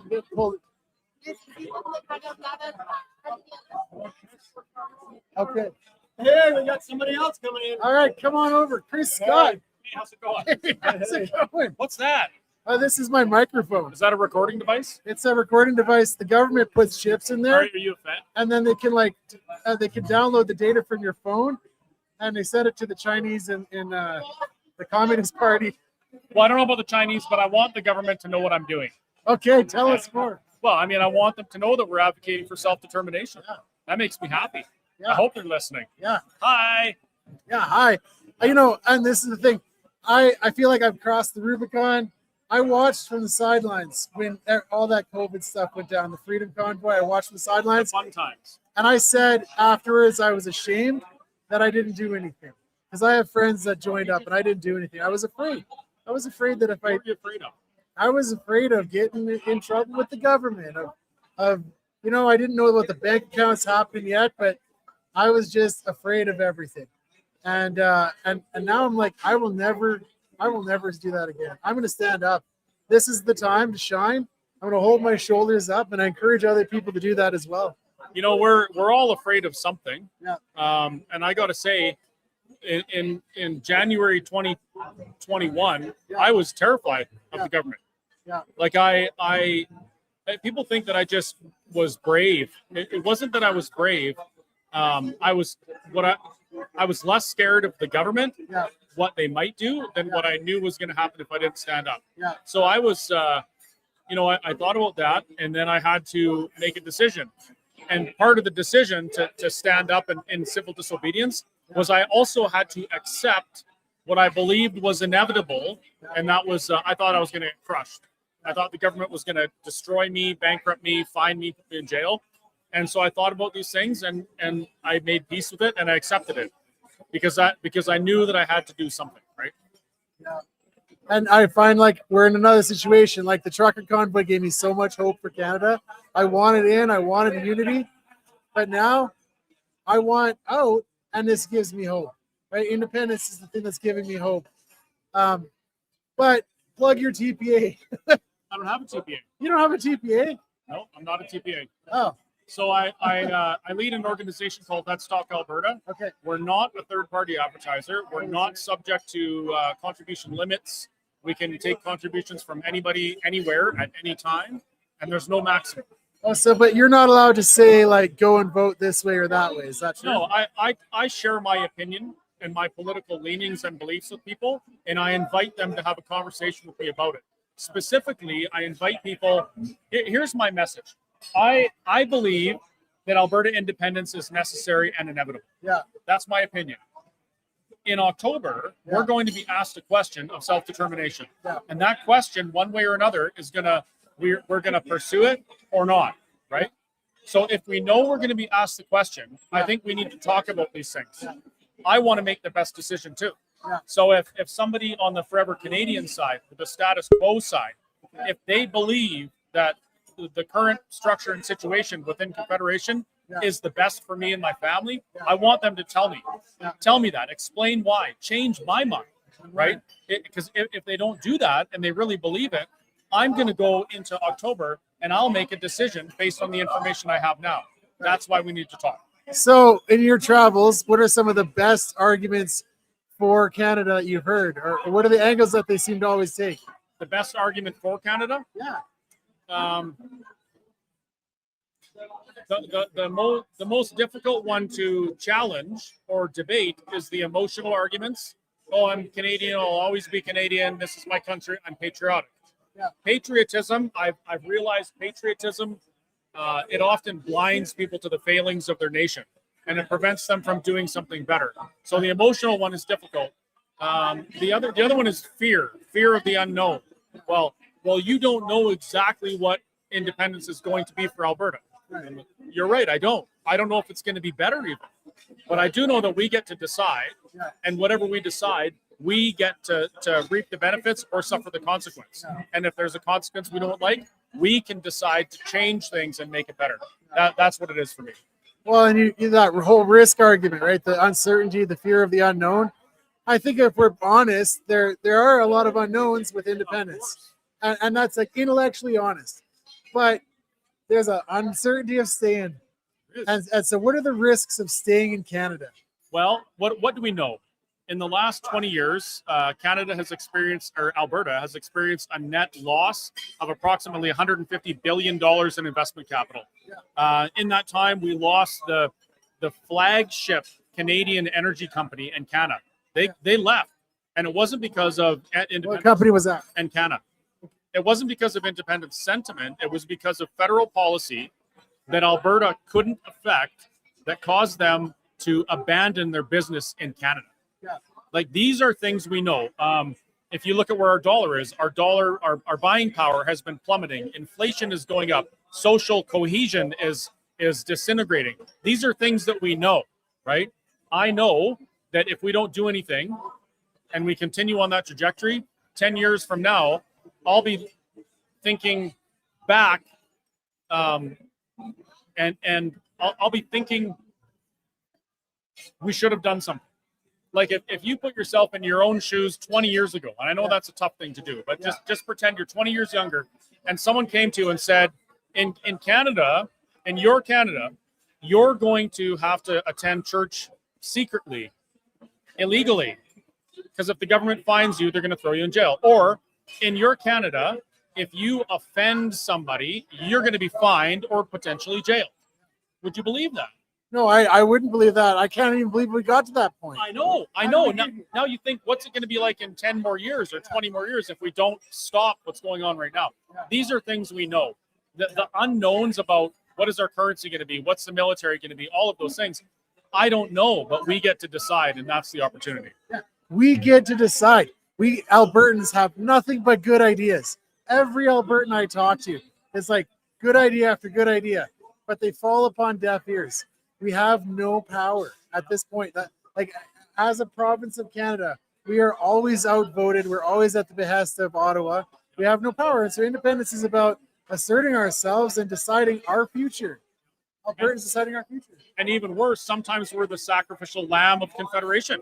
I mean, look at when Carney was campaigning, they were ready to sacrifice Alberta. Oh, we're going to turn off your oil, United States. And Alberta's like, pardon me, that's like 100,000 jobs.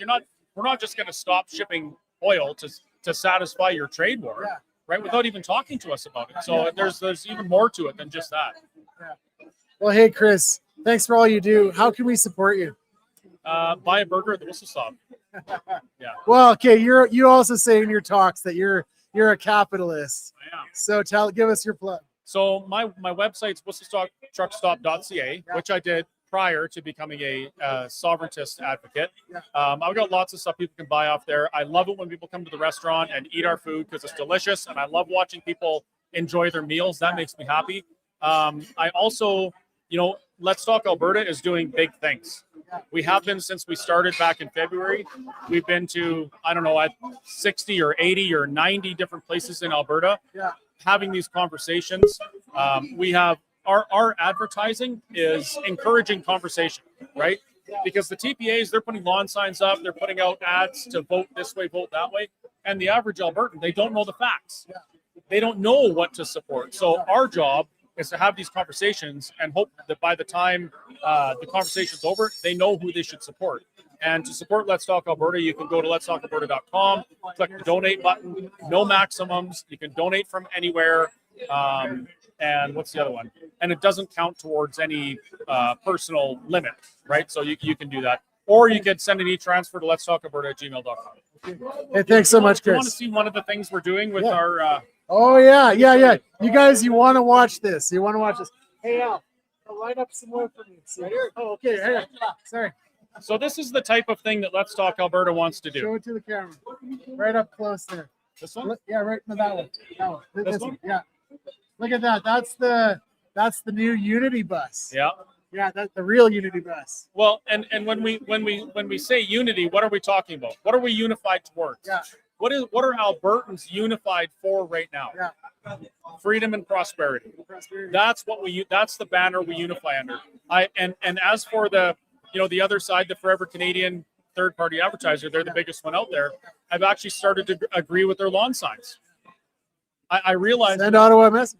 Well, no, I agree with the Forever Canadian lawn sign. Oh. Because one of the things that Thomas Lukasik said to discourage people from exploring Alberta self-determination is that you'll lose your Canadian citizenship. But you can't lose your Canadian citizenship. Yeah. You will always be forever Canadian. Just Alberta won't be part of Confederation. I'm going to denounce my citizenship. Well, here's why I won't. Like, I'm just going to stop filing my taxes with Revenue Canada. I'll tell you why I will keep my Canadian citizenship, because I consider it a huge blessing to live in a country where my voice can be heard and I'm free to express my political views, even when my political views are so big as to remove my province from Confederation. That's a blessing to me. And I do appreciate what Canada has offered me in that regards. I just don't agree with where they're going now. Hey, that's well said. Thanks so much, Chris. Yeah, thanks. All right, have a great day. You too. We'll see each other again. Yes, absolutely. Yeah. Cheers. Come on over. Angela, pleased to meet you. My name's John. Nice to meet you. All right. So, what's your TPA? Alberta Women for Independence. Awesome. And how can people support you and donate to you? Well, you can go to our website. It's a really long website address. Spell it out slowly for the live stream. AB Women's Independence Network.com. That's easy to remember. The AB Women's Independence Network.com. There you go. Yeah. Now, people always want to know where the money goes when they donate. So what are your projects? What are you doing? Sure.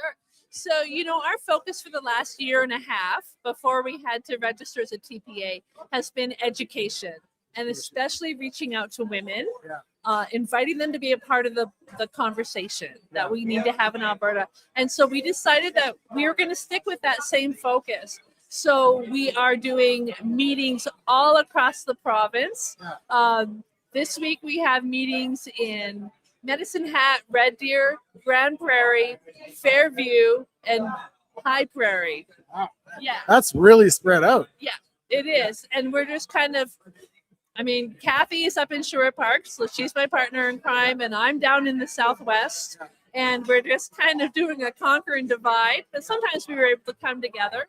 So we're doing meetings where we are inviting women especially to, like I said, get involved in the conversation. So we've got literature that we're handing out that they can share with their friends and family.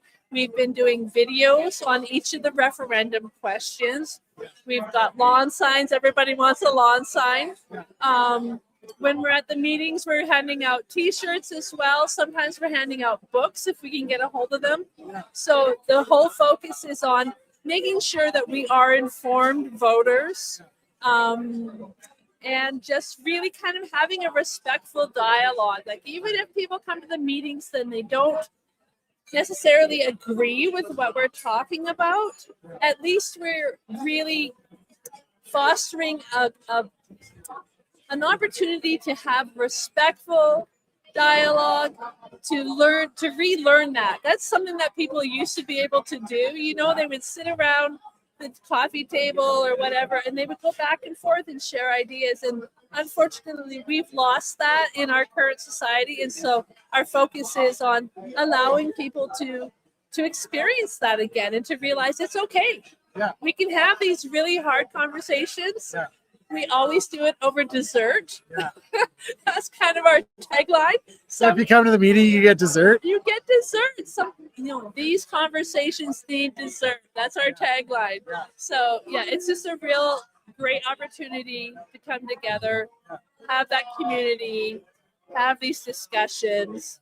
And yeah. Well, what you said about how we've lost this in society, I'm perplexed by that, because it actually feels like that. You know, we talk over social media, we talk past each other, right? And I feel like it's just shouting past each other. And when can you sit down with people and just have a reasonable conversation, you know?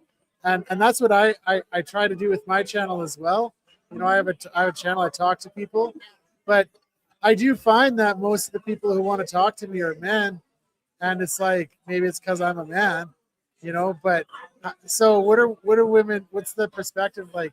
What do women say about this? Because it's a group focused on women for independence. Well, you know, like politics can be kind of an ugly game. You know, it can be there's a lot of blustering, a lot of ego, some aggression. For a lot of women, that's a turnoff. You know, we're busy moms, we're busy grandmothers. Maybe we're the ones putting the bread on the table. And so we just don't have a lot of time for that. But we do have time to get together and to have these conversations. While the facts are really important and the facts support the idea of Alberta independence, that we could do this on our own, there is also an emotional aspect to this. What we are asking people to do is actually very difficult for some. A lot of our personal identity is tied up in our nationality. And so we're asking people to kind of step away from maybe how they've been for 30, 40, 50, 60 years and consider the possibilities of something new. And that takes time. You can't just throw facts at somebody who's struggling with that and say, well, what's wrong with you? No, it takes time, and you need to be able to process those feelings. And when you're sitting in a warm environment, as we try to foster, and you're sharing food and you're having that discussion, it's a lot easier to get past that than if you're just being bombarded by facts. And that's just the way women are. We're wired differently. And so it's okay. That's such a profound thing you say. It's like you're sitting around in a small group sharing food, and that just is the context for how you're going to have these deep political conversations. What a brilliant idea. Like, I'm so happy that you're doing that. Yeah, and you know what? It is so fun. Like, we're just having an absolute blast with this. And it's like every time I leave a meeting, I'm just like, thank you, Lord. Like, I just feel like my community has just grown even more. And I know who my peeps are. And it's just this wonderful feeling. We have lost community. We have lost the sense of unity that we used to have, the sense of patriotism that we used to have. And so that is all part of this as well, right? That we are finding our people and surrounding ourselves with people who support us. Well, I like how you said that we're finding our people, right? And if, like, we're building a nation, these are our people here. And when you're finding our people, you're bringing them together, you're welcoming them into the community. And that's how we build our nation of Alberta. Yeah. Wow. Yeah, it's absolutely amazing. And it just feels like there's this real vacuum just because of the way things are in our society right now. I mean, social media, I'm sure, has a large effect on that. But also, I believe that the idea of unity has been intentionally destroyed within Canada. Well, diversity is the opposite of unity, kind of, isn't it? It is, and it's supposed to be our strength. Yeah. Unity is our strength. Unity is our strength. I was going to say that. Diversity is our weakness. I mean, you can be diverse in different ways in that we don't have to be carbon copies of each other. And we can have, different life experiences or whatever, but you have to have something to unify yourself around. If you don't have that, you are not a nation. Yeah. Like a shared dream for the future, shared values, right? Shared culture. Alberta has a unique culture, 100%. Yes. We did a series, and I would recommend, if people want something good to watch, we did a 7-part series based on a paper that Colonel David Redmond put together back in 2024, where he talks about the 6 national interests And the first one is unity. And he says, if you are not surrounded or you are not unified by shared values, ethics, and beliefs, that's not shared culture and that's not shared religion. It's shared values, ethics, and beliefs. So you have to find that commonality. Then you are a nation. He says, if you do not have those shared values, ethics, and beliefs, you are not a nation that will last. And I think our parents had that, and we kind of had it, our generation, and like our kids, they don't have that. And so independence is about our kids and having what we know brought us together. But hey, Angela, give us one more good plug for your TPA, and then I'll keep moving on here. Well, I just want to say thank you for all the support that we've received today. It is overwhelming. Yeah. And I mean, Kathy and I have been doing this for a year and a half out of our own bank accounts. We have never asked for donations. So it's really odd to us to ask for donations. But today is just overwhelming, the support. And oh my goodness, we pledge that we are just, every dollar to me is almost sacred. It represents a sacrifice that someone has made for their belief in Alberta independence. And when we spend those dollars, it is so carefully, because I keep that in mind, that that's what people have done. They have sacrificed for that. Okay, so go to albertatelethon.com and donate to the Alberta Women's Independence Network. Yes, Alberta Women for Independence. Alberta Women's for Yes. Thanks, Angela. Thank you so much. Thank you. Hey, Hey, so guess what's up? what's up? We got a gentleman here that wants to make a challenge. So, hey, everybody, can we have a second of your time, please?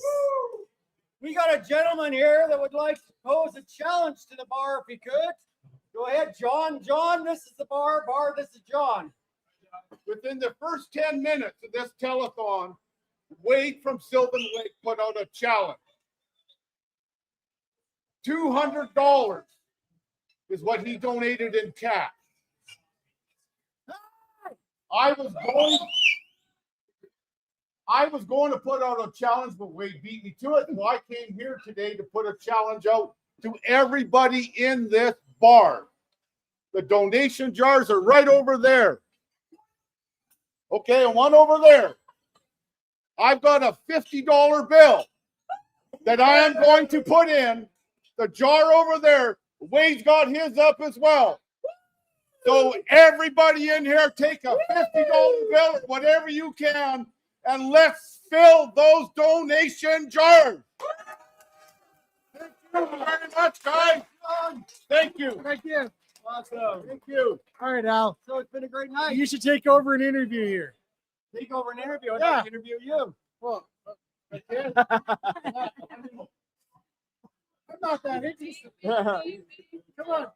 Have you shown the magnitude? Oh, Scott. Oh, I can't show it with this. How you doing? I'm good. How are you? Excellent. I'm Adam. Hi, Adam. How are you doing? Doing good. Good. What brings you here tonight? Yeah, you know, Alberta is a very financially attractive location. Yes, it is. And one of the big things that people are speculating and investing in is AI data centers. Yeah. Now, AI data centers has a lot of heat exhaustion. Yes, it does. And one purpose for that can be utilizing that to connect it to greenhouses. Where is that? Alberta can utilize this to grow tropical plants, vegetables, and fruits to boost the food economy. Yes. So that way we can diversify our economic output by not only being oil and gas, but also being an incentivized hub for tech data centers, and also for food, creating an availability for it, lowering the cost of living around food. And even that heat output could be utilized to also heat houses. Yeah. So it could be a very cool political campaign to push something like that. Well, it could be. We're going to have to keep up with the rest of the world, because the AI data centers are coming whether we like them or not. So we got to make sure we use them to our advantage, right? Yeah. Well, that's something that we can't really decide as far as an independent Alberta goes.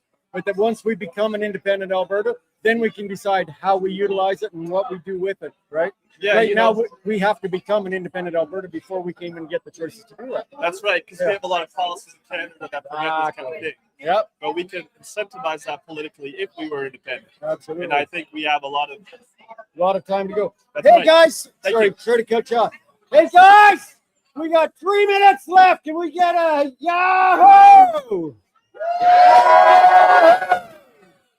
We are heading out. I can't really take this off, but there is a bunch of people over on the other side of the room as well that you've seen.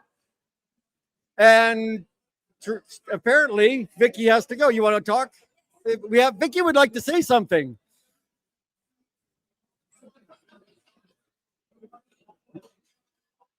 Hello, everybody. I guess I'll get in front of the camera here. So I just wanted to give a quick shout out. There's been so much support today. I've loved watching all the speakers today, and I hope you are, putting out your donations and helping everybody out. But there are a few TPAs that have just formed recently, and I want you guys all to be aware, especially about the regional one. So we have a brand new TPA that's just started up in the Grand Prairie Peace River area. And I'm going to read it just so that I don't screw anything up. It's called North Alberta Strong. And they're a third-party advertiser that has come up in Peace River, Grand Prairie. And again, they're out there to educate and get people to understand why they need to vote for option 2 on October 19th. So I just wanted everyone to know that look on the Elections Alberta website regularly. There's going to be new TPAs popping up. Find the one closest to you and help support them. Awesome. Thank you so much. I would like to say to Vicky, what are your thoughts on tonight? Amazing turnout. And again, I've been watching online all day before we got here. So everyone's doing a fantastic job. I love seeing these donations coming in, and I love seeing my Freedom family, my Alberta Independence family. It's been a beautiful day. We have people outside on the upper patio, lower patio, the restaurant's packed, the boat lounge is packed. It's the place to be. So what time is it? It's time for us to go. So he's going to plug us off right now. We're going to be back in about an hour. Right now, we're going to pass it off to Derek Smith up in Edmonton, and we'll see what he can do while we're having some more fun here at Paul's Pizza. We'll see you back here in about an hour. Thanks, and have a great night.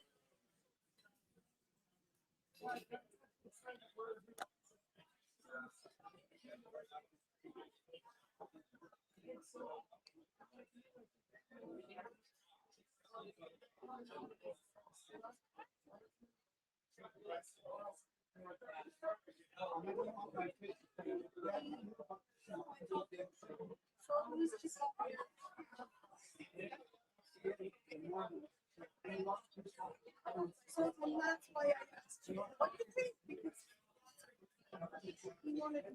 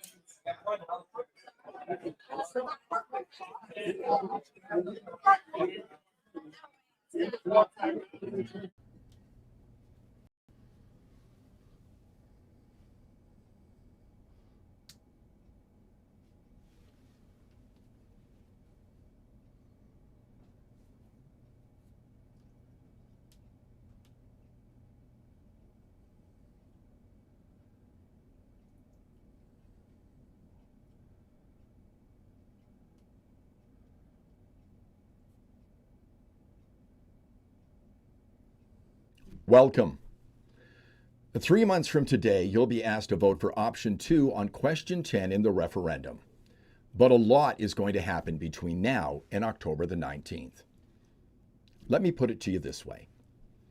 Over the next 3 months, the full weight of the federal government of Canada, the Liberal Party of Canada and the Prime Minister of Canada, Mark Carney, will come down on Alberta to try to stop us from gaining our independence.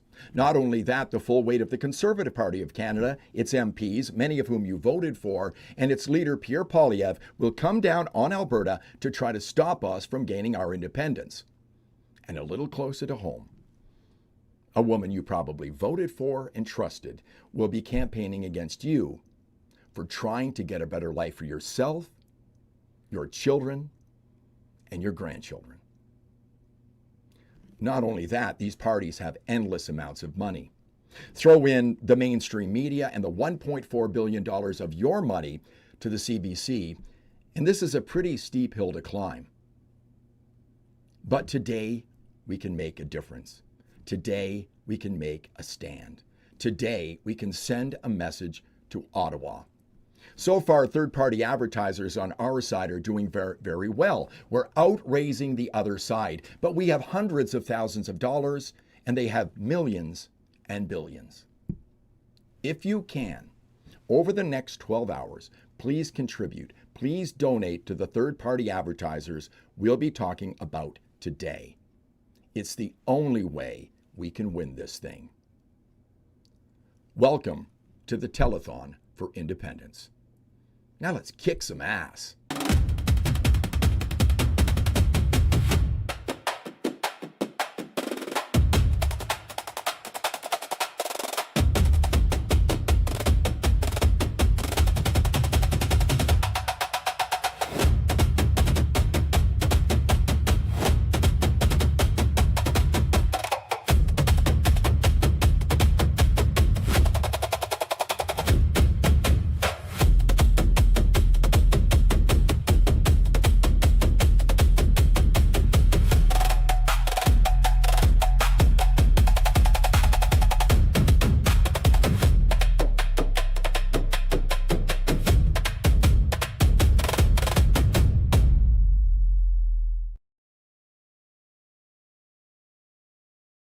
Ladies and gentlemen, welcome back to the Alberta Telethon. What a day it's been. The donations have been pouring in, absolutely flooding in. You guys have been doing a top job, but we need to step it up a bit tonight.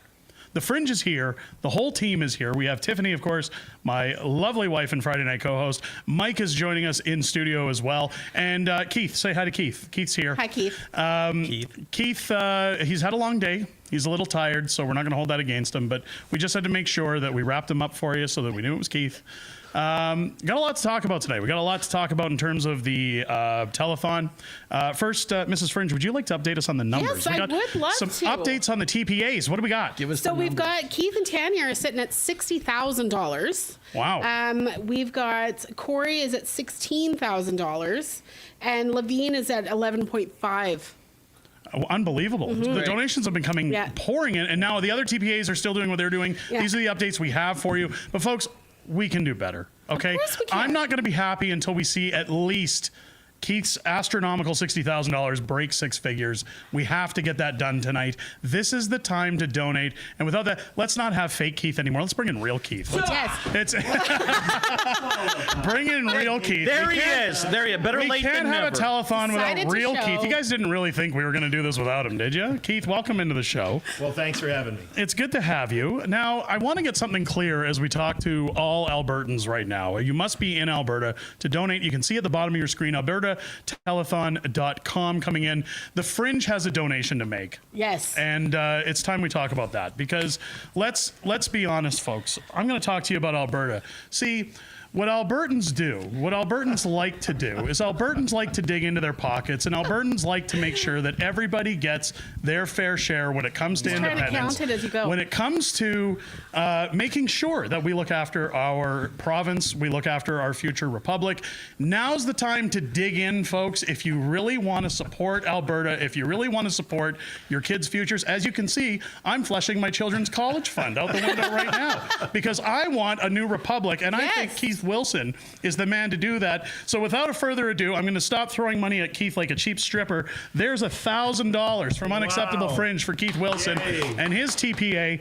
Thank you so much to everybody in our amazing community who's helping contribute to this. Get into your wallets, folks. Now's the time to dig deep and show the world Alberta means business and that we're ready to get out of Canada. We're moving forward. Keith, we have to talk about this white paper. Sure. Racist term, by the way. It should have been a black paper or something, but let's talk about the white paper. Sure. Coming out at the end of the month. Yeah. Now, the white paper is going to be different, I understand, from the value of freedom. Correct. Because we were talking about that earlier in the telethon. What can people expect out of this white paper when it comes out? Well, what the white paper is about is to answer people's questions about what happens after the vote for independence. Okay. What does life look like? How do we have continuity? How is it that when people are planning a vacation or a business trip, that the airlines still run? What happens with your mortgage? What happens with the ordinary things that you do every day in your lives? How will the continuity of business services, of contracting, of trade? So we've got some incredibly smart people that have come forward and helping with the Alberta Transition Council, the white paper, and it covers every aspect of continuity. It addresses those areas where the federal government currently has a role. And, you know, at a certain level, it sounds like a daunting task, but it's really not, because I've joked in some of my interviews that old Secretary of Defense Rumsfeld had an expression where he gave a press conference when he said there's known knowns, known unknowns, and unknown unknowns. Right. We know each of the services and roles that the federal government currently provides. We know that they run a passport office, very poorly, I might add. We know that they have customs and borders agents at the airports and the border crossings. I could keep going. So we've identified all of the functions of the federal government.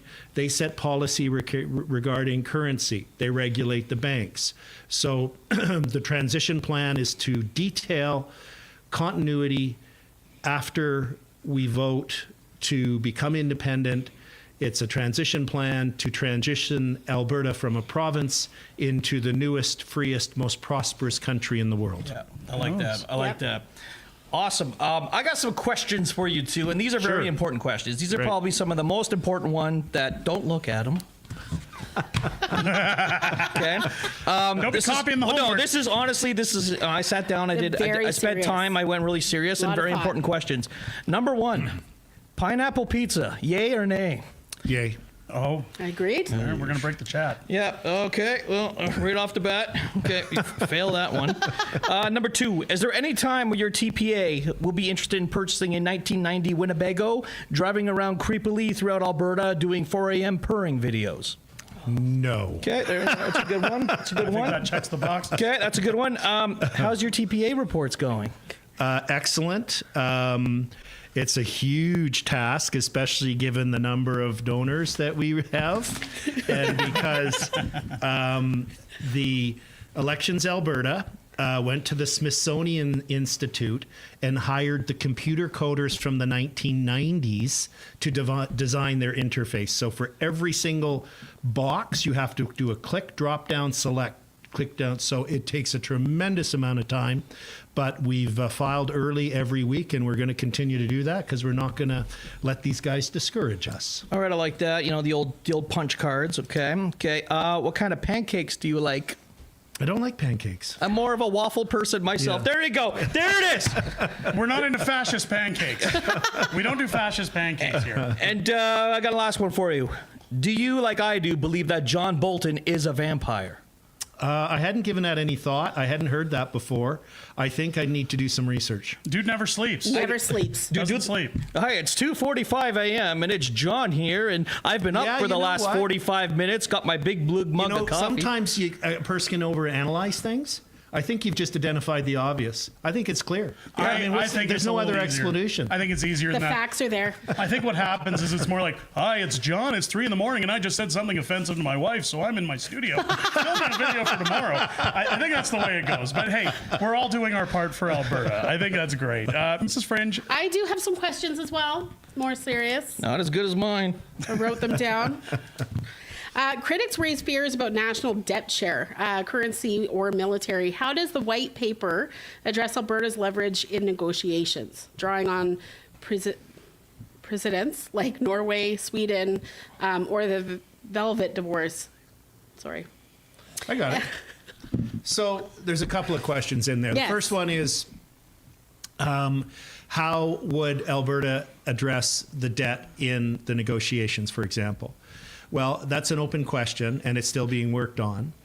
And but what we have to keep in mind is a number of factors. First of all, in terms of how do you calculate what Alberta's share of the debt is? Do you take into consideration the fact that Albertans to date have sent over $300 billion more in tax and other contributions to Ottawa than we've received back because of the equalization program? So throughout the history of equalization, here in Alberta, we've sent $300 billion more to Ottawa than came back to Albertans, okay? So if you give that as a credit, we might not owe anything, right, just from the get-go. Another consideration is, well, our tax dollars went to build the new bridge from relatively new, that goes to PEI. So what's 12% of the value of that bridge? Look at all of the different things. They built a garage at Rideau for the Governor General, and it was like $3 million or $30 million. Well, we get 12% of that. So in other words, it's not clear. Those are calculations. There's a number of ways to approach it. I've been litigating complex and a lot of high value cases in my legal career for over 30 years. And I'm very experienced in dealing with these kinds of negotiations. And what happens is the parties will both come up with a methodology of how to pick the number. And then the other side says, no, we don't agree with that. This is a better way. So it's not clear to me what the number would be. But the bottom line is Alberta has a lot of strength. And that's the second part of your question, our negotiating position. I've negotiated most commonly on behalf of landowners, farmers, and ranchers against multinational oil companies. So I'm used to an underdog position. In this negotiation between Alberta and Ottawa, Ottawa's the farmer. We're the oil company. And what I mean by that is we are the largest contributor of growth and GDP growth in the country. Our economy is super strong and is growing. We keep seeing these announcements like Meta, $13 billion for a data center and all these other things. That's the power of our economy when it's restrained, with Ottawa with its knee on our neck. Imagine what we can do when we get that knee off our neck and we can pursue our potential. But more importantly, for those of you who saw my debate, the second public debate with former Premier Kenney, he said something during the debate that just shocked me and made no sense. He said that if Alberta separates, the federal government might stop the flow of oil through the TMX pipeline to Vancouver, as well as through Line 5 and 9 to Ontario and Quebec. And if anybody was in the room, they would have saw me tilt my head and look very puzzled, because if we stop the flow, if for whatever reason the flow is interrupted to the Burnaby refinery in Vancouver, they run out of gasoline, diesel, and jet fuel in less than 11 days. Their economy comes to a screeching halt. Also, I did a detailed analysis and talked to experts. The same thing happens to in Ontario. The refineries at Sarnia get our oil. We also send different products through. That turns into gasoline, jet fuel, and diesel. You cannot run a car plant if the diesel highway trucks can't fill up with fuel. People can't, the 401 for once will be safe to drive on because there will be nobody on it. And the Pearson Airport will function as it seems normally because no planes will go in anywhere because they'll have no jet fuel. And similarly, right up into Quebec. So if the federal government wants to be hostile and unreasonable and punitive, they're going to quickly realize, and I think they know they're bluffing. I think that's why they're putting such effort to counteract the independence movement. We have phenomenal power in this negotiation. And here's another huge fact. Think about this. Overwhelming majority of our overall economy, not just our oil, is north-south. Our largest trading partner, the driver of our economy, is the largest economy in the world, which is the largest market in the world, which is the largest market closest to us. If we lost the ability to trade with the United States versus lost the ability to trade with Ontario, and you had the ability to choose which one are you picking? Ontario in a heartbeat. So we have phenomenal leverage in this negotiation. And I think you're going to see the other side fight even harder in the coming weeks and months to undermine the independence movement. All they've got is emotion and fear, because by every objective measure, our kids and grandkids will be way better off in an independent Alberta. Absolutely. Yep. Yeah, they think they're going to scare us by shutting off the taps, but they're just de-benefiting themselves. Yeah, I mean, the oil, it's not like it's bananas. No. You know, like where we sell bananas and it's like, oh my God, they're going to be bad if we can't keep shipping them. It's like, okay, fine. It'll still be We'll here. show you. Yeah, exactly. Yeah, I have one more. So for the many Albertans who aren't fully sold on independence yet, but feel deeply concerned about their kids' and grandkids' future, rising costs, fewer opportunities, and watching Alberta's wealth and potential constantly held back by decisions made far away in Ottawa, what would you say to them about why choosing option 2 on October 19th, I was hoping that would happen, could open the door to more confident, prosperous Alberta, where our own resources, work ethic, and values finally build the kind of province we all want to pass on?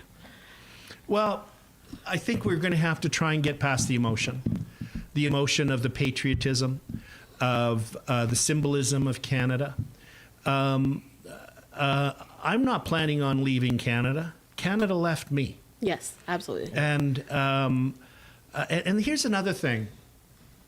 We're not actually leaving Canada. And let me be precise about this, because some people might misinterpret what I'm saying and get mad at me, like you. I just saw the fist clench. And you're closest, so I got to be really careful. So let me see if I can get that fist unclenched. And it's this. We're not bringing in concrete cutters and jackhammers and dollies and house movers to lift Alberta up and move it somewhere else. Which is what a lot of people kind of make it sound like that's what's happening. Intuitively, without thinking about it, it does seem that way. We're always going to have British Columbia as our neighbor to the west, and Saskatchewan, and I mean Saskatchewan, if we go, is going to come, and so it'll be Manitoba to the east. But what's going to change is our relationship with the rest of Canada. We are exploited. We're treated as a colony. We have taxation without representation. We have taxation without representation. The laws that are made that affect us, that affect the safety of our community, the delivery of our healthcare, are made in Ottawa by politicians we can never elect. And that will always be the case. That's why Canada is structurally broken and doesn't work for Alberta anymore. So through independence, we're going to redefine our relationship with Canada. We're going to have one where our respect will be respect for us will be automatic, because we are the ones, the wealth creators. We're the hard workers. We're the entrepreneurs. We're the risk takers. And we have the third largest reserve of oil in the world. And we have one of the smallest populations relative to our oil reserves. So if you look at countries in the Middle East, where the government there also owns the oil, like the government here in Alberta owns the oil, even though they have a far higher population and not as much oil reserves as us, they have no income tax. They have free healthcare. They have free education. It is inevitable that in time, if our economy is freed and we can supply the oil and gas to the world that so desperately wants it, because we can get rid of these ideologues in Ontario and Quebec and who keep voting in the guys in Ottawa who are pursuing net zero, we'll be able to create the most prosperous country in the world. It's a fact. Yep. So how do we change these people's minds who are still on the fence about moving forward with independence? Well, you know, you have different problems in politics. The biggest problem is actually getting people to even pay attention to you, right? It's the, you know, we could do a little survey here and go walk down the street and bump into people, and a whole bunch of them wouldn't even, if you said, what's the name of the premier of Alberta, they'd go, Joe Biden? Yep. You know, like, I don't know. Yep. What's a premier? Is that soccer team? Yeah. You know? So, and of course, there's gradients of that. So one of the key important aspects of our campaign, the campaign that Tanya and I are leading with Let Alberta Decide, letalbertadecide.com. Derek, is that where they can go to donate? That is where they can go to donate. Yeah, that's right. Okay. Just That is checking. exactly where they can go to donate. Yeah. So just to wrap up on this is that our campaign has so many different aspects to it. They're all targeted to those different groups. So we have a particular method of campaigning that we're unleashing to target that 21-year-old who's suddenly realizing how expensive it is to rent his or her apartment and going into a grocery store and looking with envy at that jar of pickles saying, someday I'm going to be able to afford that, baby, right? And leaving with so few groceries compared to what they thought they would be able to afford. Yeah. Looking at their paycheck and seeing how much the gross amount was, like what their work was really worth, and how much they get and how much the government takes. I've said to some of my nephews who are in their 20s, I said, could you imagine working and that top number you keep? And they're like, no way, Uncle Keith, that would be awesome, right? So for each of the demographics, for the seniors who are worried about their pensions, for, you know, one of the hardest demographics for us to crack is actually parents who are like in their 40s and who have kids who are, 8 to 12. Yeah. Right. And both of them are working and have a good income, and they go, life's pretty good for me. Why should I take the risk? So our campaign is multi-layered, is very dynamic, and it's very professional. And we're targeting each one of those groups through different methods. Yes, agreed. Okay. You know, and that brings us to a very important point, and it's one that I want to address with the audience, because this is literally what we're discussing is the old phrase that I've been hearing for about the last year. You can't vote your way out of this. Alberta has been given a golden ticket in the sense that we finally have the opportunity to show that votes actually matter, at least in this province, and we have the ability to do so. The problem we're facing and what we're seeing today, and the reason for this telethon, folks, this is our only shot. Now or never is the only time to make the donations. Please, I know times are tough. I know people are struggling. Dig into your pockets, throw out a donation, and I'm going to tell you why.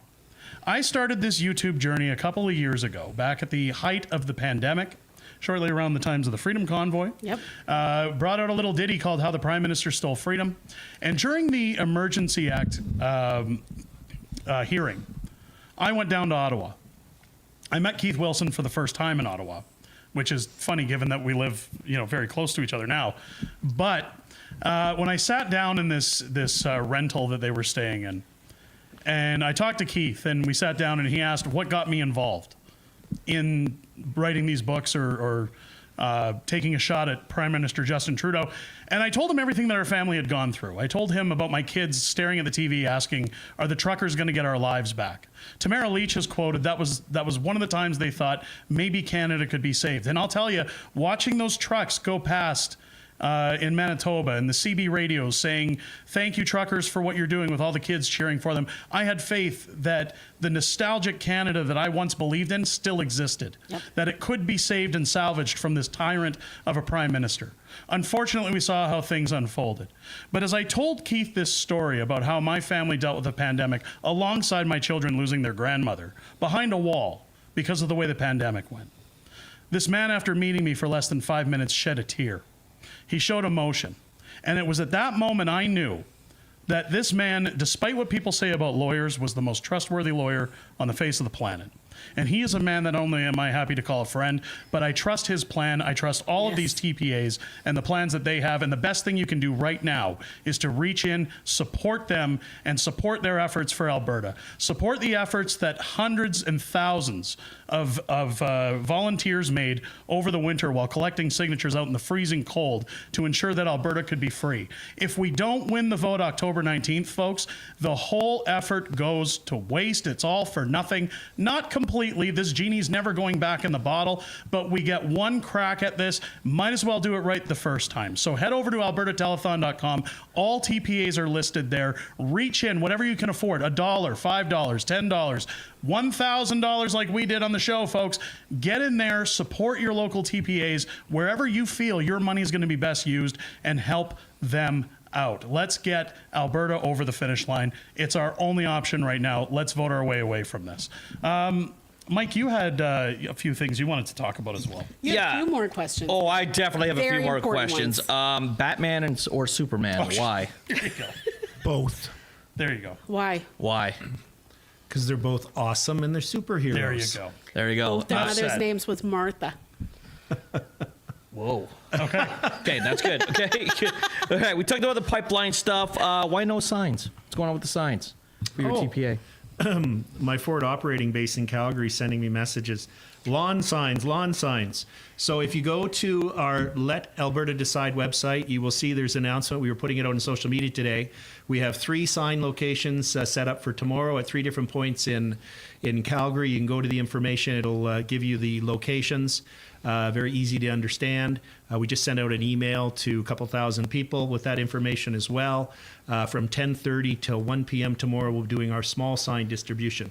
However, if you've driven through Calgary, one of the things you will have seen is that Stephen Carter has these very strange white and red signs that say he's such a douche. No to all the questions, and he's just data mining lists. He just wants people's names for his political party. But we currently have 100 large signs in production for Calgary.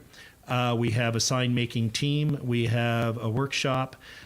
We have an interesting strategy for how the signs are going to be designed because we're anticipating vandalism. And somebody on my team came up with a brilliant idea, which we won't share until you start to see it. And we also have volunteer teams that are going to be patrolling the signs regularly.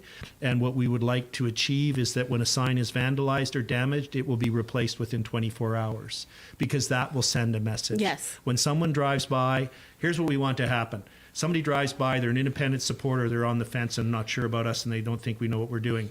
All they see is the red and white signs. Now they're going to see these big, beautiful blue signs, 4x8s. And they're going to go, wow, they're up. And then they're going to drive by a few days later and it's going to be vandalized. And they're going to, oh yeah, I knew that was going to happen. And then they're going to drive by the next day and they're going to go, huh, it's been fixed. And then it's going to get vandalized again. And then they're going to drive by again and they're going to go, huh, it's going to be fixed. And then they're going to say to themselves, these independence people know what they're doing. Yep. And if they know what they're doing on this, maybe actually they got this whole thing right. It's a small example, but it's happening. But we do need volunteers. So if you are someone who is interested in volunteering with our large sign install and repair team and manufacturing team, please go to info@letalbertadecide.com. Send an email at info@letalbertadecide.com and give your name and information and what your skill set is and where you are. We're currently going to be branching out the large sign campaign. There's some tricks around the bylaws. I know a lawyer. He's working for free. I'm reviewing all the sign bylaws Great lawyer. right now. So once we know where we can and can't put signs, we're going to try and put them up in your hometown, sir, madam, and as well as Grand Prairie, Lloydminster, Red Deer, Lethbridge, Medicine Hat, all the major regional centers, to start showing the support. And, we've all experienced the fear that people have. And that in itself is a remarkable testament to how things have gone off track in Canada, that you need to be fearful of showing your political affiliation. But the bigger signs on where legally they can be put on common property, on public property, are safer, because you're not going to have a repercussion of putting it outside your home. So there's so many people that want to put them on their home, but they're concerned about it. So this overcomes that to show the level of support. But we're also doing a lot more than signs. We're going to be doing some really interesting stuff that's already in the works. Awesome. Good stuff. Yeah. Good stuff. Is that not the perfect analogy for Alberta either, right? Something gets pushed back by vandalism and we just come back stronger and we show that we can take the hits and keep moving forward. I love it. I absolutely love it. That's the way this movement's been run, folks. And you guys have shown that with people getting cigarettes put out on their faces, coffee thrown at them, events shut down and canceled. Like a hydra, you cut off one head, we keep coming back stronger. Independence is the key to Alberta's survival. I think we're winning this fight. I think it's safe to say we're winning this fight. Keith, I know Nat and the guy kind of beat us to the punch earlier, but Tanya answered the question, so I want to ask you. Sure. What are you most hopeful for with an independent Alberta? What keeps you motivated to get an independent Alberta? What's the Keith Wilson sales pitch? Well, I know the entrepreneurial spirit of Albertans. I know our work ethic. I see it. This, if something knocks you down, brush yourself up, stand up and keep going. And it's true. It's from our roots. It's people who that approach to life appeals to them end up here. You don't have to be from Alberta to admire that work ethic, that cultural characteristic. So you combine that with some really simple things. We have incredible institutional infrastructure in place. Some people say, I think the Premier did, and I was very disappointed when she did, and if she didn't, others have said it, which is, it's going to be very expensive to build all of these things from scratch. We're not building anything from scratch. It's already here. It's already here. Do you think the people, we know, I don't have to be hypothetical, we know that the people who currently work at the passport office want to keep their job. Yep. We know the people that meet us at the airports that have the blue uniforms on and say Borders and Customs Agency, they want to keep their job. They already know how to do it as well. Exactly. Yeah. So we want them to be able to go, if independence occurs on a Tuesday, I want them to go to the job on Wednesday and do the exact same thing they did on Tuesday. And over time, the new government of Alberta will improve things. But let me give more of a concise answer to your question. We have everything here that is needed to create the freest, most prosperous place in the world. And the only reason it is not happening is we have no control over our future. We are ruled by Ottawa. They use us, they abuse us, they reach into our pocket, they misuse the spending of money, and they're ideologically opposed to us, and they want to hold us back. And they are holding us back, and they have been holding us back. We have achieved the greatest economic growth in Canada, the greatest number of job creation, and the greatest level of investment, despite being pinned down with Ottawa's knee on our neck. So that future for my kids, grandkids, and yours of getting Ottawa off of our neck is something that brings joy to me, and it's completely achievable. And I think we're going to get there. Yep. Oh, yeah. So what you're saying is in an independent Alberta, we wouldn't have $160,000 food flights or braised beef and luxury butter. I don't even know what luxury butter is. Right? Bougie butter? Yeah, I don't even know what it is. It doesn't even sound good. Probably make you feel not probably so gross European it's cows. Velvety. It's my it's probably gross European cows. I worked in government in the in the 90s when Ralph Klein was premier, and he was going through a period of extreme cutbacks. And we went from having lunch meetings where catered food was coming in with fresh fruit shish kebabs and chocolate dipped strawberries, I kid you not, to lunch meeting, no food, bring a bagged lunch. Yep. And we all literally showed up with a brown bag. And nobody complained. We didn't complain. Yeah.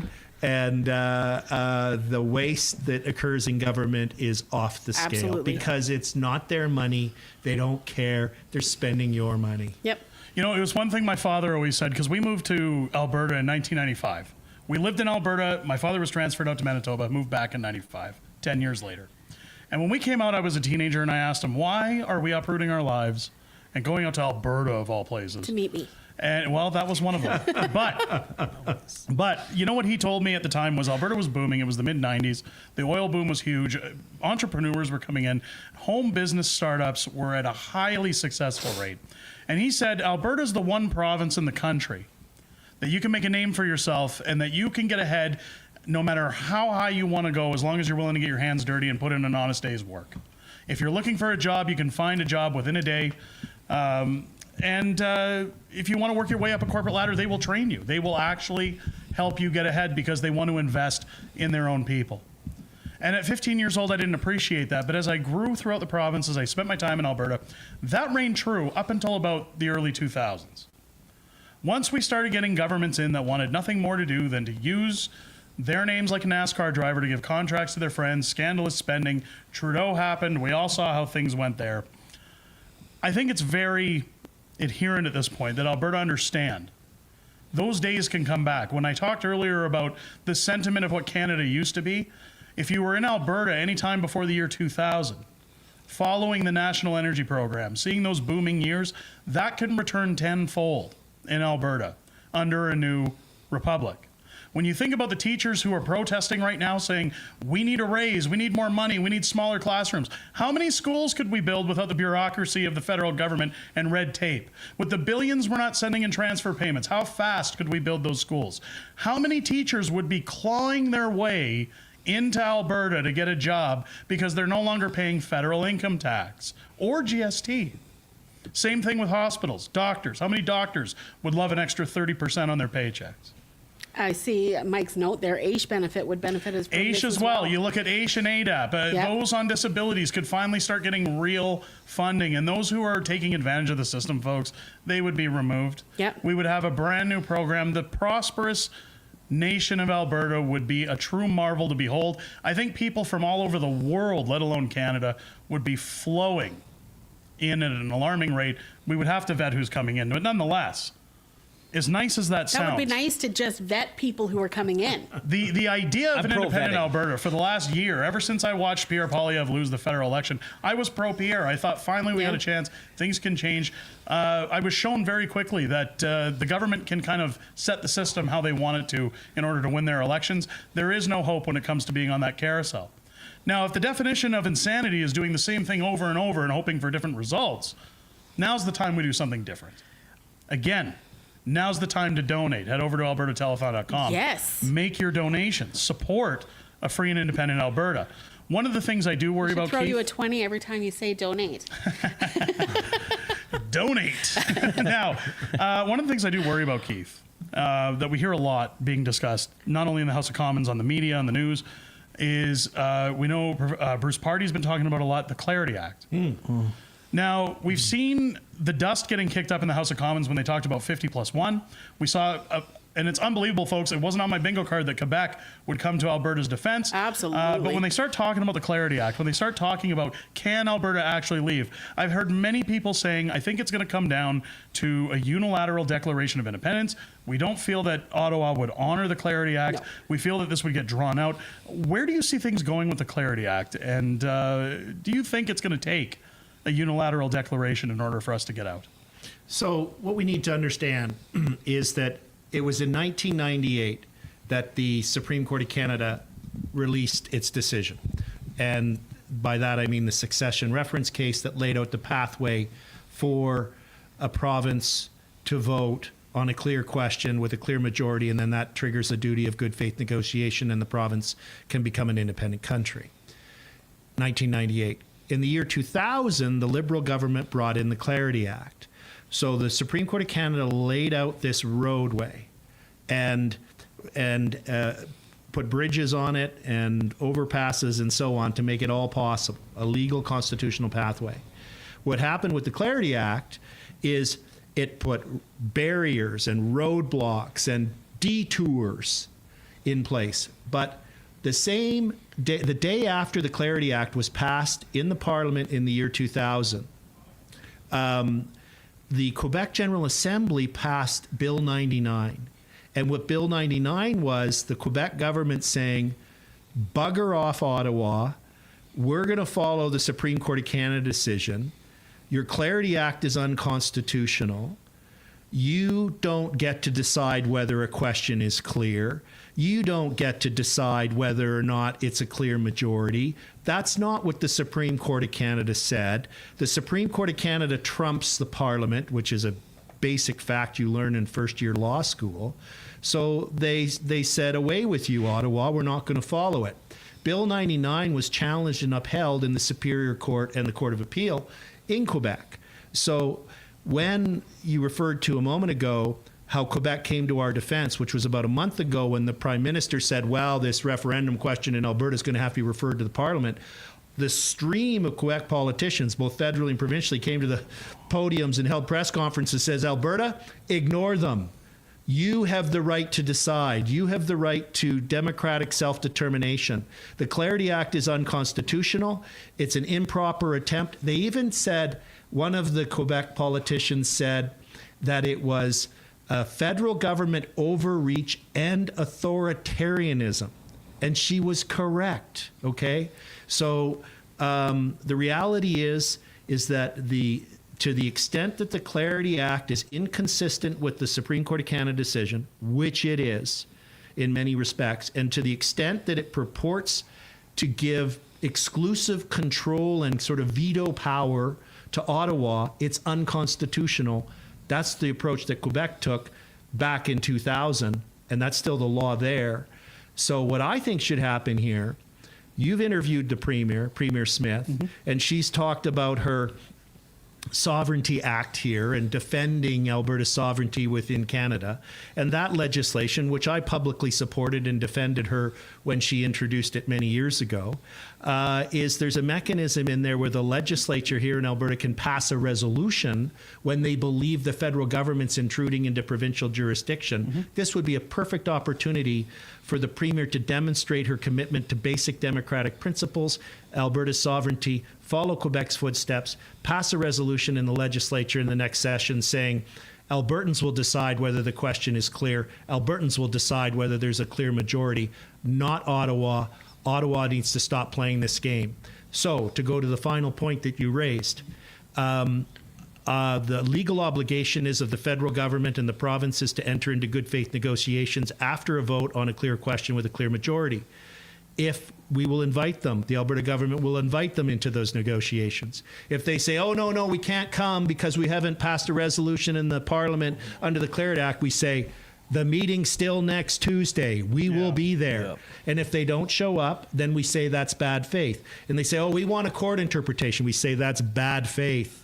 If you've got an obligation to negotiate in good faith. And we give them a period of days, just like I would in a litigation negotiation. I'm not going to play silly bugger forever with the other side. I'm going to say, all right, you got 60 days, or you got 90 days, or you got 30 days. And then we would reach a point. I think the negotiation should take 90 days because all of the things that we need to take over are known. Yep. Yes. Right? And the work of the Transition Council, we're identifying all those things. We're preparing term sheets and other things to help with the negotiations, to shorten the timeline. I think at some point the government of Alberta after the vote will say you've got 30 days.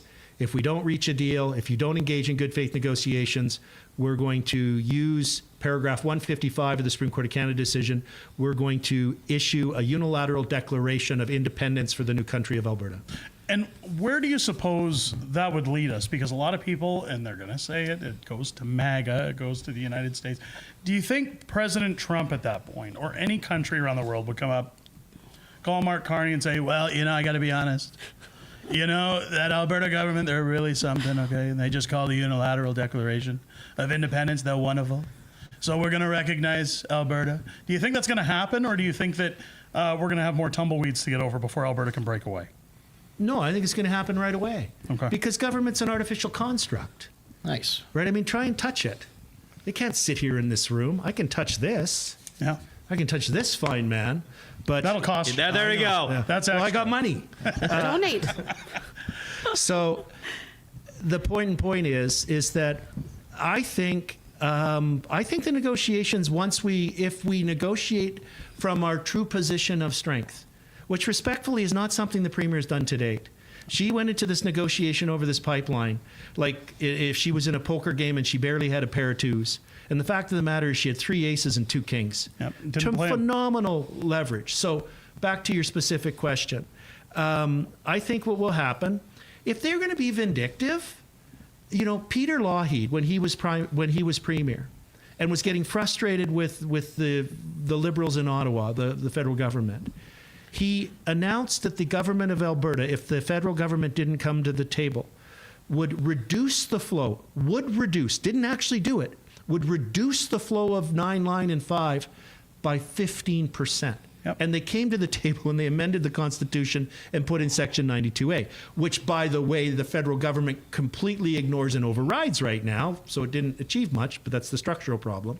My point is, if they really want to be mean and unfair and vindictive, we have phenomenal leverage. We can play ball. Have direct control over whether or not 2 major sources of the Canadian economy can carry on tomorrow, which is the supply of energy to their localities. So I think we have tremendous strength. I cannot see a circumstance. Somebody said, oh, well, the Canadian government would send in the army. Well, all right. I mean, let's just assume. I know. They're elbow cannons. I know. Okay. We'd all put on safety glasses because they might throw tampons at us. I get it. You could get an abrasion on your eye. But assume we actually had an army that hadn't been destroyed like the Liberals have. What are they going to do other than, arrest me?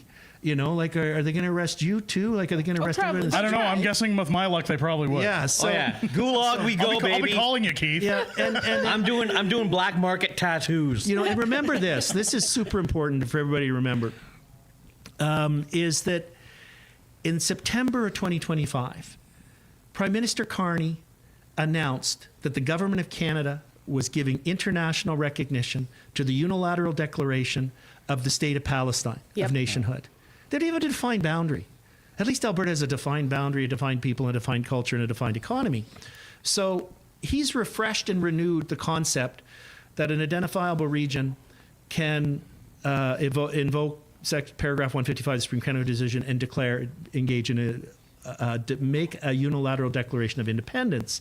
And that the Americans and President Trump's going to say, well, Prime Minister, you remember you did this in September 2025. I'm doing it now. Yeah, you did it back then. I don't like that you did that. Yeah. So this is, and the next country to recognize will no doubt be Israel. And there's at least 20 other countries that are going to recognize. And the most important country to recognize us is our largest customer and the largest economy of the world that we supply the most of things to, and not just oil. And we know they're going to. So we're in a tremendous position of strength. And I think what will happen is we'll enter into a bilateral agreement with the rest of Canada for mobility and trade. I have a son in Vancouver. I still want to travel to Vancouver. People are going to... BC, we ship $30 billion worth of oil through the TMX pipeline. They ship $50 billion worth of goods through Alberta on our highways and rail lines. I got a question about that. Why are we paying a toll to get our oil over there and they're not paying anything to transport through Alberta? The equivalent, if they put a $1 toll on the pipeline, that would be an equivalent toll on one of the containers, the container ships that come in from Asia that unload at Prince Rupert and Vancouver. 80% of those containers, which is 900,000 of them, an equivalent value for us to do a reciprocal toll would be $900 per container. Wow. So that would be like $800 million a year just on their container traffic. I can live with that. If they want to play the toll game. Oh, yeah, let's play. Let's play. Exactly. We'll all be rolling in the dough. Yeah. So it's so weird how at least our governments have, and maybe Albertans have, we think we're the underdog in this somehow. We think that we've somehow we need to apologize and beg. We literally go to Ottawa, please, sir, may we work harder and generate more wealth so we can give more of it to you and you can tax us harder. We've been treated as such for so long, and all the other provinces think we are as well. Yeah, and we have so much strength, so much inherent natural strength, and it's time for us to exercise it. I don't want to treat any other province unfairly. I want to have adults in the room having a fair and respectful discussion. That's what we can achieve. That's what we're going to achieve. And that's one of the things I always try to sell home on the independence talk was that, you know, people say, well, you're landlocked. No, we're not.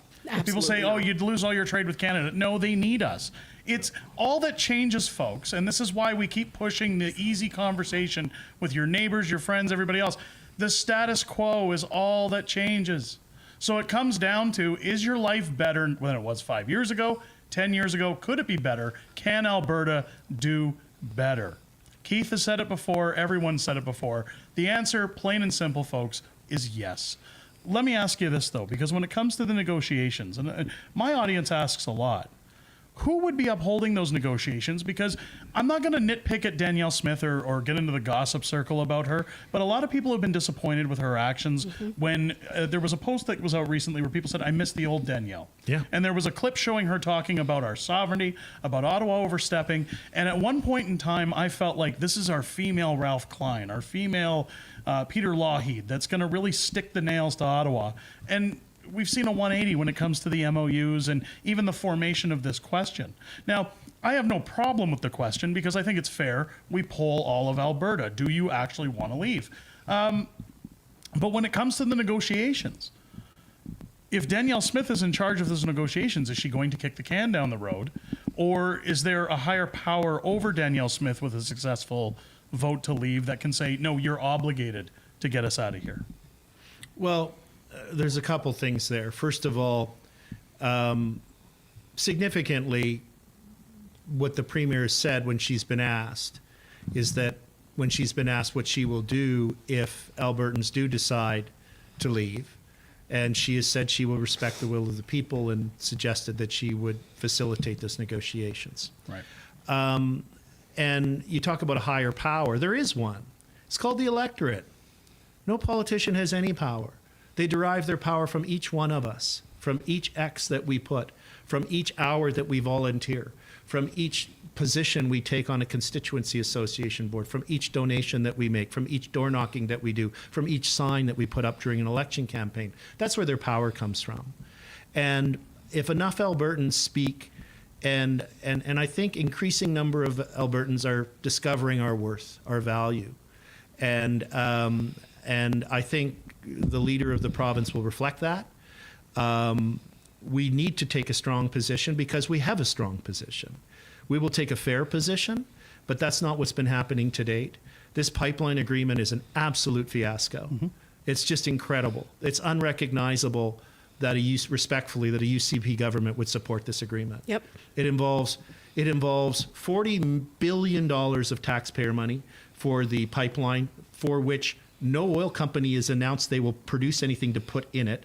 No, the 10% interest by Pembina Pipelines it's not even a cash interest. It's they'll get a 10% share of it. They're not putting money up.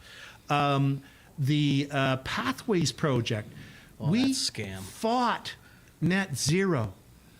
This agreement entrenches net zero. Yep. Our government just signed an agreement agreeing to net zero? Yeah. And nobody else is. No other country is. No, we're the only ones suckered into it. Yeah, and there's no market for it. Nobody in Asia or the United States, which is the markets, possibly some foolish countries in Europe might pay more, but that's not where we're planning on sending anything because that's not how the whole market flows work for oil. So it's remarkable what's happened. You know, the Stampede events and announcements were a complete flip. You mentioned 180. Yeah. Oh, yeah. It's 180. Yeah. It's not 10 degrees off course. That's where it's have reversing. The hard idea of understanding this. Like, if the pipelines that Mark Carney is supposedly offering, which will never get built, by the way, are so fantastic, why does it take the government investing in them to get them done? Why aren't companies investing? Well, Why aren't we getting private investors? At it. Because they're bogus. Yeah. They're non-profitable. No company would invest in something that's going to be a money pit. But let me drive a really important point home while we're on this. So I've just described $40 billion for the pipeline. We know it's going to be way more than that. They got to build a port facility. Oh, multiply by 4. Could you imagine the huge tank farm? And go on Google Earth and look at where the Tawasin Ferry is, the Roberts Banks, and then it's the airport, and then it's Stanley Park and stuff. the protests and everything to stop that tank farm there are going to be off the scale. There's a First Nations right there. But let's assume it gets built. 40 billion, then 25 billion for pathways. All of this is around 70 billion once you round up a little bit. Just to put that in perspective, because we keep hearing about billions here, billions there. The entire budget of Alberta for delivering health care, education, our transportation, our roads, our bridges, our LRTs, all of the things that the province delivers is $70 billion. Unbelievable. And this announcement has been made, all goes on the taxpayer. We have an affordability crisis in Canada because it's been driven by inflation through out-of-control government spending, ridiculous taxation. This pipeline announcement makes all of those things worse. Now, the good news is an MOU is non-binding. All of these agreements that have been announced, including the Pathways Agreement from last Monday, are non-binding. The UCP needs to do some soul searching. Its leadership needs to have an honest look in the mirror, and they need to say, all right, maybe we didn't get this right, and fix it before they sign the binding agreements and commit all of us.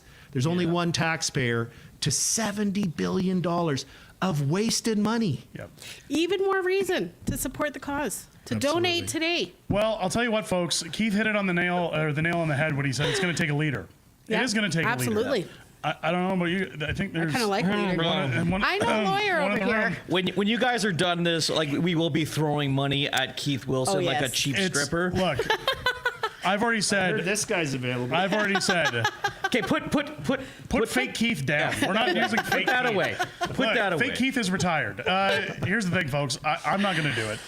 You don't. I said it last night on stream. You don't want me in charge of Alberta. No, he would be extreme. Ruthless. Yes. It would go from El Presidente. 0 to Buenos Aires, El Presidente coming to you. We're going to build a wall around Alberta. It would be so bad. We need Keith in the driver's seat. I think he's the guy. Absolutely. He's going to lead us over the finish line, folks. And all of these TPAs are going to get us over the finish line. Head out now, albertatelethon.com. Again, reach into your pockets. I want to see records broken tonight. I want to see those massive, massive numbers. We want these TPAs flush with cash to ensure not only Keith, not only Tanya, not only Kathy Flett, not only Jason Levine, not only Corey Morgan, all of them. Yes. All of them can get us over the finish line when it comes to the October 19th vote. We literally have one shot, folks. Let's not waste it. Get over. Donate now and show your support. 65. Yeah. 65K. There we go. Let's go. I want to see 6 figures by the end of the hour. Is this folks. included? Like by the end of the telethon, we got 66. There we go. That's what I like to hear. 6, 7. That's, Dance. Now, as we wrap up here, folks, we're going to be heading back to Airdrie for. Back Is to it Calgary? Is it going back to Calgary for Max and John? I thought it was going. Sorry, my bad. I thought it was going into Paul's Pizza. Max and John will be headed back to Calgary. John had to get back to his lair, I think. Back to his lair. Back coughing. He's taking all that money and running, I think. No, I'm joking. Folks, please, albertatelethon.com. Yes. Reach in, donate now. Do what you can to help out. Every dollar helps. I want to thank Keith Wilson for joining us in studio tonight. He's been busy as hell, folks, but it's good to have him in here. Everybody for setting this up, and John Bolton. Everybody for joining today. It's been amazing. The incredible work so much. everybody has done. Wow. Amazing. This was slapped together in such fashion, folks, and it's very heartwarming to see not only our YouTube community, but the multiple YouTube communities coming together, ensuring that these TPAs are and everybody well-funded. behind the scenes making sure it went as smoothly as it possibly could. Max, Critical Compass, everybody that's been behind there. John for putting this on, even though I still think he's a vampire, but that's He totally time. is. And Keith Wilson for joining us. This is huge. We got the boss man himself. Guys, donate to all the TPAs. The future El Presidente of Alberta. Questionable pizza choice. I'll do his speeches for him. Hey, welcome, El Presidente has spoken. How many medals can we get on his chest? There will be no more MOUs, no more wacky pipelines. We're just going to get our leverage in place. Remember this. Momentum is power in politics, and we know who has the momentum. We know who's going to win. Yeah. Yes. Alberta can do better, folks. Show it in numbers. Let's go. We can do better. Let's go. Bye. You stood on those stone cold government steps, faith and freedom, loud and clear. Folding chairs and town hall stages,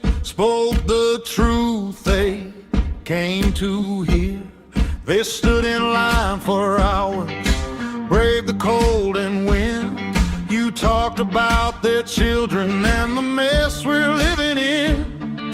From the back row of the hall to the front row of the fight, you said if they're gonna hear us, it's gonna be tonight.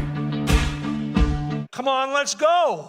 So that's going to be the battle cry for our movement. Let's go! You came to sign on the freedom line. Ink on paper, hearts on fire. Every name like gasoline, kicking up that rebel choir. Let me shake your hand. Thank you for your time. Find up voices, strong and true. You stepped up for Alberta. This one's for you. I feel like I'm with friends here. Yeah, and that's exactly correct. That's what the whole thing with all these events are for. People understand that they're part of a group of like-minded people that think and have the same ambitions and goals as they have. You stared down that lens in your studio light. Coffee gone cold, face pale from the night. From the dark hours to the evening show, you hit go live and refused to let go. Slow roll down from Edmonton, high beams cutting through. Northbound up from Calgary, every small town waiting on you. Truck stop coffee cooling between petitions in the rain. Car tables and gravel out sharpening every name. You came to sign on the freedom line. Ink on paper, hearts on fire. Every name like gasoline, kicking up that rebel choir. Let me shake your hand. Thank you for your time. Fight up voices, strong and true. You stepped up for Alberta. This one's for you. Again.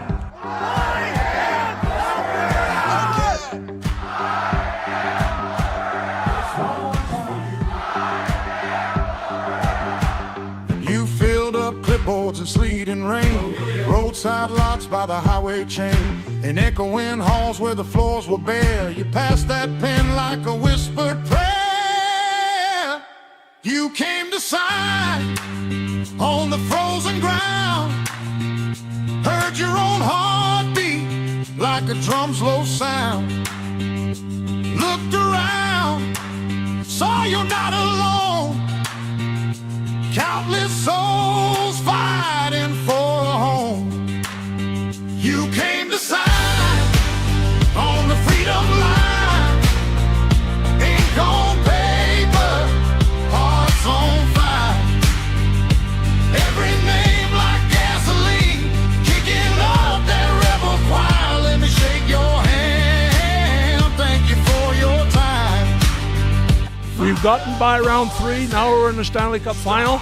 And away we go. Thank you very much. God bless all of you. For Alberta, and I raise this one to you. This one's for you. You stood that line. Alrighty. Now I'm joining my internet people. Finally. Are we back? We're back in the house. Welcome back. It's good to be here. John Bolton with you 11 hours after I was on earlier this morning, and it is really great to see you again. It's been a long day, but I'll tell you, it has been an exciting day. I'd like to thank everybody that made a donation today. I really appreciate it. And there's still time to go. We've got another hour of the telethon. We will be throwing it back to Paul's Pizza shortly. I'm going to be heading out there with my wife and all the people that have gathered out at Paul's Pizza. And if you want to go out, you still got some time, and I'd love to see you there. First off, before I move on to Paul's, you can make a donation. AlbertaTelethon.com, as Fringe said. Let's get the numbers up. We can still raise money. Generally, telethons make more money during the evening. And if you're out there and haven't made a donation, AlbertaTelethon.com, pick one of the TPAs, Third Party Advertisers, and make a donation now. Before I move on, I want to thank some people, but I want to thank the guy beside me. I said on a video I did earlier this morning on my channel that Max is like Cher, Prince, and Madonna.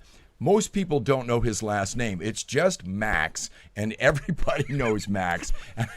I have to tell you that this would have been impossible without Max and Jager Gustafson. Jager, for giving us this remarkable space we're in right now. Coming over here, helping out with the technology. But this guy right here was running around this afternoon and doing amazing work for about 6-7 hours yesterday. We lost the internet today. He was sweating buckets, running back and forth to get us back on. Max, thanks so much. Thank you. Thank you. I'm crying. Thanks, buddy. Thank you. You know how much we appreciate you, right? You've been running around this province for what, a year? Going to every damn place in this province. You've been to every town here. We love you, pal. We love you. Thank you so much. You know that? Well, everybody does. Thank you. Yeah, and I also want to thank everybody who were watching. Some people. I wasn't expecting that. Anyways, I wanted to thank you everybody for watching all the social media accounts, and don't forget to give a last stretch for the telethon, because I'll tell you why. For someone who has, John Bolton was saying, who has been driving all over the place, countless oil changes, gas, and everything. What I can tell you is that in order to organize something like a town hall takes a lot of money. So how much money do we have here? Like, if you will look at the numbers here. Well, we're well over $100,000 today. Money is still coming in. At the website, by the way, AlbertaTelethon.com will live on until October the 19th. Yeah. But continue. Yeah. So just give you an understanding, because we see all those numbers, those like 65,000 and all those numbers that you see there. Just to give you some perspective, for instance, if you organize... when Let's Talk Alberta organize their town hall meetings, their costs can go anywhere from $5,000 to $8,000, just one town hall meeting. So when those guys from, let's say, Let's Alberta decided to do a town hall meeting, when Jason Levine decides to do a town hall meeting, there are some costs attached to that. Even if you bring speakers from the outside, you have to bring, you have to bring people, like you have to pay hotels, even their planes, gas money, all those things add up. So you can easily get $5,000, $7,000 just for one town hall meeting. Yeah. So that's why it's important, as we are going through this process prior to October 19, to contribute as generally as possible. And I can tell you a story. Some people told me that who work at the government even, who are not going to attend a town hall meeting because they fear about getting the loss, to lose their jobs. There are people who cannot just the reason why I'm doing those live streams is because I got people who tell me in part that they cannot. You can't come. They can't come because if their boss or their family finds out that they were in an independence town hall, they're gonna get lose their job. Maybe they're gonna lose their jobs. I've seen people who lose their job just simply attending a town hall meeting. I've seen people who were discarding their families for the same reason, families breaking apart because of that. So a lot of the challenge that we have here as a community is to pass that those barriers, in fact. But I can tell you from the money perspective, it takes a lot of money to organize events like what Keith Wilson was saying, is that we're going to do this, going to protect the signs, going to replace the signs. That's another cost as well too. So when I see 65,000 people, $65,000 from let's what's the name? Let Alberta decide. Yeah, thank you. Yeah, let Alberta decide. I really think that this money will be gone in a month. Yeah. In a month. Yeah. And we're not even in August yet. So that's the priority. That's the importance to contribute to Alberta Telethon and all those TPAs.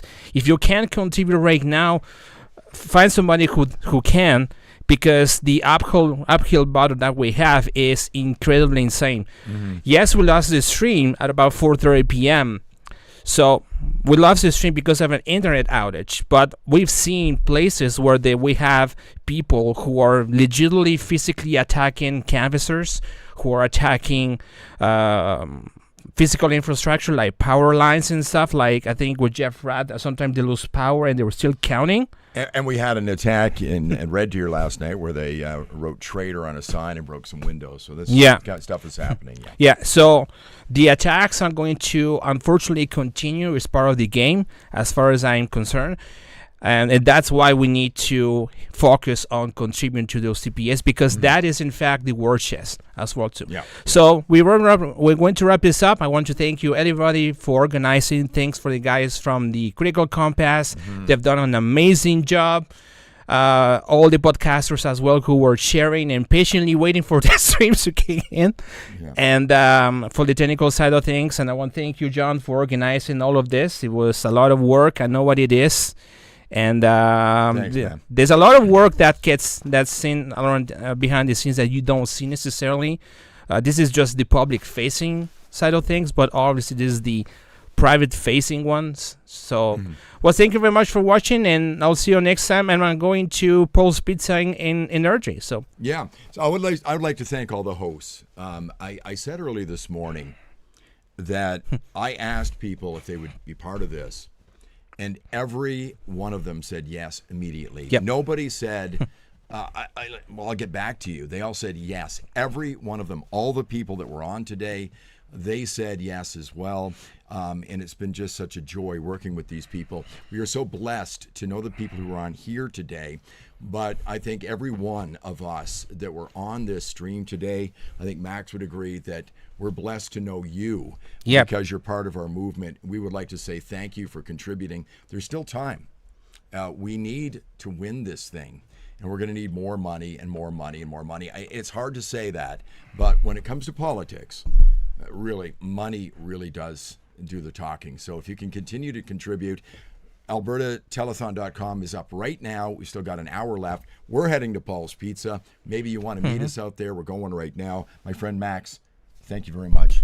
Thank you so much. And we will talk to you again soon. see ya, my autistic or my internet autistic friends. I always keep saying all the time. I always say that. Okay, thanks, guys. Thank you.